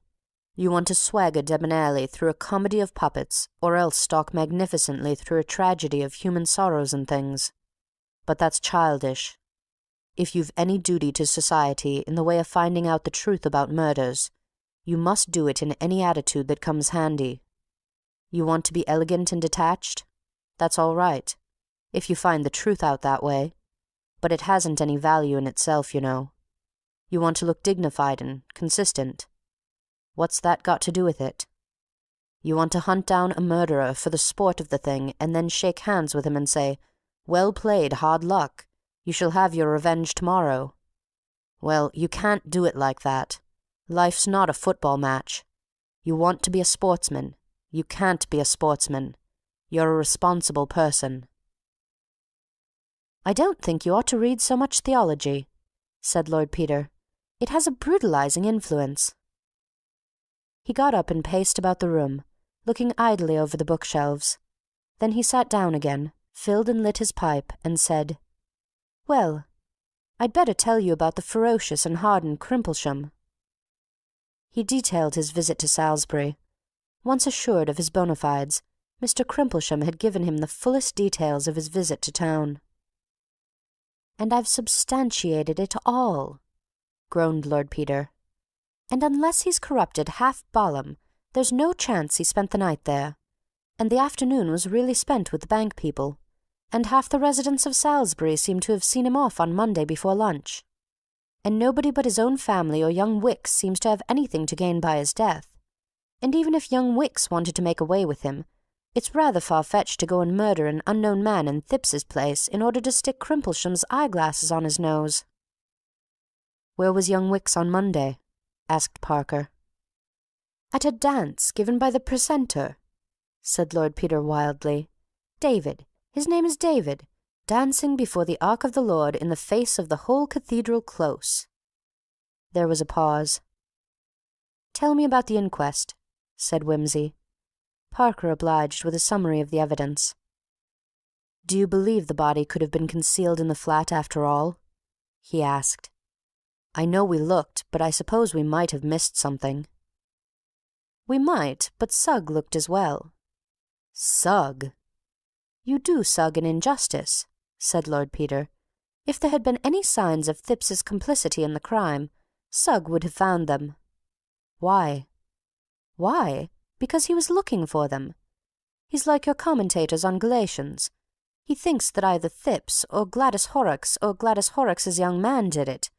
Therefore he found marks on the window-sill where Gladys Horrocks's young man might have come in, or handed something in to Gladys Horrocks. He didn't find any signs on the roof, because he wasn't looking for them." "But he went over the roof before me." "Yes, but only in order to prove that there were no marks there. He reasons like this. Gladys Horrocks's young man is a glazier. Glaziers come on ladders. Glaziers have ready access to ladders. Therefore, Gladys Horrocks's young man had ready access to a ladder. Therefore, Gladys Horrocks's young man came on a ladder. Therefore, there will be marks on the window-sill and none on the roof. Therefore, he finds marks on the window-sill, but none on the roof. He finds no marks on the ground, but thinks he would have found them if the yard didn't happen to be paved with asphalt. Similarly, he thinks Mr. Thipps may have concealed the body in the box-room or elsewhere. Therefore, you may be sure he searched the box-room and all the other places for signs of occupation. If there had been any there, he would have found them, because he was looking for them. Therefore, if he didn't find them, it's because they weren't there." "All right," said Parker. "Stop talking. I believe you." He went on to detail the medical evidence. "By the way," said Lord Peter, "to skip across for a moment to the other case, has it occurred to you that perhaps Levy was going out to see Freckey on Monday night?" He did," said Parker rather unexpectedly, and proceeded to recount his interview with the nerve specialist. "Humph," said Lord Peter. "I say, Parker, these are funny cases, ain't they?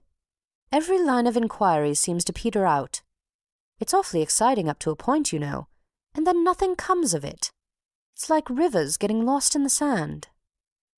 "Yes," said Parker. "And there's another one I lost this morning." "What's that?" "Oh, I was pumping Levy's secretary about his business. I couldn't get much that seemed important except further details about the Argentine and so on. Then I thought I'd just ask round in the city about those Peruvian oil shares, but Levy hadn't even heard of them, so far as I could make out. I routed out the brokers and found a lot of mystery and concealment, as one always does, you know, when somebody's been rigging the market, and at last I found one name at the back of it, but it wasn't Levy's. No? Whose was it? Oddly enough, Frecky's. It seems mysterious. He bought a lot of shares last week, in a secret kind of way, a few of them in his own name, and then quietly sold them out on Tuesday at a small profit. A few hundreds, not worth going to all that trouble about, you wouldn't think. Shouldn't have thought he ever went in for that kind of a gamble. He doesn't as a rule. That's the funny part of it. Well, you never know, said Lord Peter. People do these things, just to prove to themselves or somebody else that they could make a fortune that way if they liked. I've done it myself in a small way. He knocked out his pipe and rose to go. I say, old man, he said suddenly as Parker was letting him out. Does it occur to you that Frecky's story doesn't fit in awfully well with what Anderson said about the old boy having been so jolly at dinner on Monday night? Would you be if you thought you'd got anything of that sort? No, I shouldn't, said Parker. But, he added with his habitual caution, some men will jest in the dentist's waiting room. You for one. Well, that's true, said Lord Peter, and went downstairs. End of Chapter 7. Chapter 8. Lord Peter reached home about midnight, feeling extraordinarily wakeful and alert. Something was jigging and worrying in his brain. It felt like a hive of bees, stirred up by a stick. He felt as though he were looking at a complicated riddle, of which he had once been told the answer, but had forgotten it, and was always on the point of remembering. Somewhere, said Lord Peter to himself, somewhere I've got the key to these two things. I know I've got it, only I can't remember what it is. Somebody said it. Perhaps I said it. I can't remember where, but I know I've got it. Go to bed, Bunter. I shall sit up a little. I'll just slip on a dressing-gown. Before the fire he sat down with his pipe in his mouth, and his jazz-coloured peacocks gathered about him. He traced out this line and that line of investigation, rivers running into the sand. They ran out from the thought of Levy, last seen at 10 o'clock in Prince of Wales Road. They ran back from the picture of the grotesque dead man in Mr. Thipp's bathroom. They ran over the roof, and were lost, lost in the sand. Rivers running into the sand, rivers running underground, very far down. Where Alph the sacred river ran, through caverns measureless to man, down to a sunless sea. By leaning his head down, it seemed to Lord Peter that he could hear them, very faintly, lipping and gurgling somewhere in the darkness. But where? He felt quite sure that somebody had told him once, only he had forgotten. He roused himself, threw a log on the fire, and picked up a book, which the indefatigable Bunter, carrying on his daily fatigues amid the excitements of special duty, had brought from the Times Book Club. It happened to be Sir Julian Frecky's Physiological Bases of the Conscience, which he had seen reviewed 2 days before. "This ought to send one to sleep," said Lord Peter. "If I can't leave these problems to my subconscious, I'll be as limp as a rag tomorrow." He opened the book slowly and glanced carelessly through the preface. "I wonder if that's true about Levy being ill," he thought, putting the book down. "It doesn't seem likely. And yet, dash it all, I'll take my mind off it." He read on resolutely for a little. "I don't suppose Mother's kept up with the Levys much," was the next importunate train of thought. "Dad always hated self-made people and wouldn't have 'em at Denver. And old Gerald keeps up the tradition. I wonder if she knew Frecky well in those days. She seems to get on with Milligan. I trust Mother's judgment a good deal. She was a brick about that bazaar business. I ought to have warned her. She said something once." He pursued an elusive memory for some minutes, till it vanished altogether with a mocking flicker of the tail. He returned to his reading. Presently another thought crossed his mind, aroused by a photograph of some experiment in surgery. If the evidence of Freckey and that man Watts hadn't been so positive, he said to himself, I should be inclined to look into the matter of those shreds of lint on the chimney. He considered this, shook his head, and read with determination. Mind and matter were one thing. That was the theme of the physiologist. Matter could erupt, as it were, into ideas. You could carve passions in the brain with a knife. You could get rid of imagination with drugs, and cure an outworn convention like a disease. The knowledge of good and evil is an observed phenomenon, attendant upon a certain condition of the brain cells, which is removable. That was one phrase. And again, conscience in man may, in fact, be compared to the sting of a hive bee, which, so far from conducing to the welfare of its possessor, cannot function, even in a single instance, without occasioning its death. The survival value in each case is thus purely social, and if humanity ever passes from its present phase of social development into that of a higher individualism, as some of our philosophers have ventured to speculate, we may suppose that this interesting mental phenomenon may gradually cease to appear, just as the nerves and muscles which once controlled the movements of our ears and scalps have, in all save a few backward individuals, become atrophied and of interest only to the physiologist. By Jove, thought Lord Peter idly, that's an ideal doctrine for the criminal. A man who believed that would never... And then it happened. The thing he had been half unconsciously expecting. It happened suddenly, surely, as unmistakably as sunrise.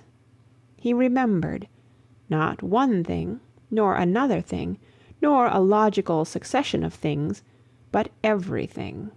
The whole thing, perfect, complete, in all its dimensions, as it were, and instantaneously. As if he stood outside the world and saw it suspended in infinitely dimensional space. He no longer needed to reason about it, or even to think about it. He knew it.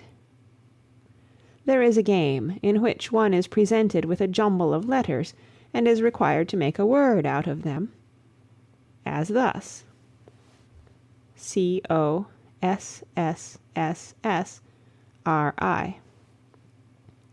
The slow way of solving the problem is to try out all the permutations and combinations in turn, throwing away impossible conjunctions of letters, as SSSIRC or SCSRSO. Another way is to stare at the incoordinate elements until, by no logical process that the conscious mind can detect, or under some adventitious external stimulus, the combination SCISSORS,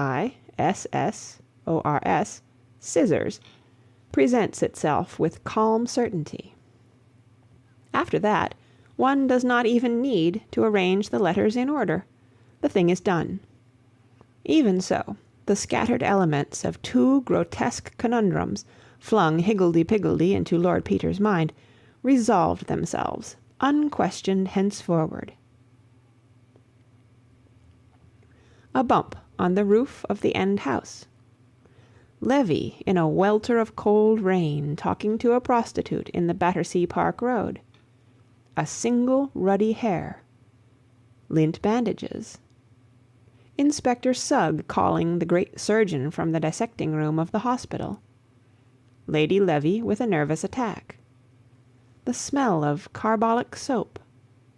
The Duchess's voice. Not really an engagement, only a sort of understanding with her father. Shares in Peruvian oil. The dark skin and curved, fleshy profile of the man in the bath. Dr. Grimbold giving evidence. In my opinion, death did not occur for several days after the blow. India rubber gloves. Even, faintly, the voice of Mr. Appledore. He called on me, sir, with an anti-vivisectionist pamphlet. All these things and many others rang together and made one sound. They swung together like bells in a steeple, with the deep tenor booming through the clamor. The knowledge of good and evil is a phenomenon of the brain, and is removable, removable, removable. The knowledge of good and evil is removable. Lord Peter Wimsey was not a young man who habitually took himself very seriously, but this time he was frankly appalled. "It's impossible," said his reason feebly. "Credo quia impossibile," said his interior certainty with impervious self-satisfaction. "All right," said conscience, instantly allying itself with blind faith. "What are you going to do about it?"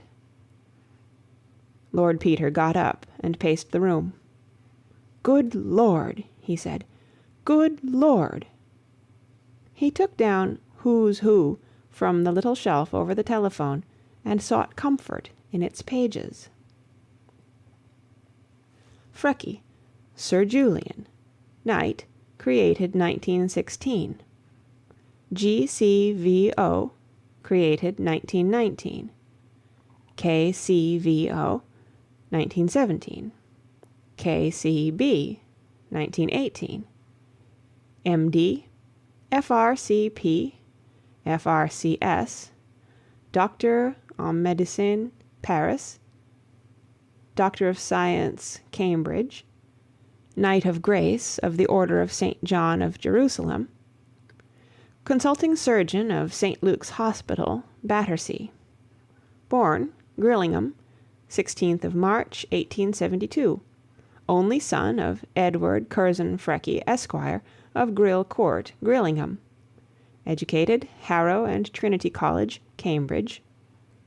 Colonel A.M.S. Late member of the Advisory Board of the Army Medical Service. Publications: Some Notes on the Pathological Aspects of Genius, 1892. Statistical Contributions to the Study of Infantile Paralysis in England and Wales, 1894. Functional Disturbances of the Nervous System, 1899.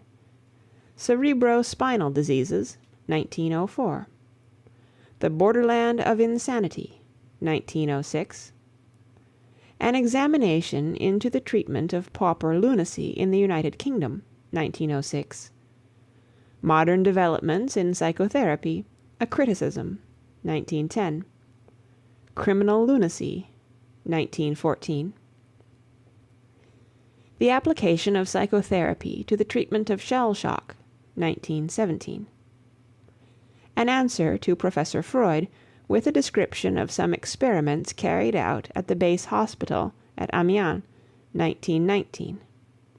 Structural modifications accompanying the more important neuroses, 1920. Clubs: White's, Oxford and Cambridge, Alpine, etc. Recreations: chess, mountaineering, fishing. Address: 82 Harley Street and St. Luke's House, Prince of Wales Road, Battersea Park, SW 11. He flung the book away. "Confirmation," he groaned, "as if I needed it." He sat down again and buried his face in his hands. He remembered quite suddenly how, years ago, he had stood before the breakfast table at Denver Castle, a small, peaky boy in blue knickers, with a thunderously beating heart. The family had not come down. There was a great silver urn with a spirit lamp under it, and an elaborate coffee pot boiling in a glass dome. He had twitched the corner of the tablecloth, twitched it harder, and the urn moved ponderously forward, and all the teaspoons rattled. He seized the tablecloth in a firm grip and pulled his hardest. He could feel now the delicate and awful thrill as the urn and the coffee machine and the whole of a Sèvres breakfast service had crashed down in one stupendous ruin. He remembered the horrified face of the butler, and the screams of a lady guest. A log broke across and sank into a fluff of white ash. A belated motor lorry rumbled past the window. Mr. Bunter, sleeping the sleep of the true and faithful servant, was aroused in the small hours by a hoarse whisper. "Bunter!" "Yes, my lord," said Bunter, sitting up and switching on the light. "Put that light out, damn you," said the voice. "Listen, over there, listen. Can't you hear it?" "It's nothing, my lord," said Mr. Bunter, hastily getting out of bed and catching hold of his master. "It's all right.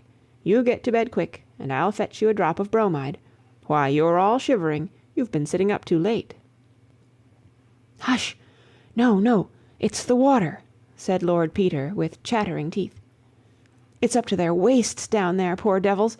But listen, can't you hear it? Tap, tap, tap.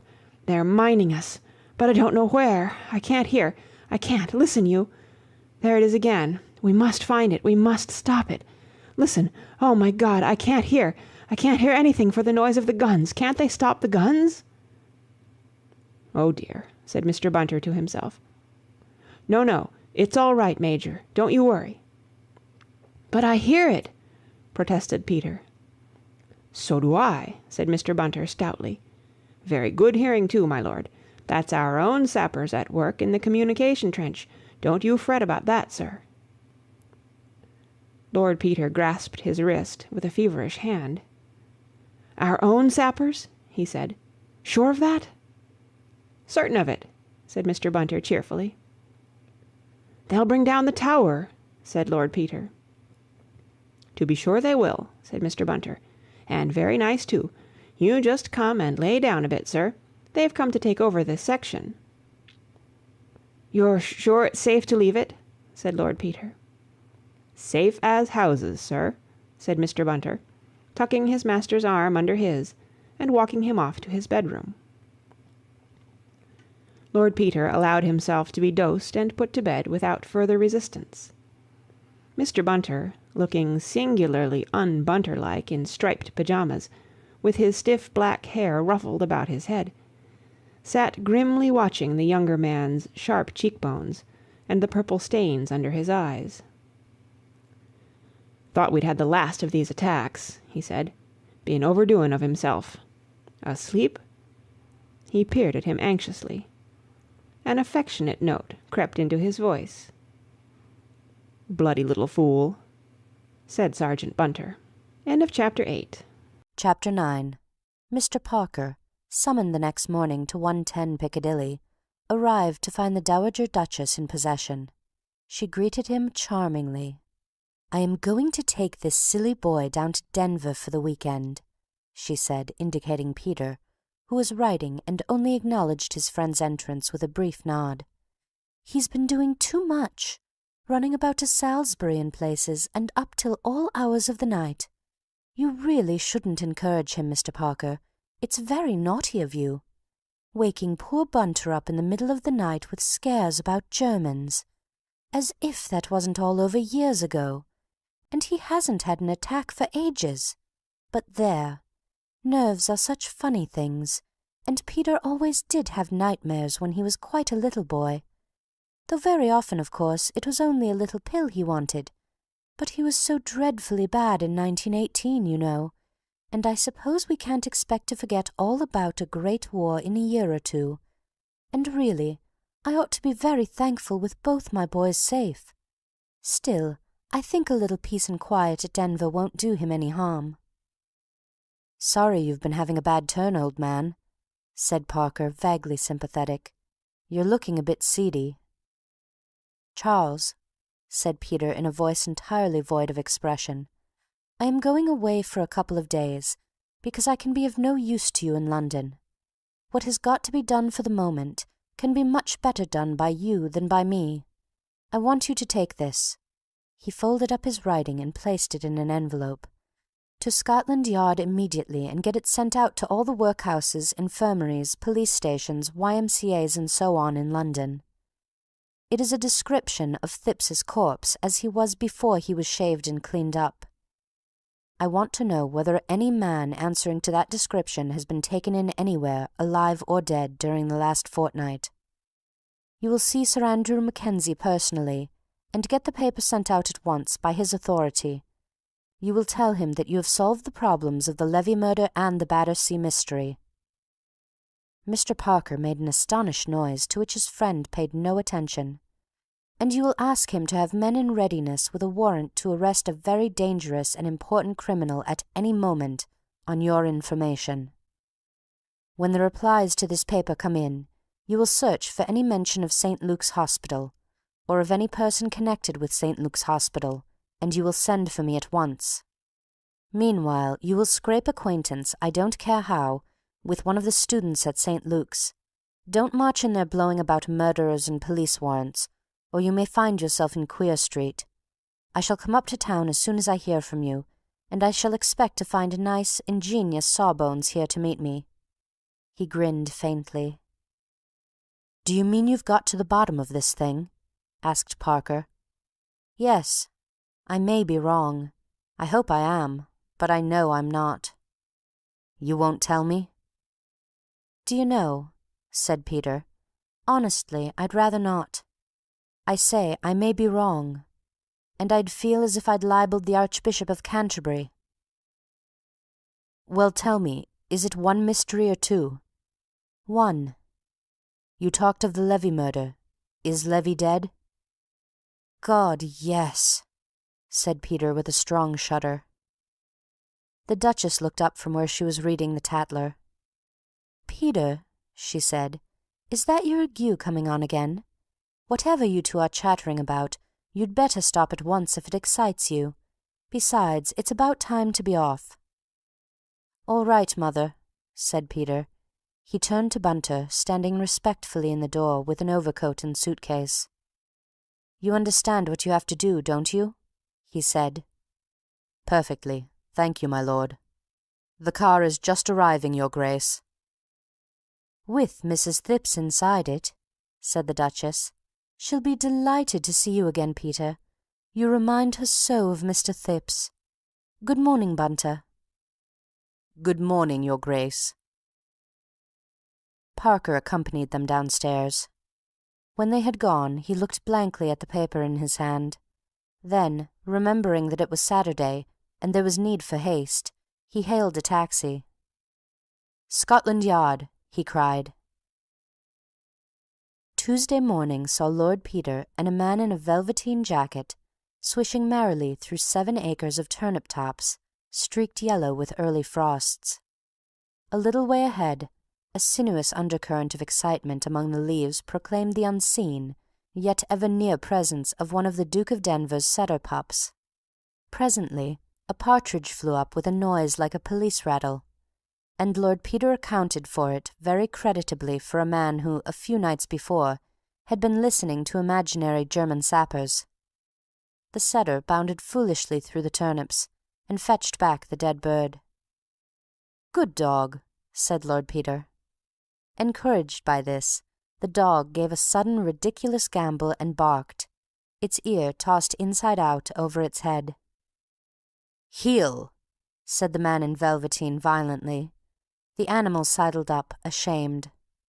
"Fool of a dog, that," said the man in velveteen. "Can't keep quiet. Too nervous, my lord. One of old Black Lass's pups." "Dear me," said Peter.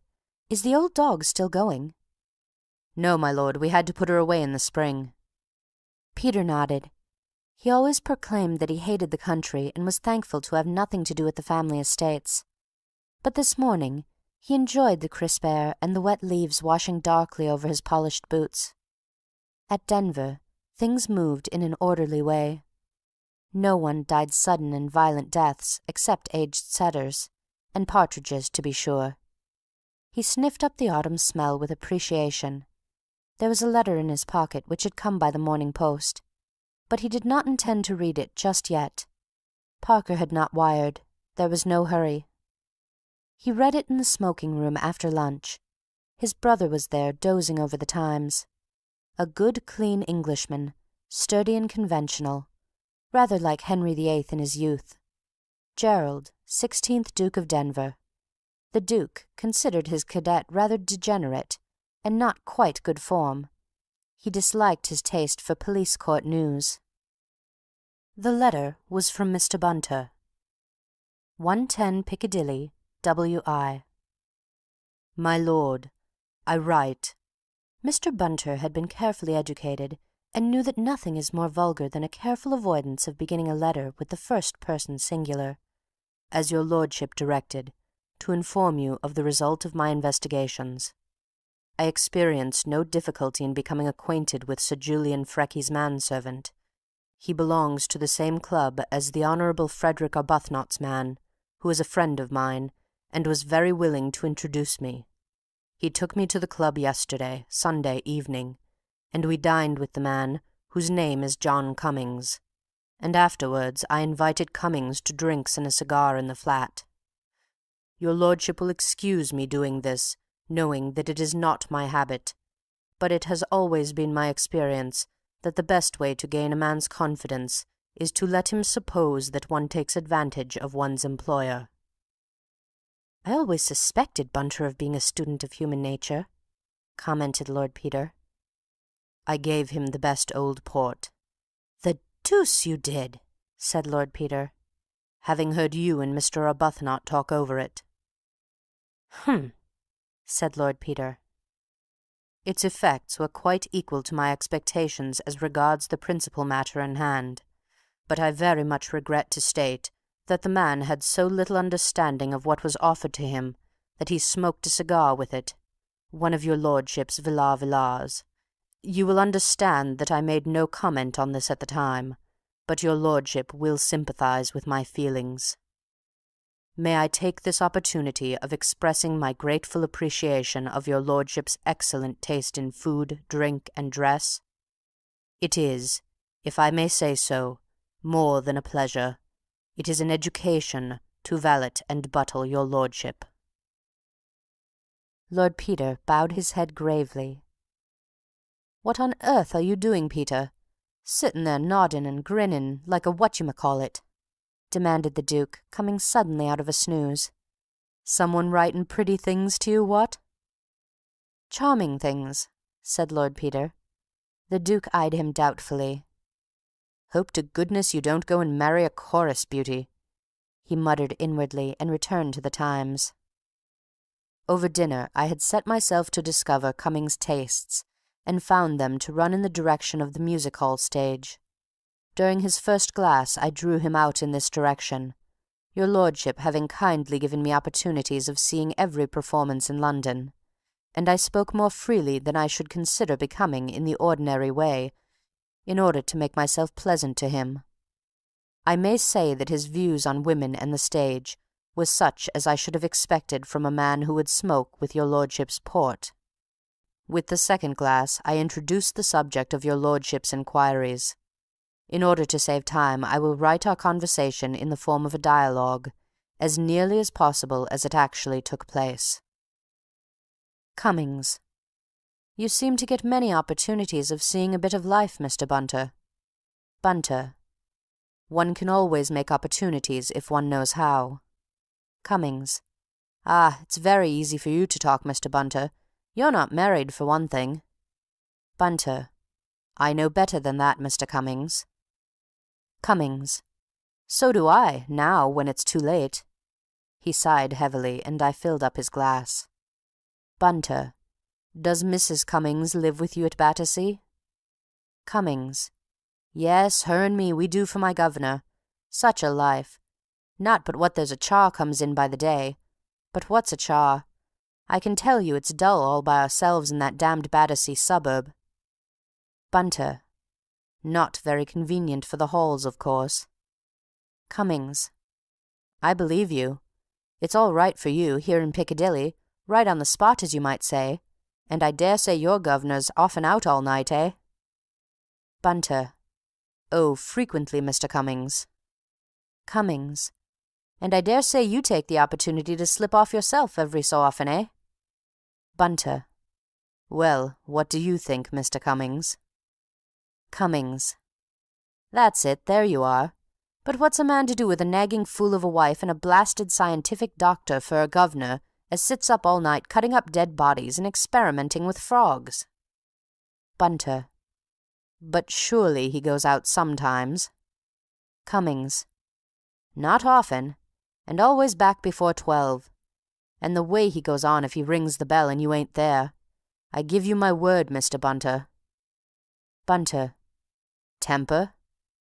Cummings: No, but looking through you, nasty-like, as if you was on that operating table of his and he was going to cut you up. Nothing a man could rightly complain of, you understand, Mr. Bunter. Just nasty looks. Not but what I will say he's very correct. Apologizes if he's been inconsiderate. But what's the good of that when he's been and gone and lost you your night's rest? Bunter: How does he do that? Keeps you up late, you mean? Cummings: Not him, far from it. House locked up and household to bed at 10:30. That's his little rule. Not but what I'm glad enough to go as a rule. It's that dreary. Still, when I do go to bed, I like to go to sleep. Bunter: What does he do? Walk about the house? Cummings: Doesn't he, all night, in and out of the private door to the hospital? Bunter: You don't mean to say, Mr. Cummings, a great specialist like Sir Julian Freckey does night work at the hospital? Cummings: No, he does his own work. Research work, as you may say. Cuts people up. They say he's very clever. Could take you or me to pieces like a clock, Mr. Bunter, and put us together again. Bunter: Do you sleep in the basement, then, to hear him so plain? Cummings: No, our bedroom's at the top. But, Lord, what's that? He'll bang the door so you can hear him all over the house. Bunter: Ah, many's the time I've had to speak to Lord Peter about that. And talking all night. And baths. Cummings: Baths? You may well say that, Mr. Bunter. Baths. Me and my wife sleep next to the cistern room. Noise fit to wake the dead, all hours. When do you think he'd choose to have a bath? No later than last Monday night, Mr. Bunter. Bunter: But I've known them to do it at 2 in the morning, Mr. Cummings. Cummings: Have you now? Well, this was at 3. 3 o'clock in the morning we was waked up, I give you my word. Bunter: You don't say so, Mr. Cummings. Cummings: He cuts up diseases, you see, Mr. Bunter, and then he don't like to go to bed till he's washed the bacilluses off, if you understand me. Very natural, too, I dare say. But what I say is the middle of the night's no time for a gentleman to be occupying his mind with diseases. Bunter: These great men have their own way of doing things. Cummings: Well, all I can say is, it isn't my way. I could believe that, your lordship. Cummings has no signs of greatness about him, and his trousers are not what I would wish to see in a man of his profession. Bunter: Is he habitually as late as that, Mr. Cummings? Cummings: Well, no, Mr. Bunter, I will say, not as a general rule. He apologized, too, in the morning, and said he would have the cistern seen to, and very necessary, in my opinion, for the air gets into the pipes, and the groaning and screeching as goes on is something awful. Just like Niagara, if you follow me, Mr. Bunter. I give you my word. Bunter: Well, that's as it should be, Mr. Cummings. One can put up with a great deal from a gentleman that has the manners to apologize. And, of course, sometimes they can't help themselves. A visitor will come in unexpectedly and keep them late, perhaps. Cummings: That's true enough, Mr. Bunter. Now I come to think of it, there was a gentleman come in on Monday evening. Not that he came late, but he stayed about an hour, and may have put Sir Julian behindhand. Bunter: Very likely. Let me give you some more port, Mr. Cummings, or a little of Lord Peter's old brandy. Cummings: A little of the brandy, thank you, Mr. Bunter. I suppose you have the run of the cellar here. He winked at me. Trust me for that, I said, and I fetched him the Napoleon. I assure your lordship it went to my heart to pour it out for a man like that. However, seeing we had got on the right track, I felt it wouldn't be wasted. "I'm sure I wish it was always gentlemen that come here at night," I said. "Your lordship will excuse me, I am sure, making such a suggestion." "Good God!" said Lord Peter. "I wish Bunter was less thorough in his methods." Cummings. "Oh, he's that sort, his lordship, is he?" He chuckled and poked me. I suppress a portion of his conversation here, which could not fail to be as offensive to your lordship as it was to myself. He went on. "No, it's none of that with Sir Julian. Very few visitors at night, and always gentlemen. And going early as a rule, like the one I mentioned."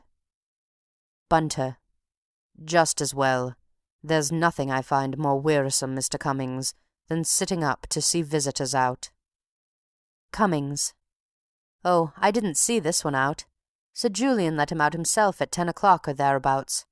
I heard the gentleman shout good night, and off he goes." Bunter. "Does Sir Julian always do that?" Cummings. "Well, that depends. If he sees visitors downstairs, he lets them out himself. If he sees them upstairs in the library, he rings for me." Bunter. "This was a downstairs visitor, then?" Cummings. "Oh, yes. Sir Julian opened the door to him, I remember. He happened to be working in the hall. Though now I come to think of it, they went up to the library afterwards. That's funny. I know they did, because I happened to go up the hall with Coles, and I heard them upstairs. Besides, Sir Julian rang for me in the library a few minutes later. Still, anyway, we heard him go at 10, or it may have been a bit before. He hadn't only stayed about 3/4 of an hour. However, as I was saying, there was Sir Julian banging in and out of the private door all night, and a bath at 3 in the morning, and up again for breakfast at 8. It beats me. If I had all his money, curse me if I'd go poking about with dead men in the middle of the night. If it was a nice live girl, now, Mr. Bunter." I need not repeat any more of his conversation, as it became unpleasant and incoherent, and I could not bring him back to the events of Monday night. I was unable to get rid of him till 3. He cried on my neck, and said I was the bird, and you were the governor for him. He said that Sir Julian would be greatly annoyed with him for coming home so late. But Sunday night was his night out, and if anything was said about it he would give notice. I think he will be ill-advised to do so, as I feel he is not a man I could conscientiously recommend if I were in Sir Julian Freckey's place. I noticed that his boot heels were slightly worn down. I should wish to add, as a tribute to the great merit of your lordship's cellar, that although I was obliged to drink a somewhat large quantity both of the Cockburn '68 and the 1800 Napoleon, I feel no headache or other ill effects this morning. Trusting that your lordship is deriving real benefit from the country air, and that the little information I have been able to obtain will prove satisfactory, I remain, with respectful duty to all the family, their ladyships, obediently yours, Mervyn Bunter. "You know," said Lord Peter thoughtfully to himself, "I sometimes think Mervyn Bunter's pulling my leg. What is it, Soames?" "A telegram, my lord." "Parker," said Lord Peter, opening it. It said, "Description recognized, Chelsea workhouse. Unknown vagrant injured street accident Wednesday week. Died workhouse Monday. Delivered St. Luke's same evening by order Freckey. Much puzzled. Parker." "Hooray!" said Lord Peter, suddenly sparkling. "I'm glad I've puzzled Parker. Gives me confidence in myself. Makes me feel like Sherlock Holmes. Perfectly simple, Watson. Dash it all, though, this is a beastly business. Still, it's puzzled Parker." "What's the matter?" asked the Duke, getting up and yawning. "Marching orders," said Peter. "Back to town. Many thanks for your hospitality, old bird. I'm feeling no end better. Ready to tackle Professor Moriarty or Leon Kestrel or any of 'em." "I do wish you'd keep out of the police courts," grumbled the Duke. "It makes it so dashed awkward for me, having a brother making himself conspicuous." "Sorry, Gerald," said the other. I know I'm a beastly blot on the scutcheon." "Why can't you marry and settle down and live quietly, doing something useful?" said the Duke, unappeased. "Because that was a wash-out, as you perfectly well know," said Peter. "Besides," he added cheerfully, "I'm being no end useful. You may come to want me yourself, you never know. When anybody comes blackmailing you, Gerald, or your first deserted wife turns up unexpectedly from the West Indies, you'll realize the pull of having a private detective in the family. Delicate private business arranged with tact and discretion, investigations undertaken, divorce evidence a specialty, every guarantee. Come now." "Ass," said Lord Denver, throwing the newspaper violently into his armchair. "When do you want the car?" "Almost at once. I say, Jerry, I'm taking Mother up with me." "Why should she be mixed up in it?" "Well, I want her help." "I call it most unsuitable," said the Duke. The Dowager Duchess, however, made no objection. "I used to know her quite well," she said, "when she was Kristin Ford. Why, dear?" "Because," said Lord Peter, "there's a terrible piece of news to be broken to her about her husband." "Is he dead, dear?" "Yes, and she will have to come and identify him." "Poor Kristin." "Under very revolting circumstances, Mother." "I'll come with you, dear." "Thank you, Mother. You're a brick. Do you mind getting your things on straight away and coming up with me? I'll tell you about it in the car." End of Chapter 9. Chapter 10. Mr. Parker, a faithful though doubting Thomas, had duly secured his medical student, a large young man like an overgrown puppy, with innocent eyes and a freckled face. He sat on the Chesterfield before Lord Peter's library fire, bewildered in equal measure by his errand, his surroundings, and the drink which he was absorbing. His palate, though untutored, was naturally a good one, and he realized that even to call this liquid a drink, the term ordinarily used by him to designate cheap whiskey, post-war beer, or a dubious glass of claret in a Soho restaurant, was a sacrilege. This was something outside normal experience, a genie in a bottle. The man called Parker, whom he had happened to run across the evening before in the public-house at the corner of Prince of Wales Road, seemed to be a good sort. He had insisted on bringing him round to see this friend of his, who lived splendidly in Piccadilly. Parker was quite understandable. He put him down as a government servant, or perhaps something in the city. The friend was embarrassing. He was a lord, to begin with, and his clothes were a kind of rebuke to the world at large. He talked the most fatuous nonsense, certainly, but in a disconcerting way. He didn't dig into a joke and get all the fun out of it. He made it in passing, so to speak, and skipped away to something else before your retort was ready. He had a truly terrible manservant, the sort you read about in books, who froze the marrow in your bones with silent criticism. Parker appeared to bear up under the strain, and this made you think more highly of Parker. He must be more habituated to the surroundings of the great than you would think to look at him. You wondered what the carpet had cost on which Parker was carelessly spilling cigar ash. Your father was an upholsterer, Mr. Piggott, of Piggott and Piggott, Liverpool, and you knew enough about carpets to know that you couldn't even guess at the price of this one. When you moved your head on the bulging silk cushion in the corner of the sofa, it made you wish you shaved more often and more carefully. The sofa was a monster, but even so it hardly seemed big enough to contain you. This Lord Peter was not very tall. In fact, he was rather a small man, but he didn't look undersized. He looked right. He made you feel that to be 6'3" was rather vulgarly assertive. You felt like Mother's new drawing-room curtains, all over great big blobs. But everybody was very decent to you, and nobody said anything you couldn't understand or sneered at you.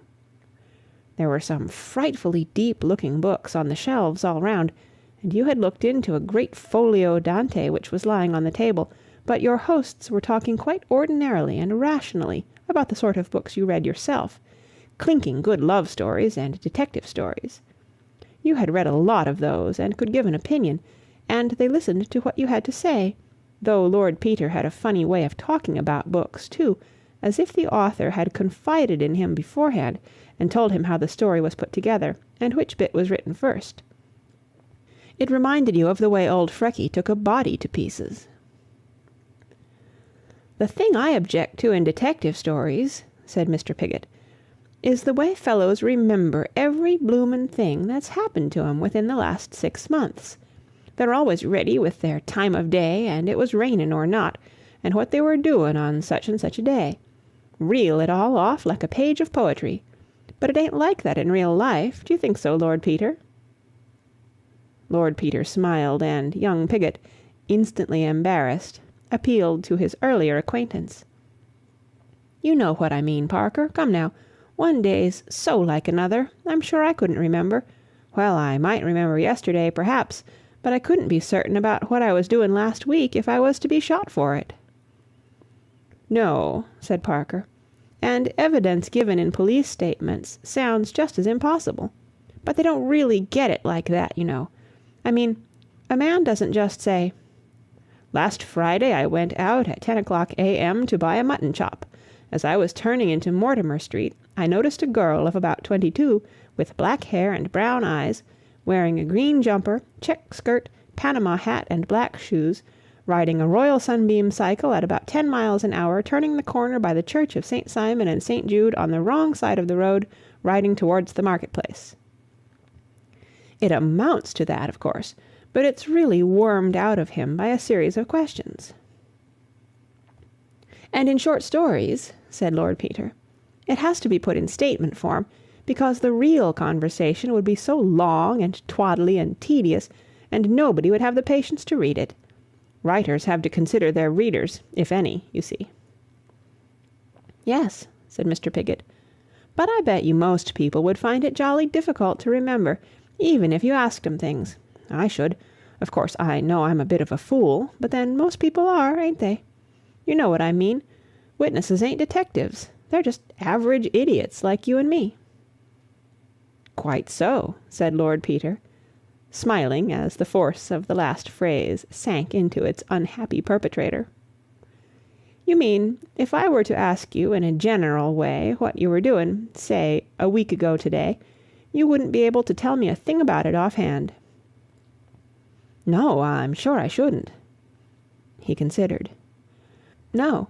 I was in at the hospital as usual, I suppose, and being Tuesday, there'd be a lecture on something or the other, dashed if I know what, and in the evening I went out with Tommy Pringle. No, that must have been Monday, or was it Wednesday? I tell you, I couldn't swear to anything." "You do yourself an injustice," said Lord Peter gravely. "I'm sure, for instance, you recollect what work you were doing in the dissecting room on that day, for example." "Lord, no. Not for certain. I mean, I dare say it might come back to me if I thought for a long time, but I wouldn't swear to it in a court of law." "I'll bet you 1/2 crown to 6pence," said Lord Peter, "that you'll remember within 5 minutes." "I'm sure I can't." "We'll see.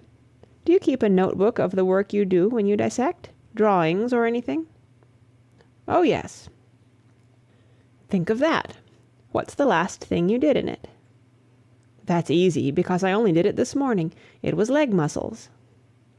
"Yes. Who was the subject?" "An old woman of sorts. Died of pneumonia." "Yes. Turn back the pages of your drawing book in your mind. What came before that?" "Oh, some animals. Still legs. I'm doing motor muscles at present. Yes, that was old Cunningham's demonstration on comparative anatomy. I did a rather good thing of a hare's legs and a frog's, and rudimentary legs on a snake." "Yes. Which day does Mr. Cunningham lecture?" "Friday." "Friday, yes. Turn back again. What comes before that?" Mr. Pigott shook his head. "Do Do your drawings of legs begin on the right-hand page or the left-hand page? Can you see the first drawing? Yes, yes, I can see the date written at the top.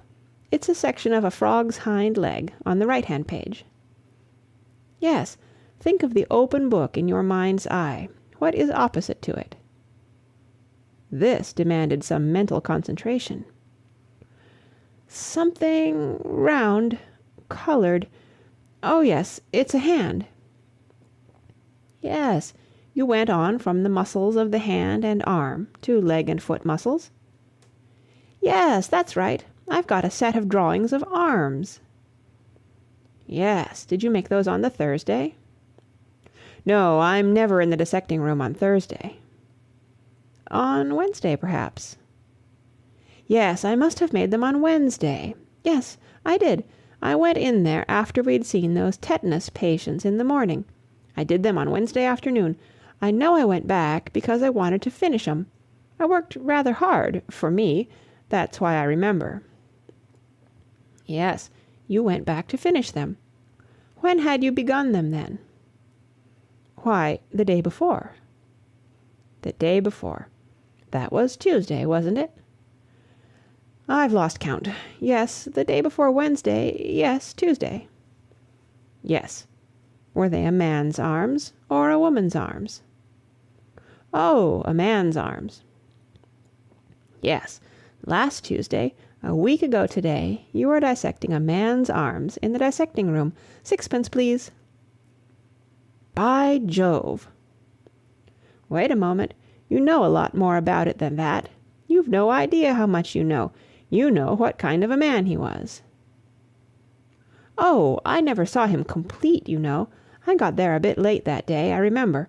I'd asked for an arm specially, because I was rather weak in arms, and Watts, that's the attendant, had promised to save me one. Yes, you have arrived late and found your arm waiting for you. You are dissecting it, taking your scissors and slitting up the skin and pinning it back. Was it very young, fair skin? Oh, no, no. Ordinary skin, I think, with dark hairs on it. Yes, that was it. Yes, a lean, stringy arm, perhaps, with no extra fat anywhere? Oh, no, I was rather annoyed about that. I wanted a good muscular arm, but it was rather poorly developed, and the fat got in my way. Yes, a sedentary man who didn't do much manual work. That's right.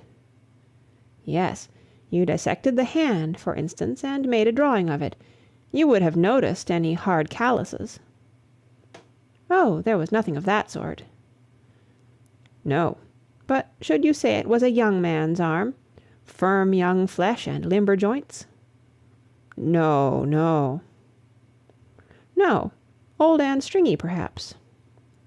No, middle-aged, with rheumatism. I mean, there was a chalky deposit in the joints, and the fingers were a bit swollen. Yes, a man about 50. About that.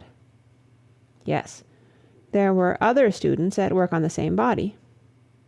Oh, yes. Yes, and they made all the usual sort of jokes about it. I expect so. Oh, yes. You can remember some of them. Who was your local funny man, so to speak? Tommy Pringle. What was Tommy Pringle doing? Can't remember. Whereabouts was Tommy Pringle working? Over by the instrument cupboard, by Sink C. Yes, get a picture of Tommy Pringle in your mind's eye. Piggott began to laugh. I remember now. Tommy Pringle said the old sheeny. Why did he call him a sheeny? I don't know, but I know he did. Perhaps he looked like it. Did you see his head? No. Who had the head? I don't know. Oh, yes, I do, though. Old Frecky bagged the head himself, and little Bounceable Binns was very cross about it, because he'd been promised a head to do with old Scrooger. I see. What was Sir Julian doing with the head? He called us up and gave us a jaw on spinal hemorrhage and nervous lesions. Yes. Well, go back to Tommy Pringle. Tommy Pringle's joke was repeated, not without some embarrassment. Quite so. Was that all? No, the chap who was working with Tommy said that sort of thing came from overfeeding. I deduced that Tommy Pringle's partner was interested in the alimentary canal. Yes, and Tommy said if he'd thought they'd feed you like that, he'd go to the workhouse himself. Then the man was a pauper from the workhouse. Well, he must have been, I suppose. Are workhouse paupers usually fat and well-fed? Well, no, come to think of it, not as a rule. In fact, it struck Tommy Pringle and his friend that this was something a little out of the way in a workhouse subject. Yes. And if the alimentary canal was so entertaining to these gentlemen, I imagine the subject had come by his death shortly after a full meal. Yes. Oh, yes, he'd have had to, wouldn't he? Well, I don't know, said Lord Peter. That's in your department, you know. That would be your inference from what they said. Oh, yes, undoubtedly. Yes, you wouldn't, for example, expect them to make that observation if the patient had been ill for a long time and fed on slops. Of course not. Well, you see, you really know a lot about it. On Tuesday week you were dissecting the arm muscles of a rheumatic, middle-aged Jew of sedentary habits who had died shortly after eating a heavy meal of some injury producing spinal hemorrhage and nervous lesions and so forth, and who was presumed to come from the workhouse. Yes. And you could swear to those facts, if need were. Well, if you put it that way, I suppose I could. Of course you could.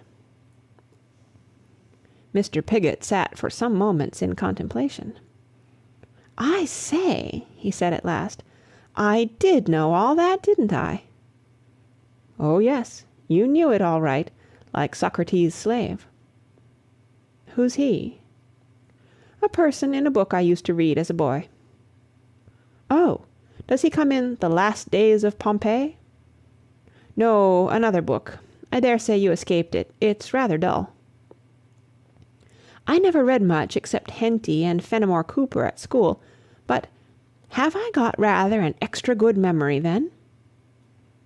You have a much better memory than you credit yourself with. Then why can't I remember all the medical stuff? It all goes out of my head like a sieve. Well, why can't you? Said Lord Peter, standing on the hearthrug and smiling down at his guest. Well, said the young man, the chaps who examine one don't ask the same sort of questions you do. No? No, they leave you to remember all by yourself, and it's beastly hard. Nothing to catch hold of, don't you know? But I say, how did you know about Tommy Pringle being the funny man, and... I didn't till you told me. No, I know, but how did you know he'd be there if you did ask? I mean to say, said Mr. Pigott, who was becoming mellowed by influences themselves not unconnected with the alimentary canal. I say, are you rather clever, or am I rather stupid? No, no, said Lord Peter, it's me. I'm always asking such stupid questions. Everybody thinks I must mean something by 'em. This was too involved for Mr. Pigott. Never mind, said Parker soothingly. He's always like that. You mustn't take any notice. He can't help it. It's premature senile decay, often observed in the families of hereditary legislators. Go away, Wimsey, and play us the Beggar's Opera or something. That's good enough, isn't it? Said Lord Peter, when the happy Mr. Pigott had been dispatched home after a really delightful evening. I'm afraid so, said Parker. But it seems almost incredible. There's nothing incredible in human nature, said Lord Peter. At least, in educated human nature.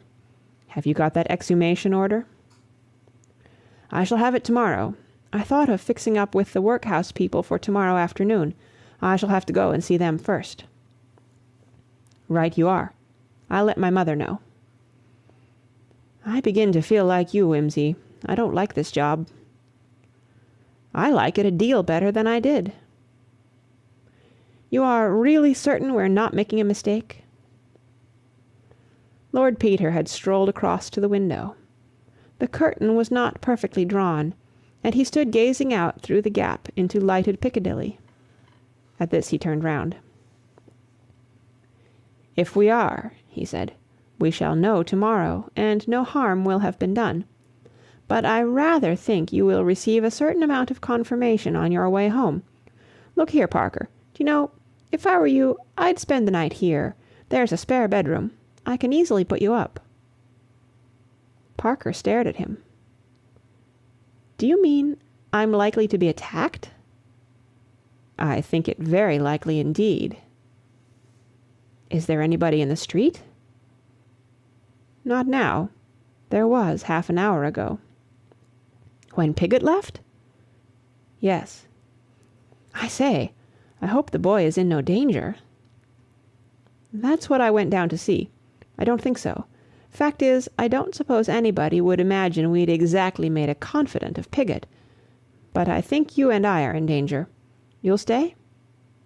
I'm damned if I will, Wimsey. Why should I run away? Bosh, said Peter. You'd run away all right if you believed me, and why not? You don't believe me. In fact, you're still not certain I'm on the right tack. Go in peace, but don't say I didn't warn you. I won't. I'll dictate a message with my dying breath to say I was convinced. Well, don't walk. Take a taxi.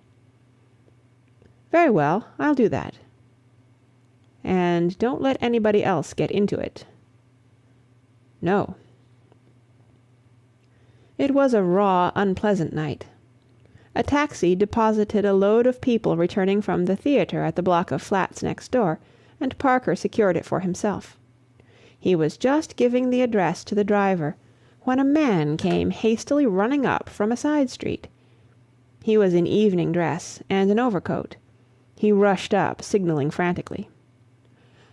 Sir, sir, dear me, why, it's Mr. Parker. How fortunate! If you would be so kind, summoned from the club, a sick friend, can't find a taxi, everybody going home from the theatre. If I might share your cab. You are returning to Bloomsbury. I want Russell Square. If I might presume, a matter of life and death. He spoke in hurried gasps, as though he had been running violently and far. Parker promptly stepped out of the taxi. Delighted to be of service to you, Sir Julian, he said. Take my taxi. I am going down to Craven Street myself, but I'm in no hurry. Pray make use of the cab. It's extremely kind of you, said the surgeon. I am ashamed. That's all right, said Parker cheerily. I can wait. He assisted Freckey into the taxi. What number? 24 Russell Square, driver, and look sharp. The taxi drove off. Parker remounted the stairs and rang Lord Peter's bell. Thanks, old man, he said. I'll stop the night after all. Come in, said Wimsey. Did you see that? Asked Parker. I saw something. What happened exactly? Parker told his story. Frankly, he said, I've been thinking you a bit mad, but now I'm not quite so sure of it. Peter laughed. Blessed are they that have not seen and yet have believed. Bunter, Mr. Parker will stay the night. Look here, Wimsey, let's have another look at this business. Where's that letter? Lord Peter produced Bunter's essay in dialogue. Parker studied it for a short time in silence. You know, Wimsey, I'm as full of objections to this idea as an egg is of meat. So am I, old son. That's why I want to dig up our Chelsea pauper. But trot out your objections.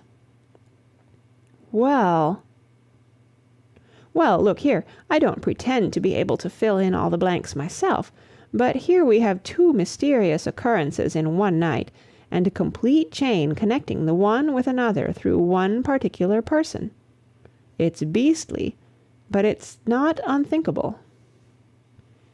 Yes, I know all that, but there are one or two quite definite stumbling blocks.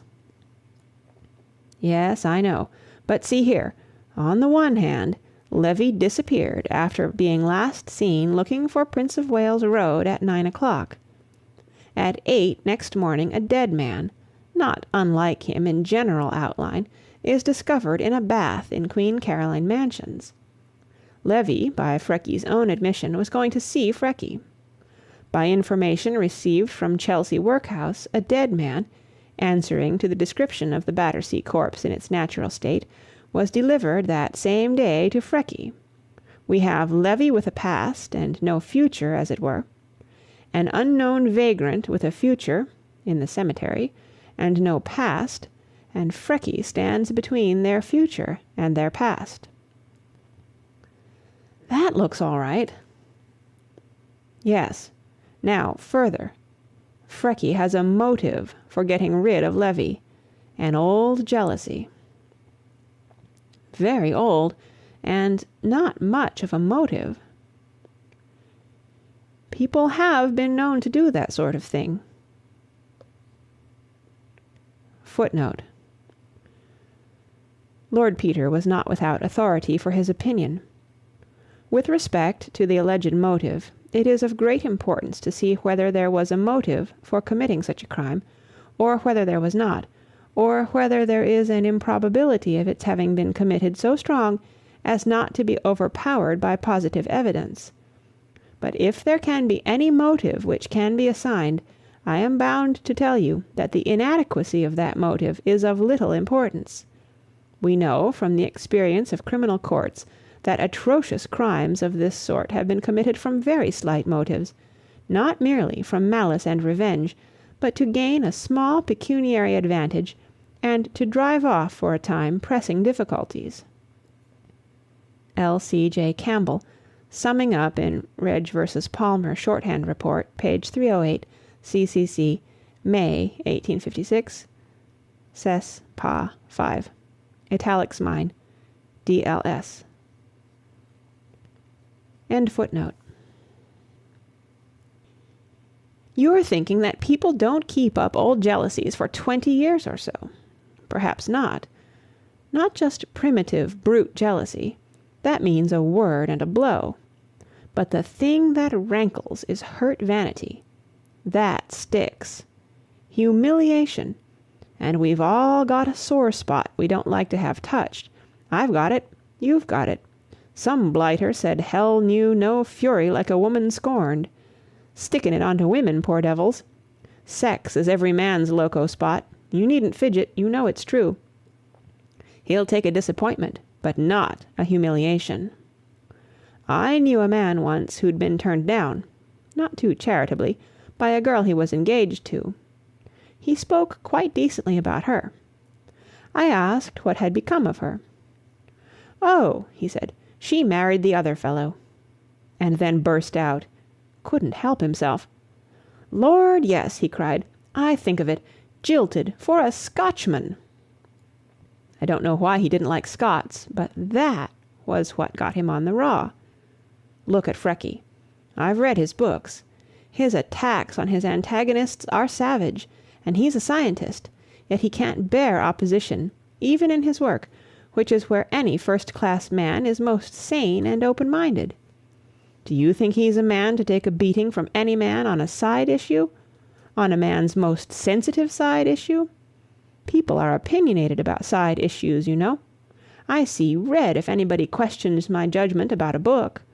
And Levy, who was nobody 20 years ago, romps in and carries off Frecky's girl from under his nose. It isn't the girl Frecky would bother about. It's having his aristocratic nose put out of joint by a little Jewish nobody. There's another thing. Frecky's got another side issue. He likes crime. In that criminology book of his, he gloats over a hardened murderer. I've read it, and I've seen the admiration simply glaring out between the lines whenever he writes about a callous and successful criminal. He reserves his contempt for the victims or the penitents or the men who lose their heads and get found out. His heroes are Edmond de la Pommeraye, who persuaded his mistress into becoming an accessory to her own murder, and George Joseph Smith, of Brides in a Bath fame, who could make passionate love to his wife in the night and carry out his plot to murder her in the morning. After all, he thinks conscience is a sort of vermiform appendix. Chop it out, and you'll feel all the better. Freckey isn't troubled by the usual conscientious deterrent. Witness his own hand in his books. Now again, the man who went to Levy's house in his place knew the house. Freckey knew the house. He was a red-haired man, smaller than Levy, but not much smaller, since he could wear his clothes without appearing ludicrous. You have seen Freckey. You know his height, about 5'11", I suppose, and his auburn mane. He probably wore surgical gloves. Freckey is a surgeon. He was a methodical and daring man. Surgeons are obliged to be both daring and methodical. Now take the other side. The man who got hold of the Battersea corpse had to have access to dead bodies. Freckey obviously had access to dead bodies. He had to be cool and quick and callous about handling a dead body. Surgeons are all that. He had to be a strong man to carry the body across the roofs and dump it in at Thip's window. Freckey is a powerful man and a member of the Alpine Club. He probably wore surgical gloves, and he let the body down from the roof with a surgical bandage.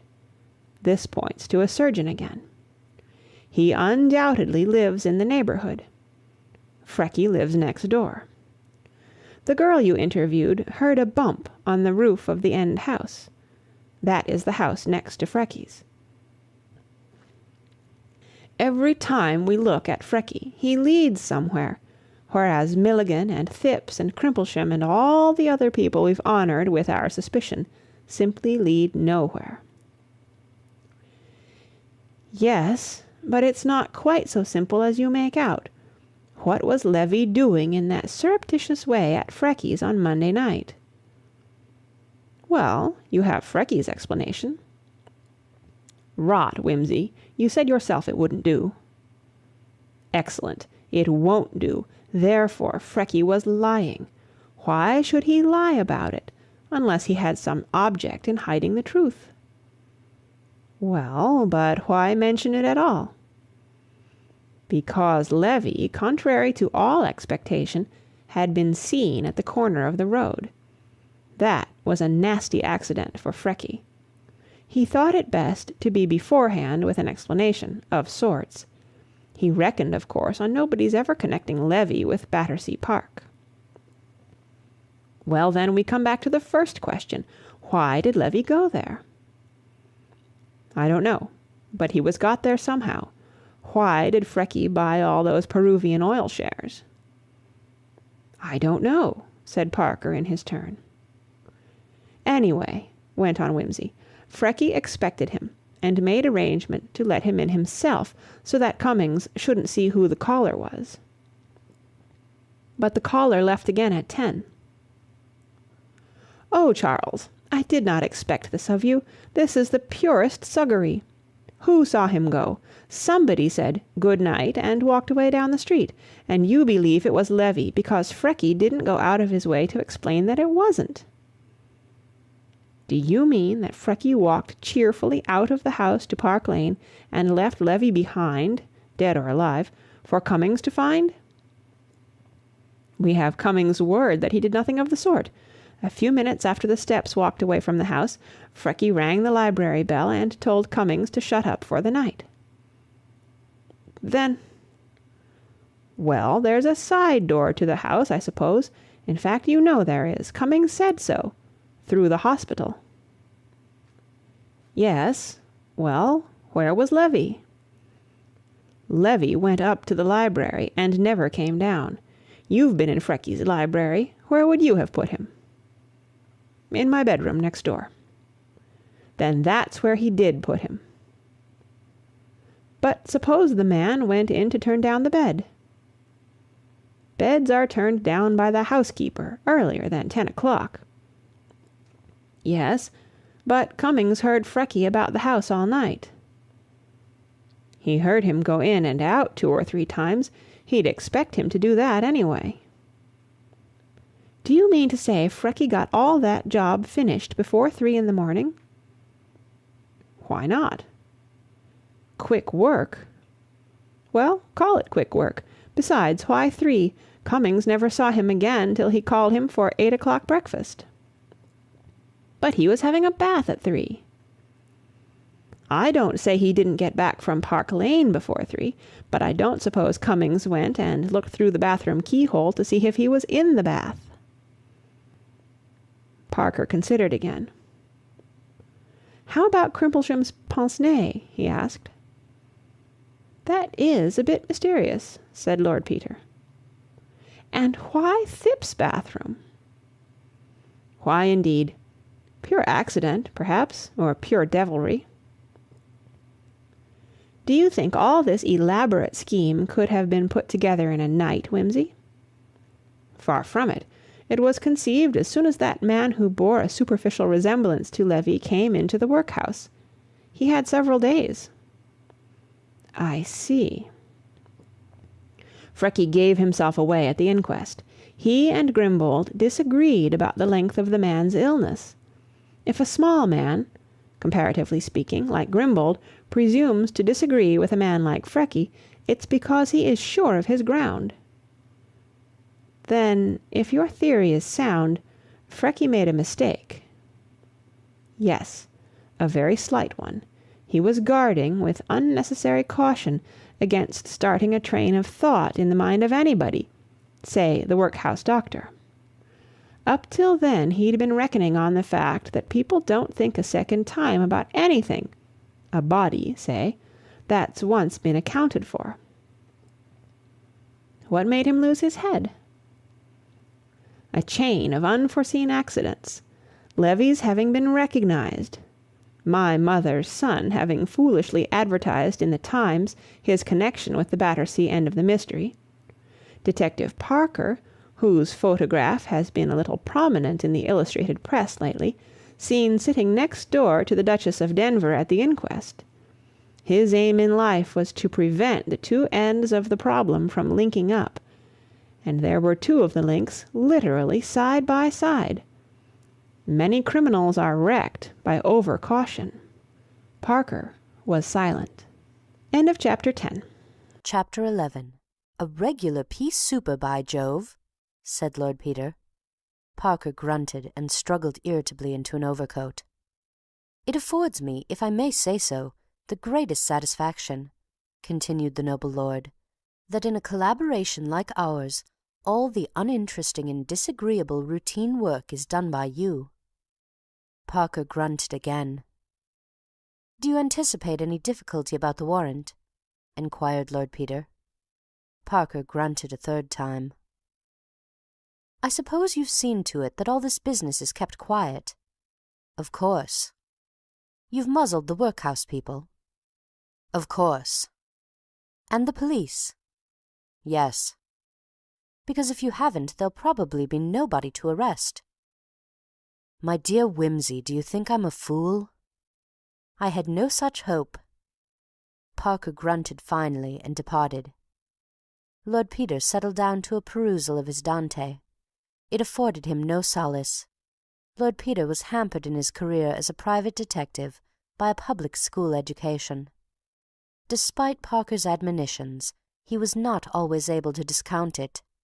His mind had been warped in its young growth by Raffles and Sherlock Holmes, or the sentiments for which they stand. He belonged to a family which had never shot a fox. "I'm an amateur," said Lord Peter. Nevertheless, while communing with Dante, he made up his mind. In the afternoon he found himself in Harley Street. Sir Julian Freckey might be consulted about one's nerves from 2 till 4 on Tuesdays and Fridays. Lord Peter rang the bell. "Have you an appointment, sir?" inquired the man who opened the door. "No," said Lord Peter, "but will you give Sir Julian my card? I think it possible he may see me without one." He sat down in the beautiful room in which Sir Julian's patients awaited his healing counsel. It was full of people. 2 or 3 fashionably dressed women were discussing shops and servants together, and teasing a toy griffin. A big, worried-looking man by himself in a corner looked at his watch 20 times a minute. Lord Peter knew him by sight. It was Wintrington, a millionaire, who had tried to kill himself a few months ago. He controlled the finances of 5 countries, but he could not control his nerves. The finances of 5 countries were in Sir Julian Freckey's capable hands. By the fireplace sat a soldierly-looking young man of about Peter's own age. His face was prematurely lined and worn. He sat bolt upright, his restless eyes darting in the direction of every slightest sound. On the sofa was an elderly woman of modest appearance, with a young girl. The girl seemed listless and wretched. The woman's look showed deep affection and anxiety tempered with a timid hope. Close beside Lord Peter was another younger woman with a little girl, and Lord Peter noticed in both of them the broad cheekbones and beautiful grey slanting eyes of the Slav. The child, moving restlessly about, trod on Lord Peter's patent leather toe, and the mother admonished her in French before turning to apologize to Lord Peter. "Mais je vous en prie, madame," said the young man. "It is nothing." "She is nervous, pauvre petite," said the young woman. "You are seeking advice for her?" "Yes. He is wonderful, the doctor. Figure it to yourself, monsieur. She cannot forget, poor child, the things she has seen." She leaned nearer so that the child might not hear. "We have escaped from starving Russia 6 months ago. I dare not tell you, she has such quick ears. And then the cries, the tremblings, the convulsions, they all begin again. We were skeletons when we arrived, mon Dieu, but that is better now. See, she is thin, but she is not starved. She would be fatter, but for the nerves that keep her from eating. We who are older, we forget. Enfin, on apprend à ne pas y penser. But these children, when one is young, monsieur, tout ça impressionne trop." Lord Peter, escaping from the thraldom of British good form, expressed himself in that language in which sympathy is not condemned to mutism. "But she is much better, said the mother proudly. "The great doctor, he does marvels." "C'est un homme précieux," said Lord Peter. "Ah, monsieur, c'est un saint qui opère des miracles. Nous prions pour lui, Natasha et moi, tous les jours. N'est-ce pas, chérie? And consider, monsieur, that he does all, ce grand homme, cet homme illustre, for nothing at all. When we come here, we have not even the clothes upon our backs. We are ruined, famished. Et avec ça que nous sommes de bonne famille. Mais hélas, monsieur, on roussit. Comme vous savez, ça ne vous vaut que des insultes, des atrocités. Enfin, the great Sir Julian sees us. He says, 'Madame, your little girl is very interesting to me. Say no more. I cure her for nothing. Pour ses beaux yeux. A-t-il ajouté en riant?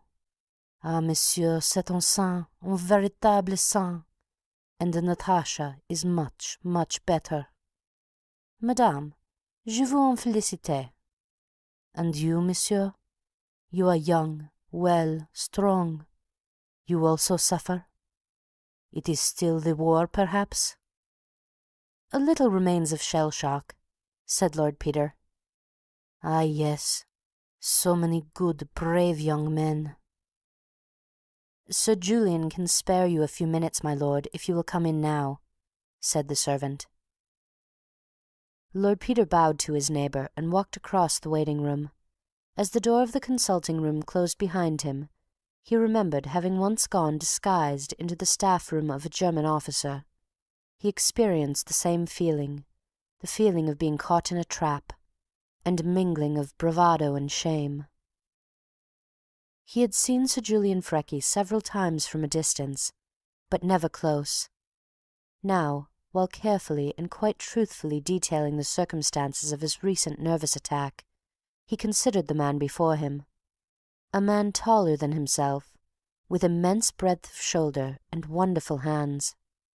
A face beautiful, impassioned, and inhuman, fanatical, compelling eyes, bright blue amid the ruddy brush of hair and beard. They were not the cool and kindly eyes of the family doctor. They were the brooding eyes of the inspired scientist, and they searched one through. "Well," thought Lord Peter, "I shan't have to be explicit anyhow."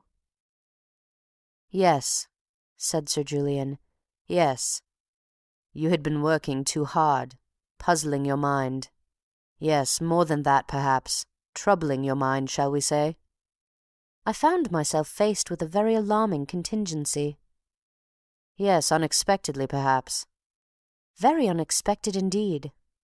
"Yes, following on a period of mental and physical strain." "Well, perhaps. Nothing out of the way." "Yes. The unexpected contingency was personal to yourself?" "It demanded an immediate decision as to my own actions, yes. In that sense it was certainly personal." "Quite so. You would have to assume some responsibility, no doubt." "A very grave responsibility." "Affecting others besides yourself?" "Affecting one other person vitally, and a great number indirectly." "Yes, the time was night. You were sitting in the dark?" "Not at first. I think I put the light out afterwards." "Quite so. That action would naturally suggest itself to you. Were you warm?" "I think the fire had died down. My man tells me that my teeth were chattering when I went in to him." "Yes, you live in Piccadilly?" "Yes." "Heavy traffic sometimes goes past during the night, I expect?" "Oh, frequently." "Just so. Now, this decision you refer to, you had taken that decision?" "Yes." "Your mind was made up?" "Oh, yes." "You had decided to take the action, whatever it was?" "Yes." "Yes. It involved perhaps a period of inaction?" "Of comparative inaction, yes." "Of suspense, shall we say?" "Yes, of suspense, certainly." "Possibly of some danger?" "I don't know that that was in my mind at the time." "No. It was a case in which you could not possibly consider yourself?" "If you like to put it that way." "Quite so. Yes, you had these attacks frequently in 1918?" "Yes, I was very ill for some months." "Quite. Since then they have recurred less frequently?" "Much less frequently." "Yes. When did the last occur?" "About 9 months ago." "Under what circumstances?" "I was being worried by certain family matters. It was a question of deciding about some investments, and I was largely responsible." "Yes, you were interested last year, I think in some police case?" "Yes, the recovery of Lord Attenbury's emerald necklace." "That involved some severe mental exercise?" "I suppose so, but I enjoyed it very much." "Yes. Was the exertion of solving the problem attended by any bad result physically?" "None." "No. You were interested but not distressed?" "Exactly." "Yes. You have been engaged in other investigations of the kind?" "Yes, little ones." "With bad results for your health?" "Not a bit of it. On the contrary, I took up these cases as a sort of distraction. I had a bad knock just after the war, which didn't make matters any better for me, don't you know." "Ah. You are not married?" "No." "No. Will you allow me to make an examination? Just come a little nearer to the light. I want to see your eyes. Whose advice have you had till now?" "Sir James Hodges." "Ah, yes. He was a sad loss to the medical profession. A really great man, a true scientist. Yes, thank you. Now, I should like to try you with this little invention." "What's it do?" "Well, it tells me about your nervous reactions. Will you sit here?" The examination that followed was purely medical. When it was concluded, Sir Julian said, "Now, Lord Peter, I'll tell you about yourself in quite untechnical language." "Thanks." said Peter. "That's kind of you. I'm an awful fool about long words." "Yes. Are you fond of private theatricals, Lord Peter?" "Not particularly," said Peter, genuinely surprised. "Awful bore as a rule. Why?" "I thought you might be," said the specialist dryly. "Well now, you know quite well that the strain you put on your nerves during the war has left its mark on you. It has left what I may call old wounds in your brain. Sensations received by your nerve endings sent messages to your brain, and produced minute physical changes there, changes we are only beginning to be able to detect, even with our most delicate instruments. These changes in their turn set up sensations, or I should say, more accurately, that sensations are the names we give to these changes of tissue when we perceive them. We call them horror, fear, sense of responsibility, and so on." "Yes, I follow you." "Very well.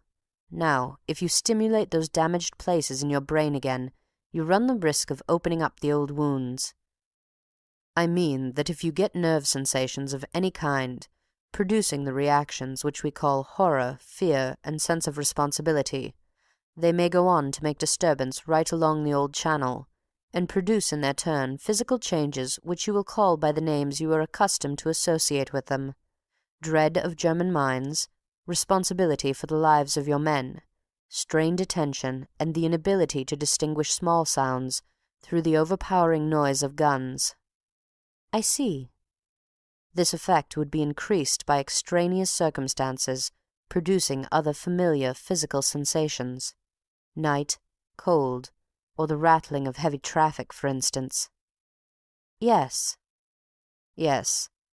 The old wounds are nearly healed, but not quite.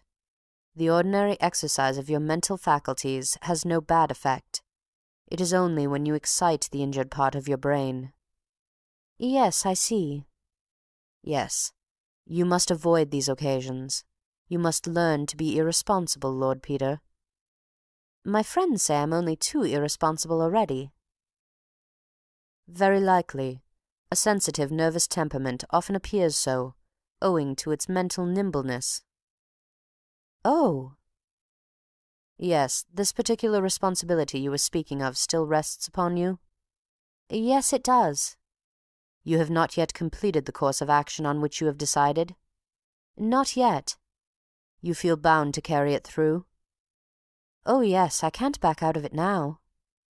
"No. You are expecting further strain?" "A certain amount." "Do you expect it to last much longer?" "Very little longer now." "Ah. Your nerves are not all they should be." "No?" "No. Nothing to be alarmed about, but you must exercise care while undergoing this strain, and afterwards you should take a complete rest. How about a voyage in the Mediterranean or the South Seas or somewhere?" "Thanks, I'll think about it." "Meanwhile, to carry you over the immediate trouble, I will give you something to strengthen your nerves. It will do you no permanent good, you understand, but it will tide you over the bad time. And I will give you a prescription." "Thank you." Sir Julian got up and went into a small surgery leading out of the consulting room. Lord Peter watched him moving about, boiling something and writing. Presently he returned with a paper and a hypodermic syringe. "Here is the prescription. And now, if you will just roll up your sleeve, I will deal with the necessity of the immediate moment." Lord Peter obediently rolled up his sleeve. Sir Julian Freckey selected a portion of his forearm and anointed it with iodine. "What's that you're going to stick into me? Bugs?" The surgeon laughed. "Not exactly," he said. He pinched up a portion of flesh between his finger and thumb. "You've had this kind of thing before, I expect." "Oh, yes," said Lord Peter. He watched the cool fingers, fascinated, and the steady approach of the needle. "Yes, I've had it before. And you know, I don't care frightfully about it." He had brought up his right hand, and it closed over the surgeon's wrist like a vice. The silence was like a shock. The blue eyes did not waver. They burned down steadily upon the heavy white lids below them. Then these slowly lifted. The grey met the blue, coldly, steadily, and held them. When lovers embrace, there seems no sound in the world but their own breathing. So the two men breathed, face to face. "As you like, of course, Lord Peter," said Sir Julian courteously. "I'm afraid I'm rather a silly ass," said Lord Peter, "but I never could abide these little gadgets. I had one once that went wrong and gave me a rotten bad time. They make me a bit nervous." "In that case," replied Sir Julian, "it would certainly be better not to have the injection. It might rouse up just those sensations which we are desirous of avoiding. You will take the prescription, then, and do what you can to lessen the immediate strain as far as possible." "Oh, yes, I'll take it easy, thanks," said Lord Peter. He rolled his sleeve down neatly. "I'm much obliged to you. If I have any further troubles, I'll look in again." "Do," said Sir Julian cheerfully. "Only make an appointment another time. I'm rather rushed these days. I hope your mother is quite well. I saw her the other day at the Battersea inquest. You should have been there. It would have interested you." End of Chapter 11. Chapter 12. The vile raw fog tore your throat and ravaged your eyes. You could not see your feet. You stumbled in your walk over poor men's graves. The feel of Parker's old trench coat beneath your fingers was comforting. You had felt it in worse places. You clung on now for fear you should get separated. The dim people moving in front of you were like Brocken spectres. "Take care, gentlemen," said a toneless voice out of the yellow darkness. "There's an open grave just hereabouts." You bore away to the right and floundered in a mass of freshly turned clay. "Hold up, old man," said Parker. "Where's Lady Levy?" "In the mortuary. The Duchess of Denver is with her. Your mother is wonderful, Peter." "Isn't she?" said Lord Peter. A dim blue light carried by somebody ahead wavered and stood still. "Here you are," said a voice. Two Dante-esque shapes with pitchforks loomed up. "Have you finished?" asked somebody. "Nearly done, sir." The demons fell to work again with the pitchforks. No, spades. Somebody sneezed. Parker located the sneezer and introduced him. "Mr. Levitt represents the Home Secretary, Lord Peter Wimsey. We are sorry to drag you out on such a day, Mr. Levitt." "It's all in the day's work," said Mr. Levitt hoarsely. He was muffled to the eyes. The sound of spades for many minutes. An iron noise of tools thrown down. Demons stooping and straining. A black-bearded spectre at your elbow, introduced. The master of the workhouse. "A very painful matter, Lord Peter. You will forgive me for hoping you and Mr. Parker may be mistaken." "I should like to be able to hope so, too." Something heaving, straining, coming up out of the ground. "Steady, men. This way. Can you see? Be careful of the graves. They lie pretty thick hereabouts. Are you ready?" "Right you are, sir. You go on with the lantern. We can follow you." Lumbering footsteps. Catch hold of Parker's trench coat again. "That you, old man? Oh, I beg your pardon, Mr. Levitt. Thought you were Parker." "Hullo, Wimsey. Here you are." More graves. A headstone shouldered crookedly aslant. A trip and jerk over the edge of the rough grass. The squeal of gravel under your feet. "This way, gentlemen. Mind the step." The mortuary. Raw red brick and sizzling gas jets. Two women in black and Dr. Grimbold. The coffin laid on the table with a heavy thump. "Have you got that there screwdriver, Bill? Thank ye. Be careful with the chisel now. Not much substance to these 'ere boards, sir." Several long creaks. A sob. The Duchess's voice, kind but peremptory. "Hush, Kristin. You mustn't cry." A mutter of voices. The lurching departure of the Dante demons, good decent demons in corduroy. Dr. Grimbold's voice, cool and detached as if in the consulting room. "Now, have you got that lamp, Mr. Wingate? Thank you. Yes, here on the table, please. Be careful not to catch your elbow in the flex, Mr. Levitt. It would be better, I think, if you came on this side. Yes, yes, thank you. That's excellent." The sudden brilliant circle of an electric lamp over the table, Dr. Grimbold's beard and spectacles, Mr. Levitt blowing his nose, Parker bending close, the master of the workhouse peering over him, the rest of the room in the enhanced dimness of the gas jets and the fog. A low murmur of voices, all heads bent over the work. Dr. Grimbold again, beyond the circle of the lamplight. "We don't want to distress you unnecessarily, Lady Levy. If you will just tell us what to look for, yes, yes, certainly. And, yes, stopped with gold. Yes, the lower jaw, the last but one on the right. Yes. No teeth missing? No, yes. What kind of a mole? Yes, just over the left breast? Oh, I beg your pardon, just under. Yes. Appendicitis? Yes, a long one, yes, in the middle? Yes, I quite understand. A scar on the arm? Yes, I don't know if we shall be able to find that. Yes. Any little constitutional weakness that might... Oh, yes. Arthritis, yes. Thank you, Lady Levy. That's very clear. Don't come unless I ask you to. Now, Wingate." A pause. A murmur. "Pulled out? After death, you think? Well, so do I. Where is Dr. Colgrove? You attended this man in the workhouse? Yes. Do you recollect? No? You're quite certain about that? Yes, we mustn't make a mistake, you know. Yes, but there are reasons why Sir Julian can't be present. I'm asking you, Dr. Colgrove." "Well, you're certain. That's all I want to know. Just bring the light closer, Mr. Wingate, if you please. These miserable shells let the damp in so quickly.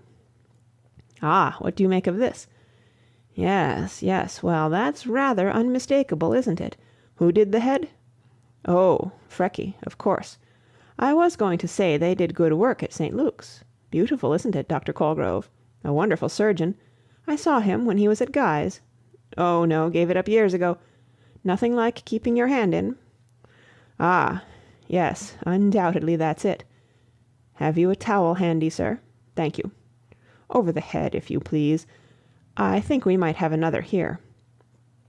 Now, Lady Levy, I am going to ask you to look at a scar and see if you recognize it. I am sure you are going to help us by being very firm. Take your time. You won't see anything more than you absolutely must." "Lucy, don't leave me." "No, dear." A space cleared at the table. The lamplight on the Duchess's white hair. "Oh, yes. Oh, yes. No, no, I couldn't be mistaken. There's that funny little kink in it. I've seen it hundreds of times. Oh, Lucy, Reuben." "Only a moment more, Lady Levy. The mole." I think so. Oh, yes, that is the very place." "Yes. And the scar? Was it three-cornered, just above the elbow?" Yes, oh yes.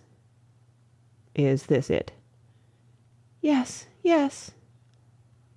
I must ask you definitely, Lady Levy. Do you, from these 3 marks, identify the body as that of your husband? Oh, I mustn't I? Nobody else could have them just the same in just those places. It is my husband. It is Reuben. Oh! Thank you, Lady Levy. You have been very brave and very helpful. But I don't understand yet. How did he come here? Who did this dreadful thing?" "Hush, dear," said the Duchess. "The man is going to be punished." "Oh, but how cruel! Poor Reuben! Who could have wanted to hurt him? Can I see his face?" "No, dear," said the Duchess. "That isn't possible. Come away. You mustn't distress the doctors and people." "Oh, no.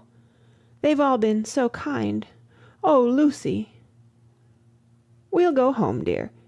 You don't want us any more, Dr. Grimbold." "No, Duchess, thank you.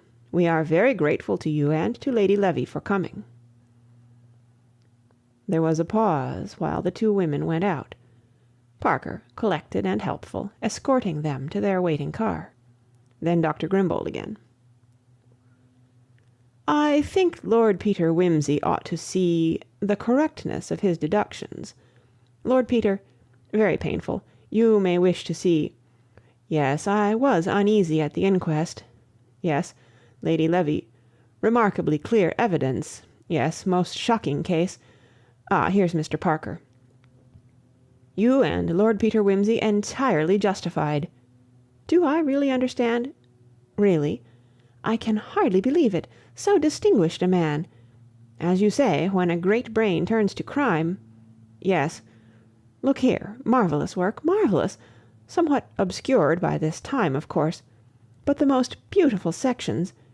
Here you see the left hemisphere, and here, through the corpus striatum, here again, the very track of the damage done by the blow. Wonderful. Guessed it. Saw the effect of the blow as he struck it, you know. Ah, I should like to see his brain, Mr. Parker, and to think that... Heavens, Lord Peter, you don't know what a blow you have struck at the whole profession, the whole civilized world. Oh, my dear sir, can you ask me? My lips are sealed, of course. All our lips are sealed. The way back through the burial ground. Fog again, and the squeal of wet gravel. "Are your men ready, Charles?" "They have gone. I sent them off when I saw Lady Levy to the car." "Who's with them?" "Sugg." "Sugg?" "Yes, poor devil. They've had him up on the mat at headquarters for bungling the case. All that evidence of Thipps's about the night-club was corroborated, you know. That girl he gave the gin and bitters to was caught, and came and identified him, and they decided their case wasn't good enough, and let Thipps and the Horrocks girl go.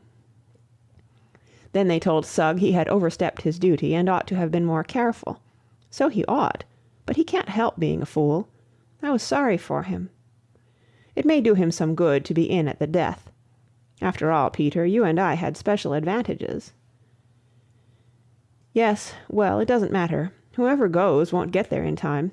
Sugg's as good as another."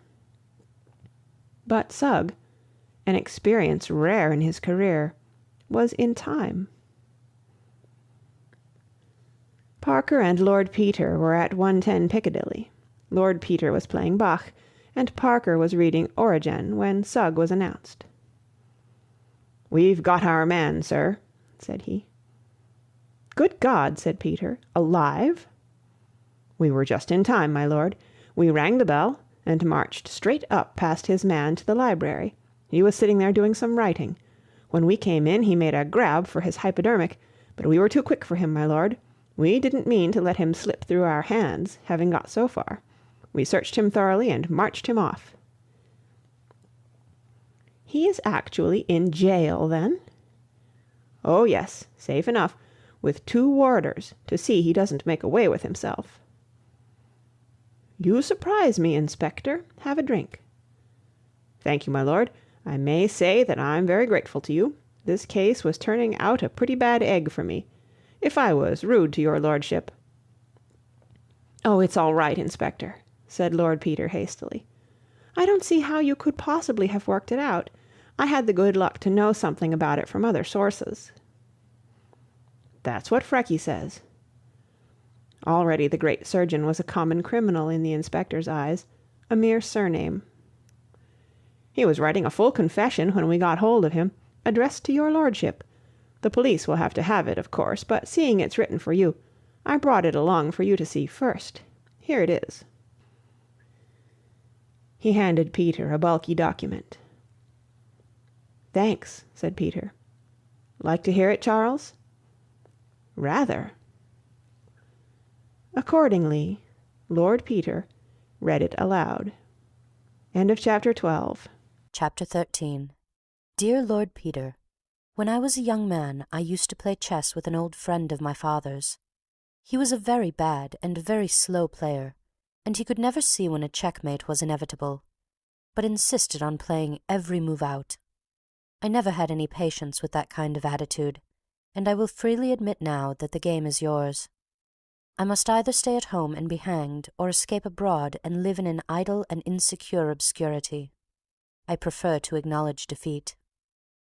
If you have read my book on criminal lunacy, you will remember that I wrote, in the majority of cases, the criminal betrays himself by some abnormality attendant upon this pathological condition of the nervous tissues.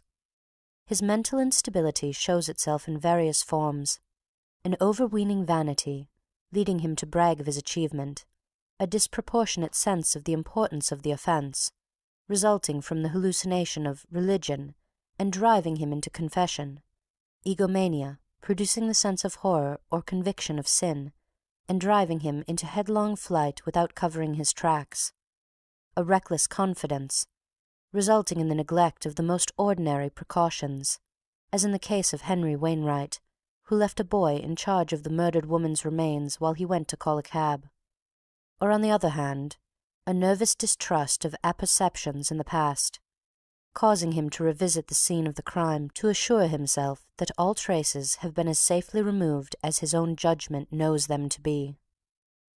I will not hesitate to assert that a perfectly sane man, not intimidated by religious or other delusions, could always render himself perfectly secure from detection, provided, that is, that the crime were sufficiently premeditated, and that he were not pressed for time or thrown out in his calculations by purely fortuitous coincidence. You know as well as I do how far I have made this assertion good in practice. The two accidents which betrayed me I could not by any possibility have foreseen. The first was the chance recognition of Levy by the girl in the Battersea Park Road, which suggested a connection between the two problems.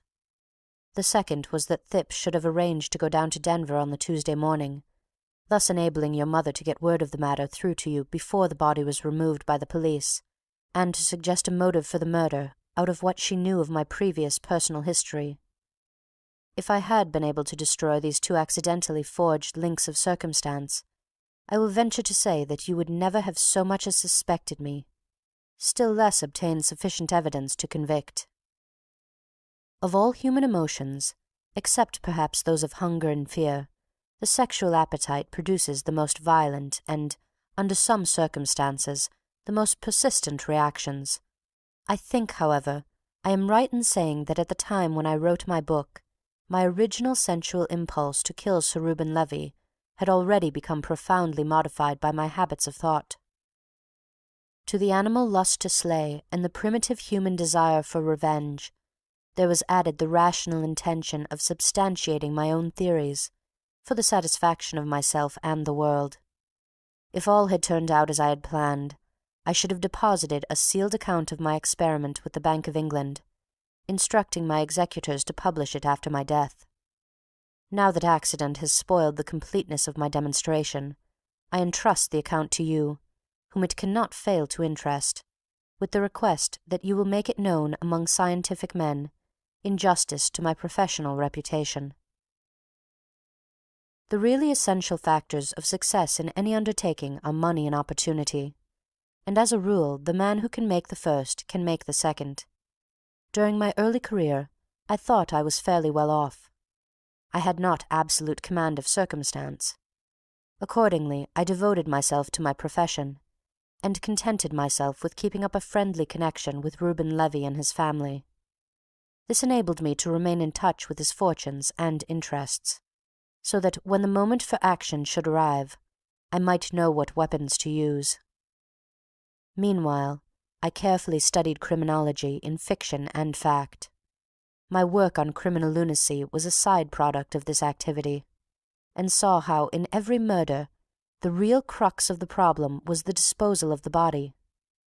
As a doctor, the means of death were always ready to my hand, and I was not likely to make any error in that connection. Nor was I likely to betray myself on account of any illusory sense of wrong-doing. The sole difficulty would be that of destroying all connection between my personality and that of the corpse.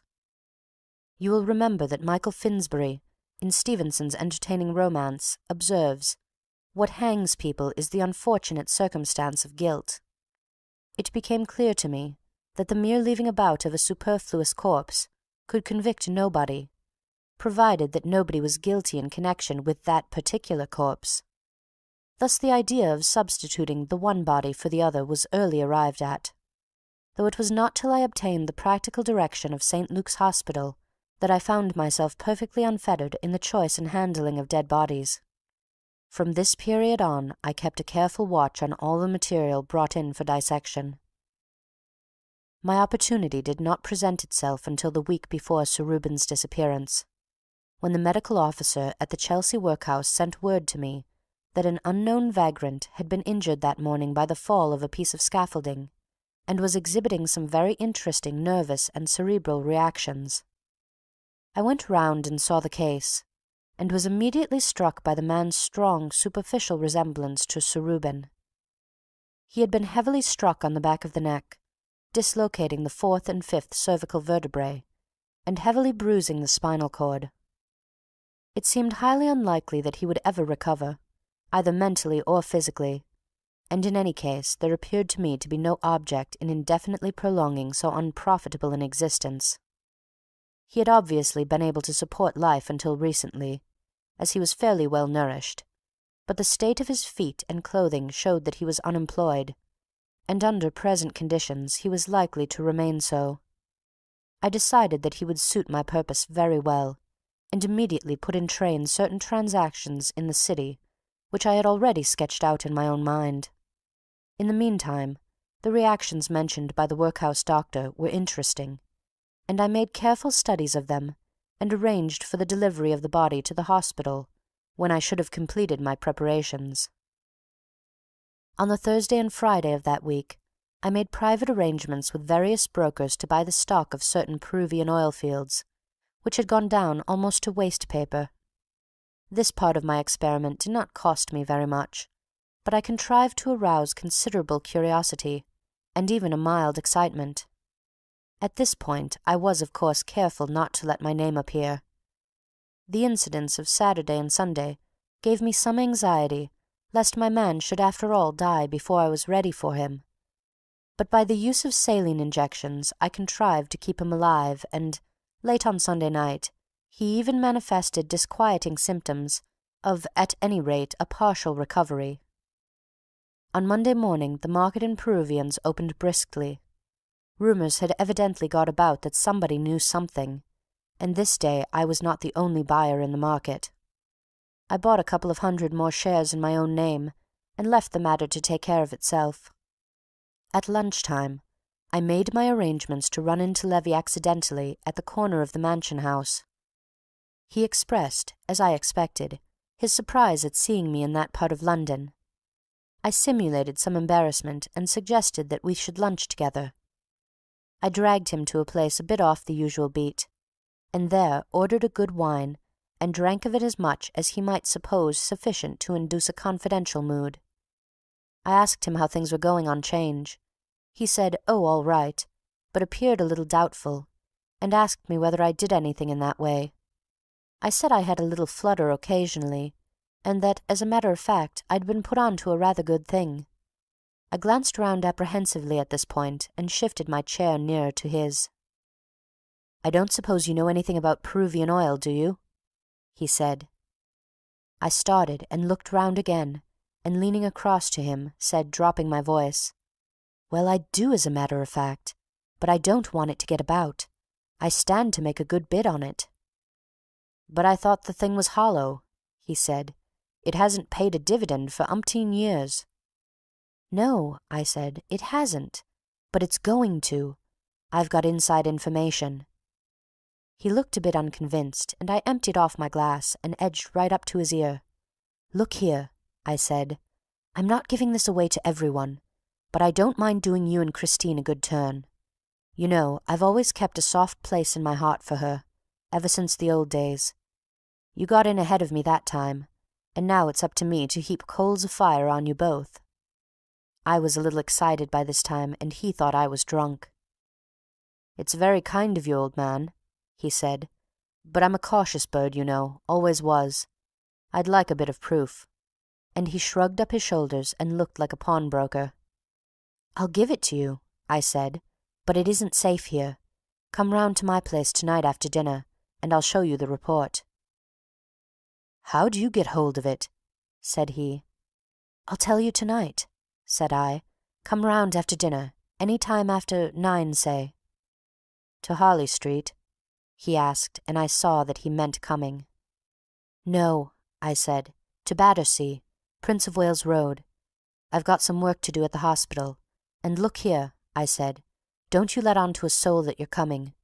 I bought a couple of 100 shares today in my own name, and people are sure to get wind of it. If we're known to be about together, someone'll twig something. In fact, it's anything but safe talking about it in this place."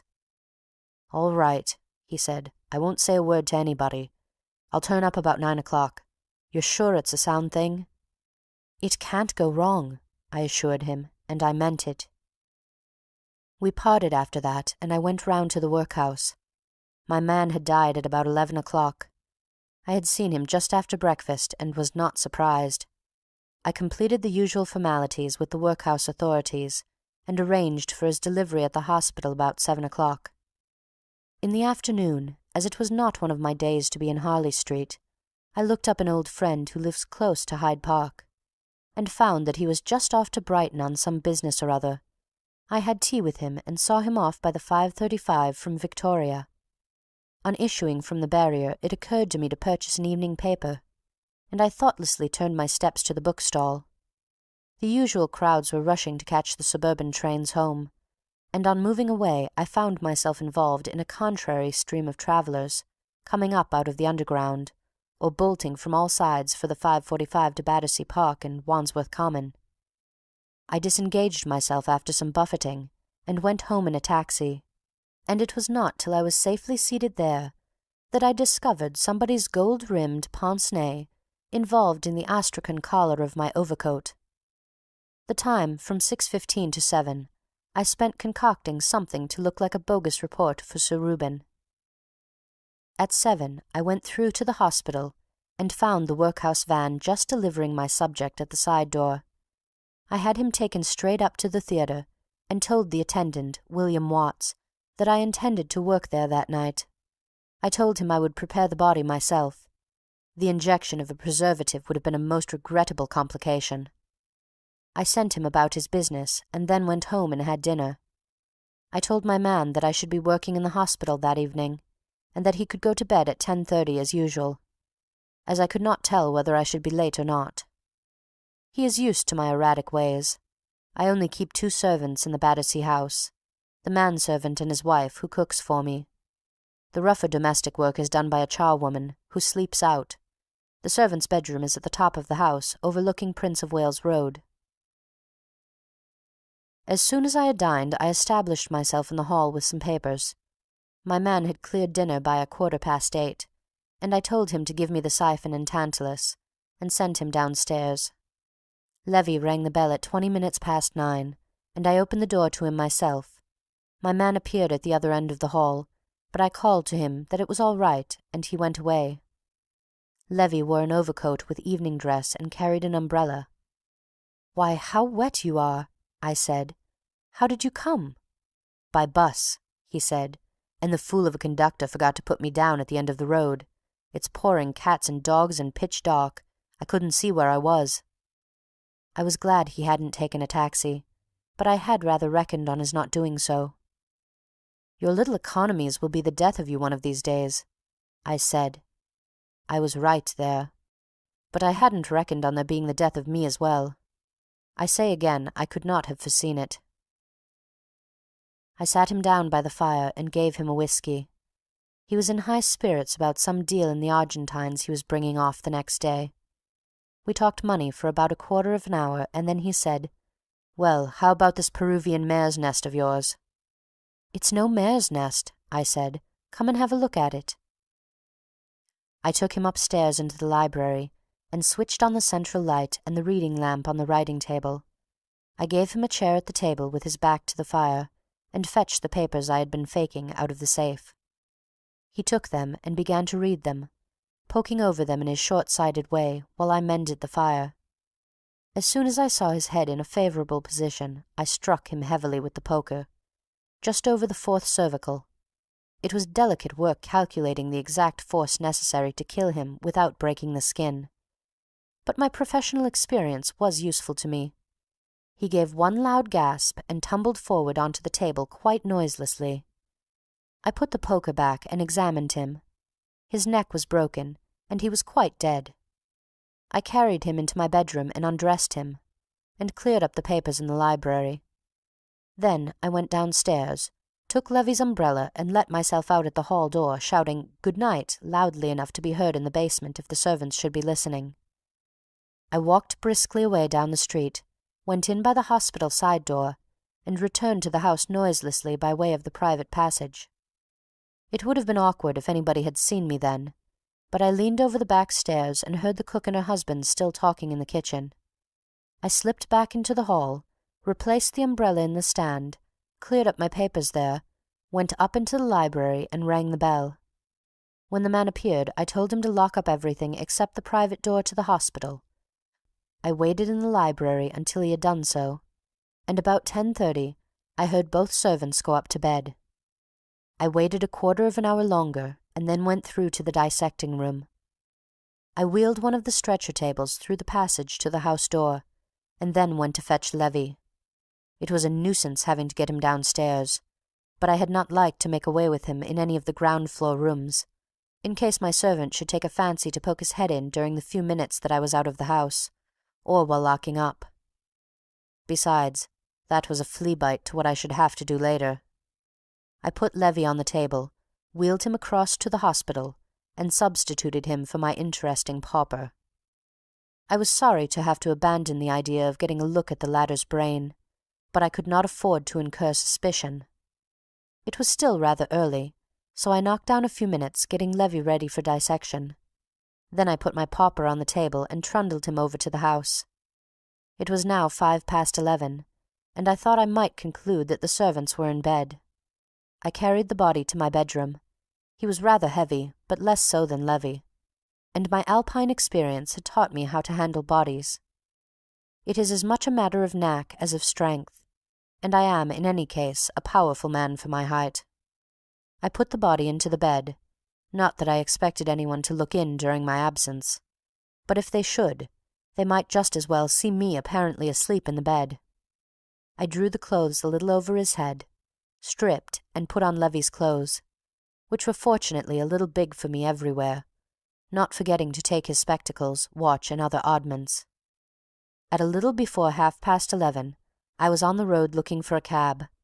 People were just beginning to come home from the theatre, and I was easily secured one at the corner of Prince of Wales Road. I told the man to drive me to Hyde Park Corner. There I got out, tipped him well, and asked him to pick me up again at the same place in an hour's time. He assented with an understanding grin, and I walked on up Park Lane. I had my own clothes with me in a suitcase, and carried my own overcoat and Levy's umbrella. When I got to number 9, there were lights in some of the top windows. It was very nearly too early, owing to the old man's having sent the servants to the theatre.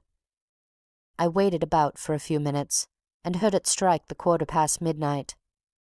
The lights were extinguished shortly after, and I let myself in with Levy's key. It had been my original intention, when I thought over this plan of murder, to let Levy disappear from the study or the dining-room, leaving only a heap of clothes on the hearth-rug. The accident of my having been able to secure Lady Levy's absence from London, however, made possible a solution more misleading, though less pleasantly fantastic. I turned on the hall light, hung up Levy's wet overcoat and placed his umbrella in the stand. I walked up noisily and heavily to the bedroom and turned off the light by the duplicate switch on the landing. I knew the house well enough, of course. There was no chance of my running into the manservant. Old Levy was a simple man who liked doing things for himself. He gave his valet little work, and never required any attendance at night. In the bedroom I took off Levy's gloves and put on a surgical pair, so as to leave no telltale fingerprints. As I wished to convey the impression that Levy had gone to bed in the usual way, I simply went to bed. The surest and simplest method of making a thing appear to have been done is to do it. A bed that has been rumpled about with one's hands, for instance, never looks like a bed that has been slept in. I dared not use Levy's brush, of course, as my hair is not of his colour, but I did everything else. I supposed that a thoughtful old man like Levy would put his boots handy for his valet, and I ought to have deduced that he would fold up his clothes. That was a mistake, but not an important one. Remembering that well-thought-out little work of Mr. Bentley's, I had examined Levy's mouth for false teeth, but he had none. I did not forget, however, to wet his toothbrush. At 1 o'clock I got up and dressed in my own clothes by the light of my own pocket torch. I dared not turn on the bedroom lights, as there were little blinds to the windows. I put on my own boots and an old pair of galoshes outside the door. There was a thick Turkey carpet on the stairs and hall floor, and I was not afraid of leaving marks. I hesitated whether to chance the banging of the front door, but decided it would be safer to take the latchkey. It is now in the Thames. I dropped it over Battersea Bridge the next day. I slipped quietly down and listened for a few minutes with my ear to the letter-box. I heard a constable tramp past. As soon as his steps had died away in the distance, I stepped out and pulled the door gingerly to. It closed almost soundlessly, and I walked away to pick up my cab. I had an overcoat of much the same pattern as Levy's, and had taken the precaution to pack an opera hat in my suitcase. I hoped the man would not notice that I had no umbrella this time. Fortunately, the rain had diminished for the moment to a sort of drizzle, and if he noticed anything, he made no observation. I told him to stop at 50 Overstrand Mansions, and I paid him off there, and stood under the porch till he had driven away. Then I hurried round to my own side door and let myself in. It was about 1:45. The harder part of my task still lay before me. My first step was to alter the appearance of my subject, as to eliminate any immediate suggestion either of Levy or of the workhouse vagrant. A fairly superficial alteration was all I considered necessary, since there was not likely to be any hue and cry after the pauper. He was fairly accounted for, and his deputy was at hand to represent him. Nor, if Levy was after all tracked to my house, would it be difficult to show that the body in evidence was, as a matter of fact, not his. A clean shave and a little hair oiling and a manicuring seemed sufficient to suggest a distinct personality for my silent accomplice. His hands had been well washed in hospital, and though calloused, were not grimy. I was not able to do the work as thoroughly as I should have liked, because time was getting on. I was not sure how long it would take me to dispose of him, and moreover I feared the onset of rigor mortis, which would make my task more difficult. When I had him barbered to my satisfaction, I fetched a strong sheet and a couple of wide roller bandages, and fastened him up carefully, padding him with cotton wool wherever the bandages might chafe or leave a bruise. Now came the really ticklish part of the business.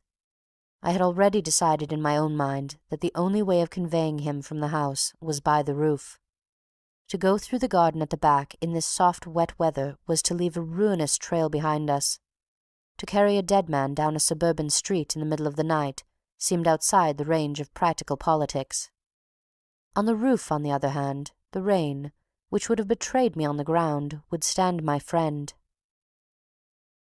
To reach the roof it was necessary to carry my burden to the top of the house, past my servant's room, and hoist him out through the trapdoor in the box-room roof. Had it merely been a question of going quietly up there myself, I should have had no fear of waking the servants, but to do so burdened by a heavy body was more difficult. It would be possible, provided that the man and his wife were soundly asleep, but if not, the lumbering tread on the narrow stair and the noise of opening the trapdoor would be only too plainly audible. I tiptoed delicately up the stair and listened at their door. To my disgust I heard the man give a grunt and mutter something as he moved in his bed. I looked at my watch. My preparations had taken nearly an hour, first and last, and I dared not be too late on the roof.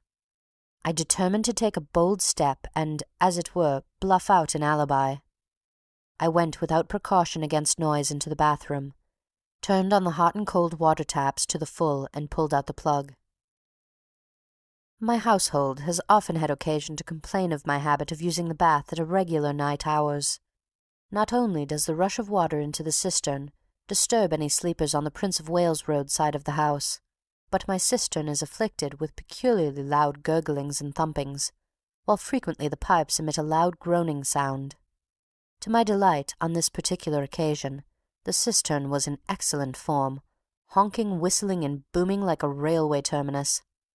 I gave the noise 5 minutes' start, and when I calculated that the sleepers would have finished cursing me and put their heads under the clothes to shut out the din, I reduced the flow of water to a small stream and left the bathroom, taking good care to leave the light burning and lock the door after me.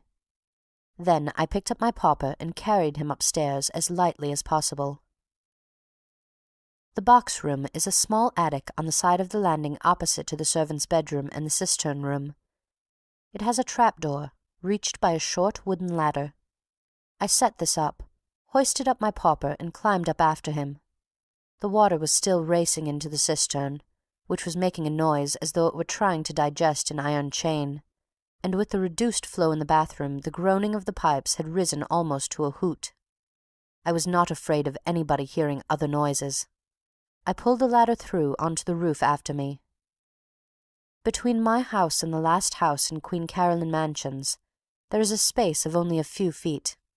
Indeed, when the mansions were put up, I believe there was some trouble about ancient lights, but I suppose the parties compromised somehow. Anyhow, my 7-foot ladder reached well across. I tied the body firmly to the ladder and pushed it over till the far end was resting on the parapet of the opposite house. Then I took a short run across the cistern room and box room roof and landed easily on the other side, the parapet being happily both low and narrow. The rest was simple. I carried my pauper along the flat roofs, intending to leave him, like the hunchback in the story, on someone's staircase or down a chimney.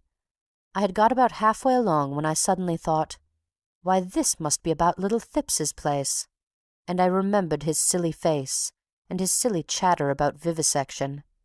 It occurred to me pleasantly how delightful it would be to deposit my parcel with him and see what he made of it. I lay down and peered over the parapet at the back.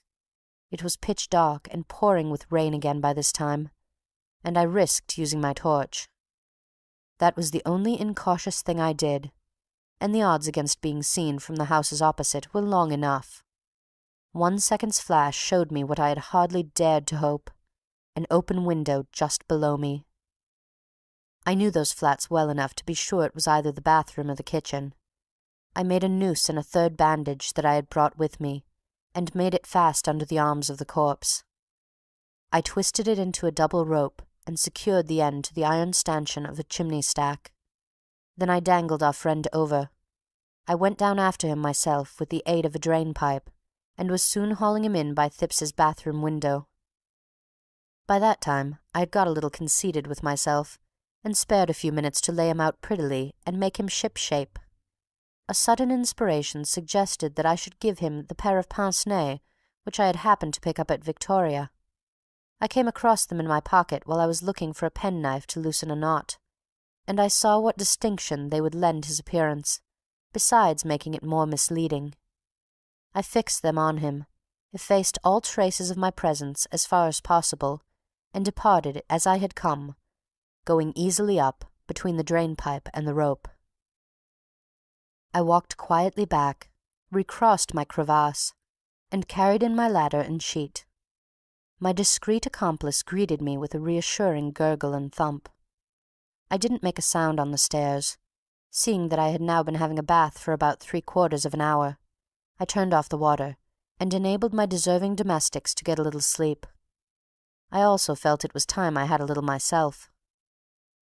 First, however, I had to go over to the hospital and make all safe there. I took off Levy's head and started to open up the face. In 20 minutes his own wife could not have recognized him. I returned, leaving my wet goloshes and mackintosh by the garden door. My trousers I dried by the gas stove in my bedroom, and brushed away all traces of mud and brick dust. My pauper's beard I burned in the library. I got a good 2 hours' sleep from 5 to 7, when my man called me as usual. I apologized for having kept the water running so long and so late, and added that I thought I would have the cistern seen to. I was interested to note that I was rather extra hungry at breakfast, showing that my night's work had caused a certain wear and tear of tissue. I went over afterwards to continue my dissection. During the morning, a peculiarly thick-headed police inspector came to inquire whether a body had escaped from the hospital. I had him brought to me where I was, and had the pleasure of showing him the work I was doing on Sir Reuben Levy's head. Afterwards I went round with him to the Thippses, and was able to satisfy myself that my pauper looked very convincing. As soon as the Stock Exchange opened, I telephoned my various brokers, and by exercising a little care was able to sell out the greater part of my Peruvian stock on a rising market. Towards the end of the day, however, buyers became rather unsettled as a result of Levy's death, and in the end I did not make more than a few hundred by the transaction.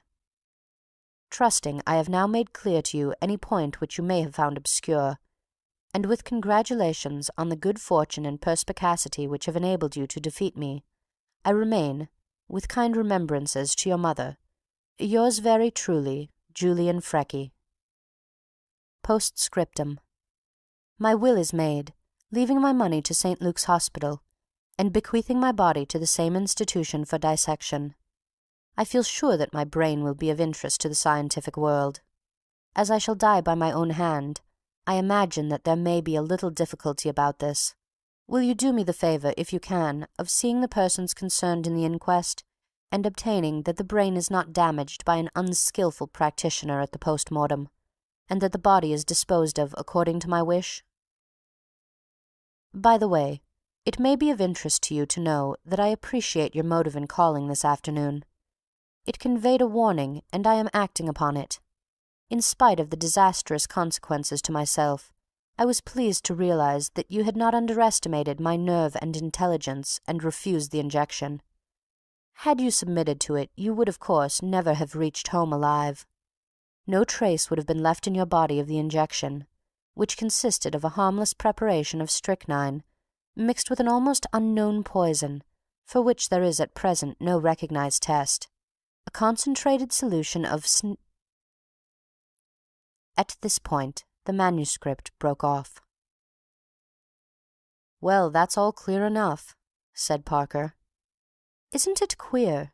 said Lord Peter. "All that coolness, all those brains, and then he couldn't resist writing a confession to show how clever he was, even to keep his head out of the noose." "And a very good thing for us," said Inspector Sugg. "But lor bless you, sir, these criminals are all alike." "Freckey's epitaph," said Parker, when the inspector had departed. "What next, Peter?" "I shall now give a dinner party," said Lord Peter, "to Mr. John P. Milligan and his secretary, and to Messrs. Crimplesham and Wicks. I feel they deserve it for not having murdered Levy." "Well, don't forget the Thippses," said Mr. Parker. "On no account," said Lord Peter, "would I deprive myself of the pleasure of Mrs. Thipps's company. Bunter!" "My lord." "The Napoleon brandy."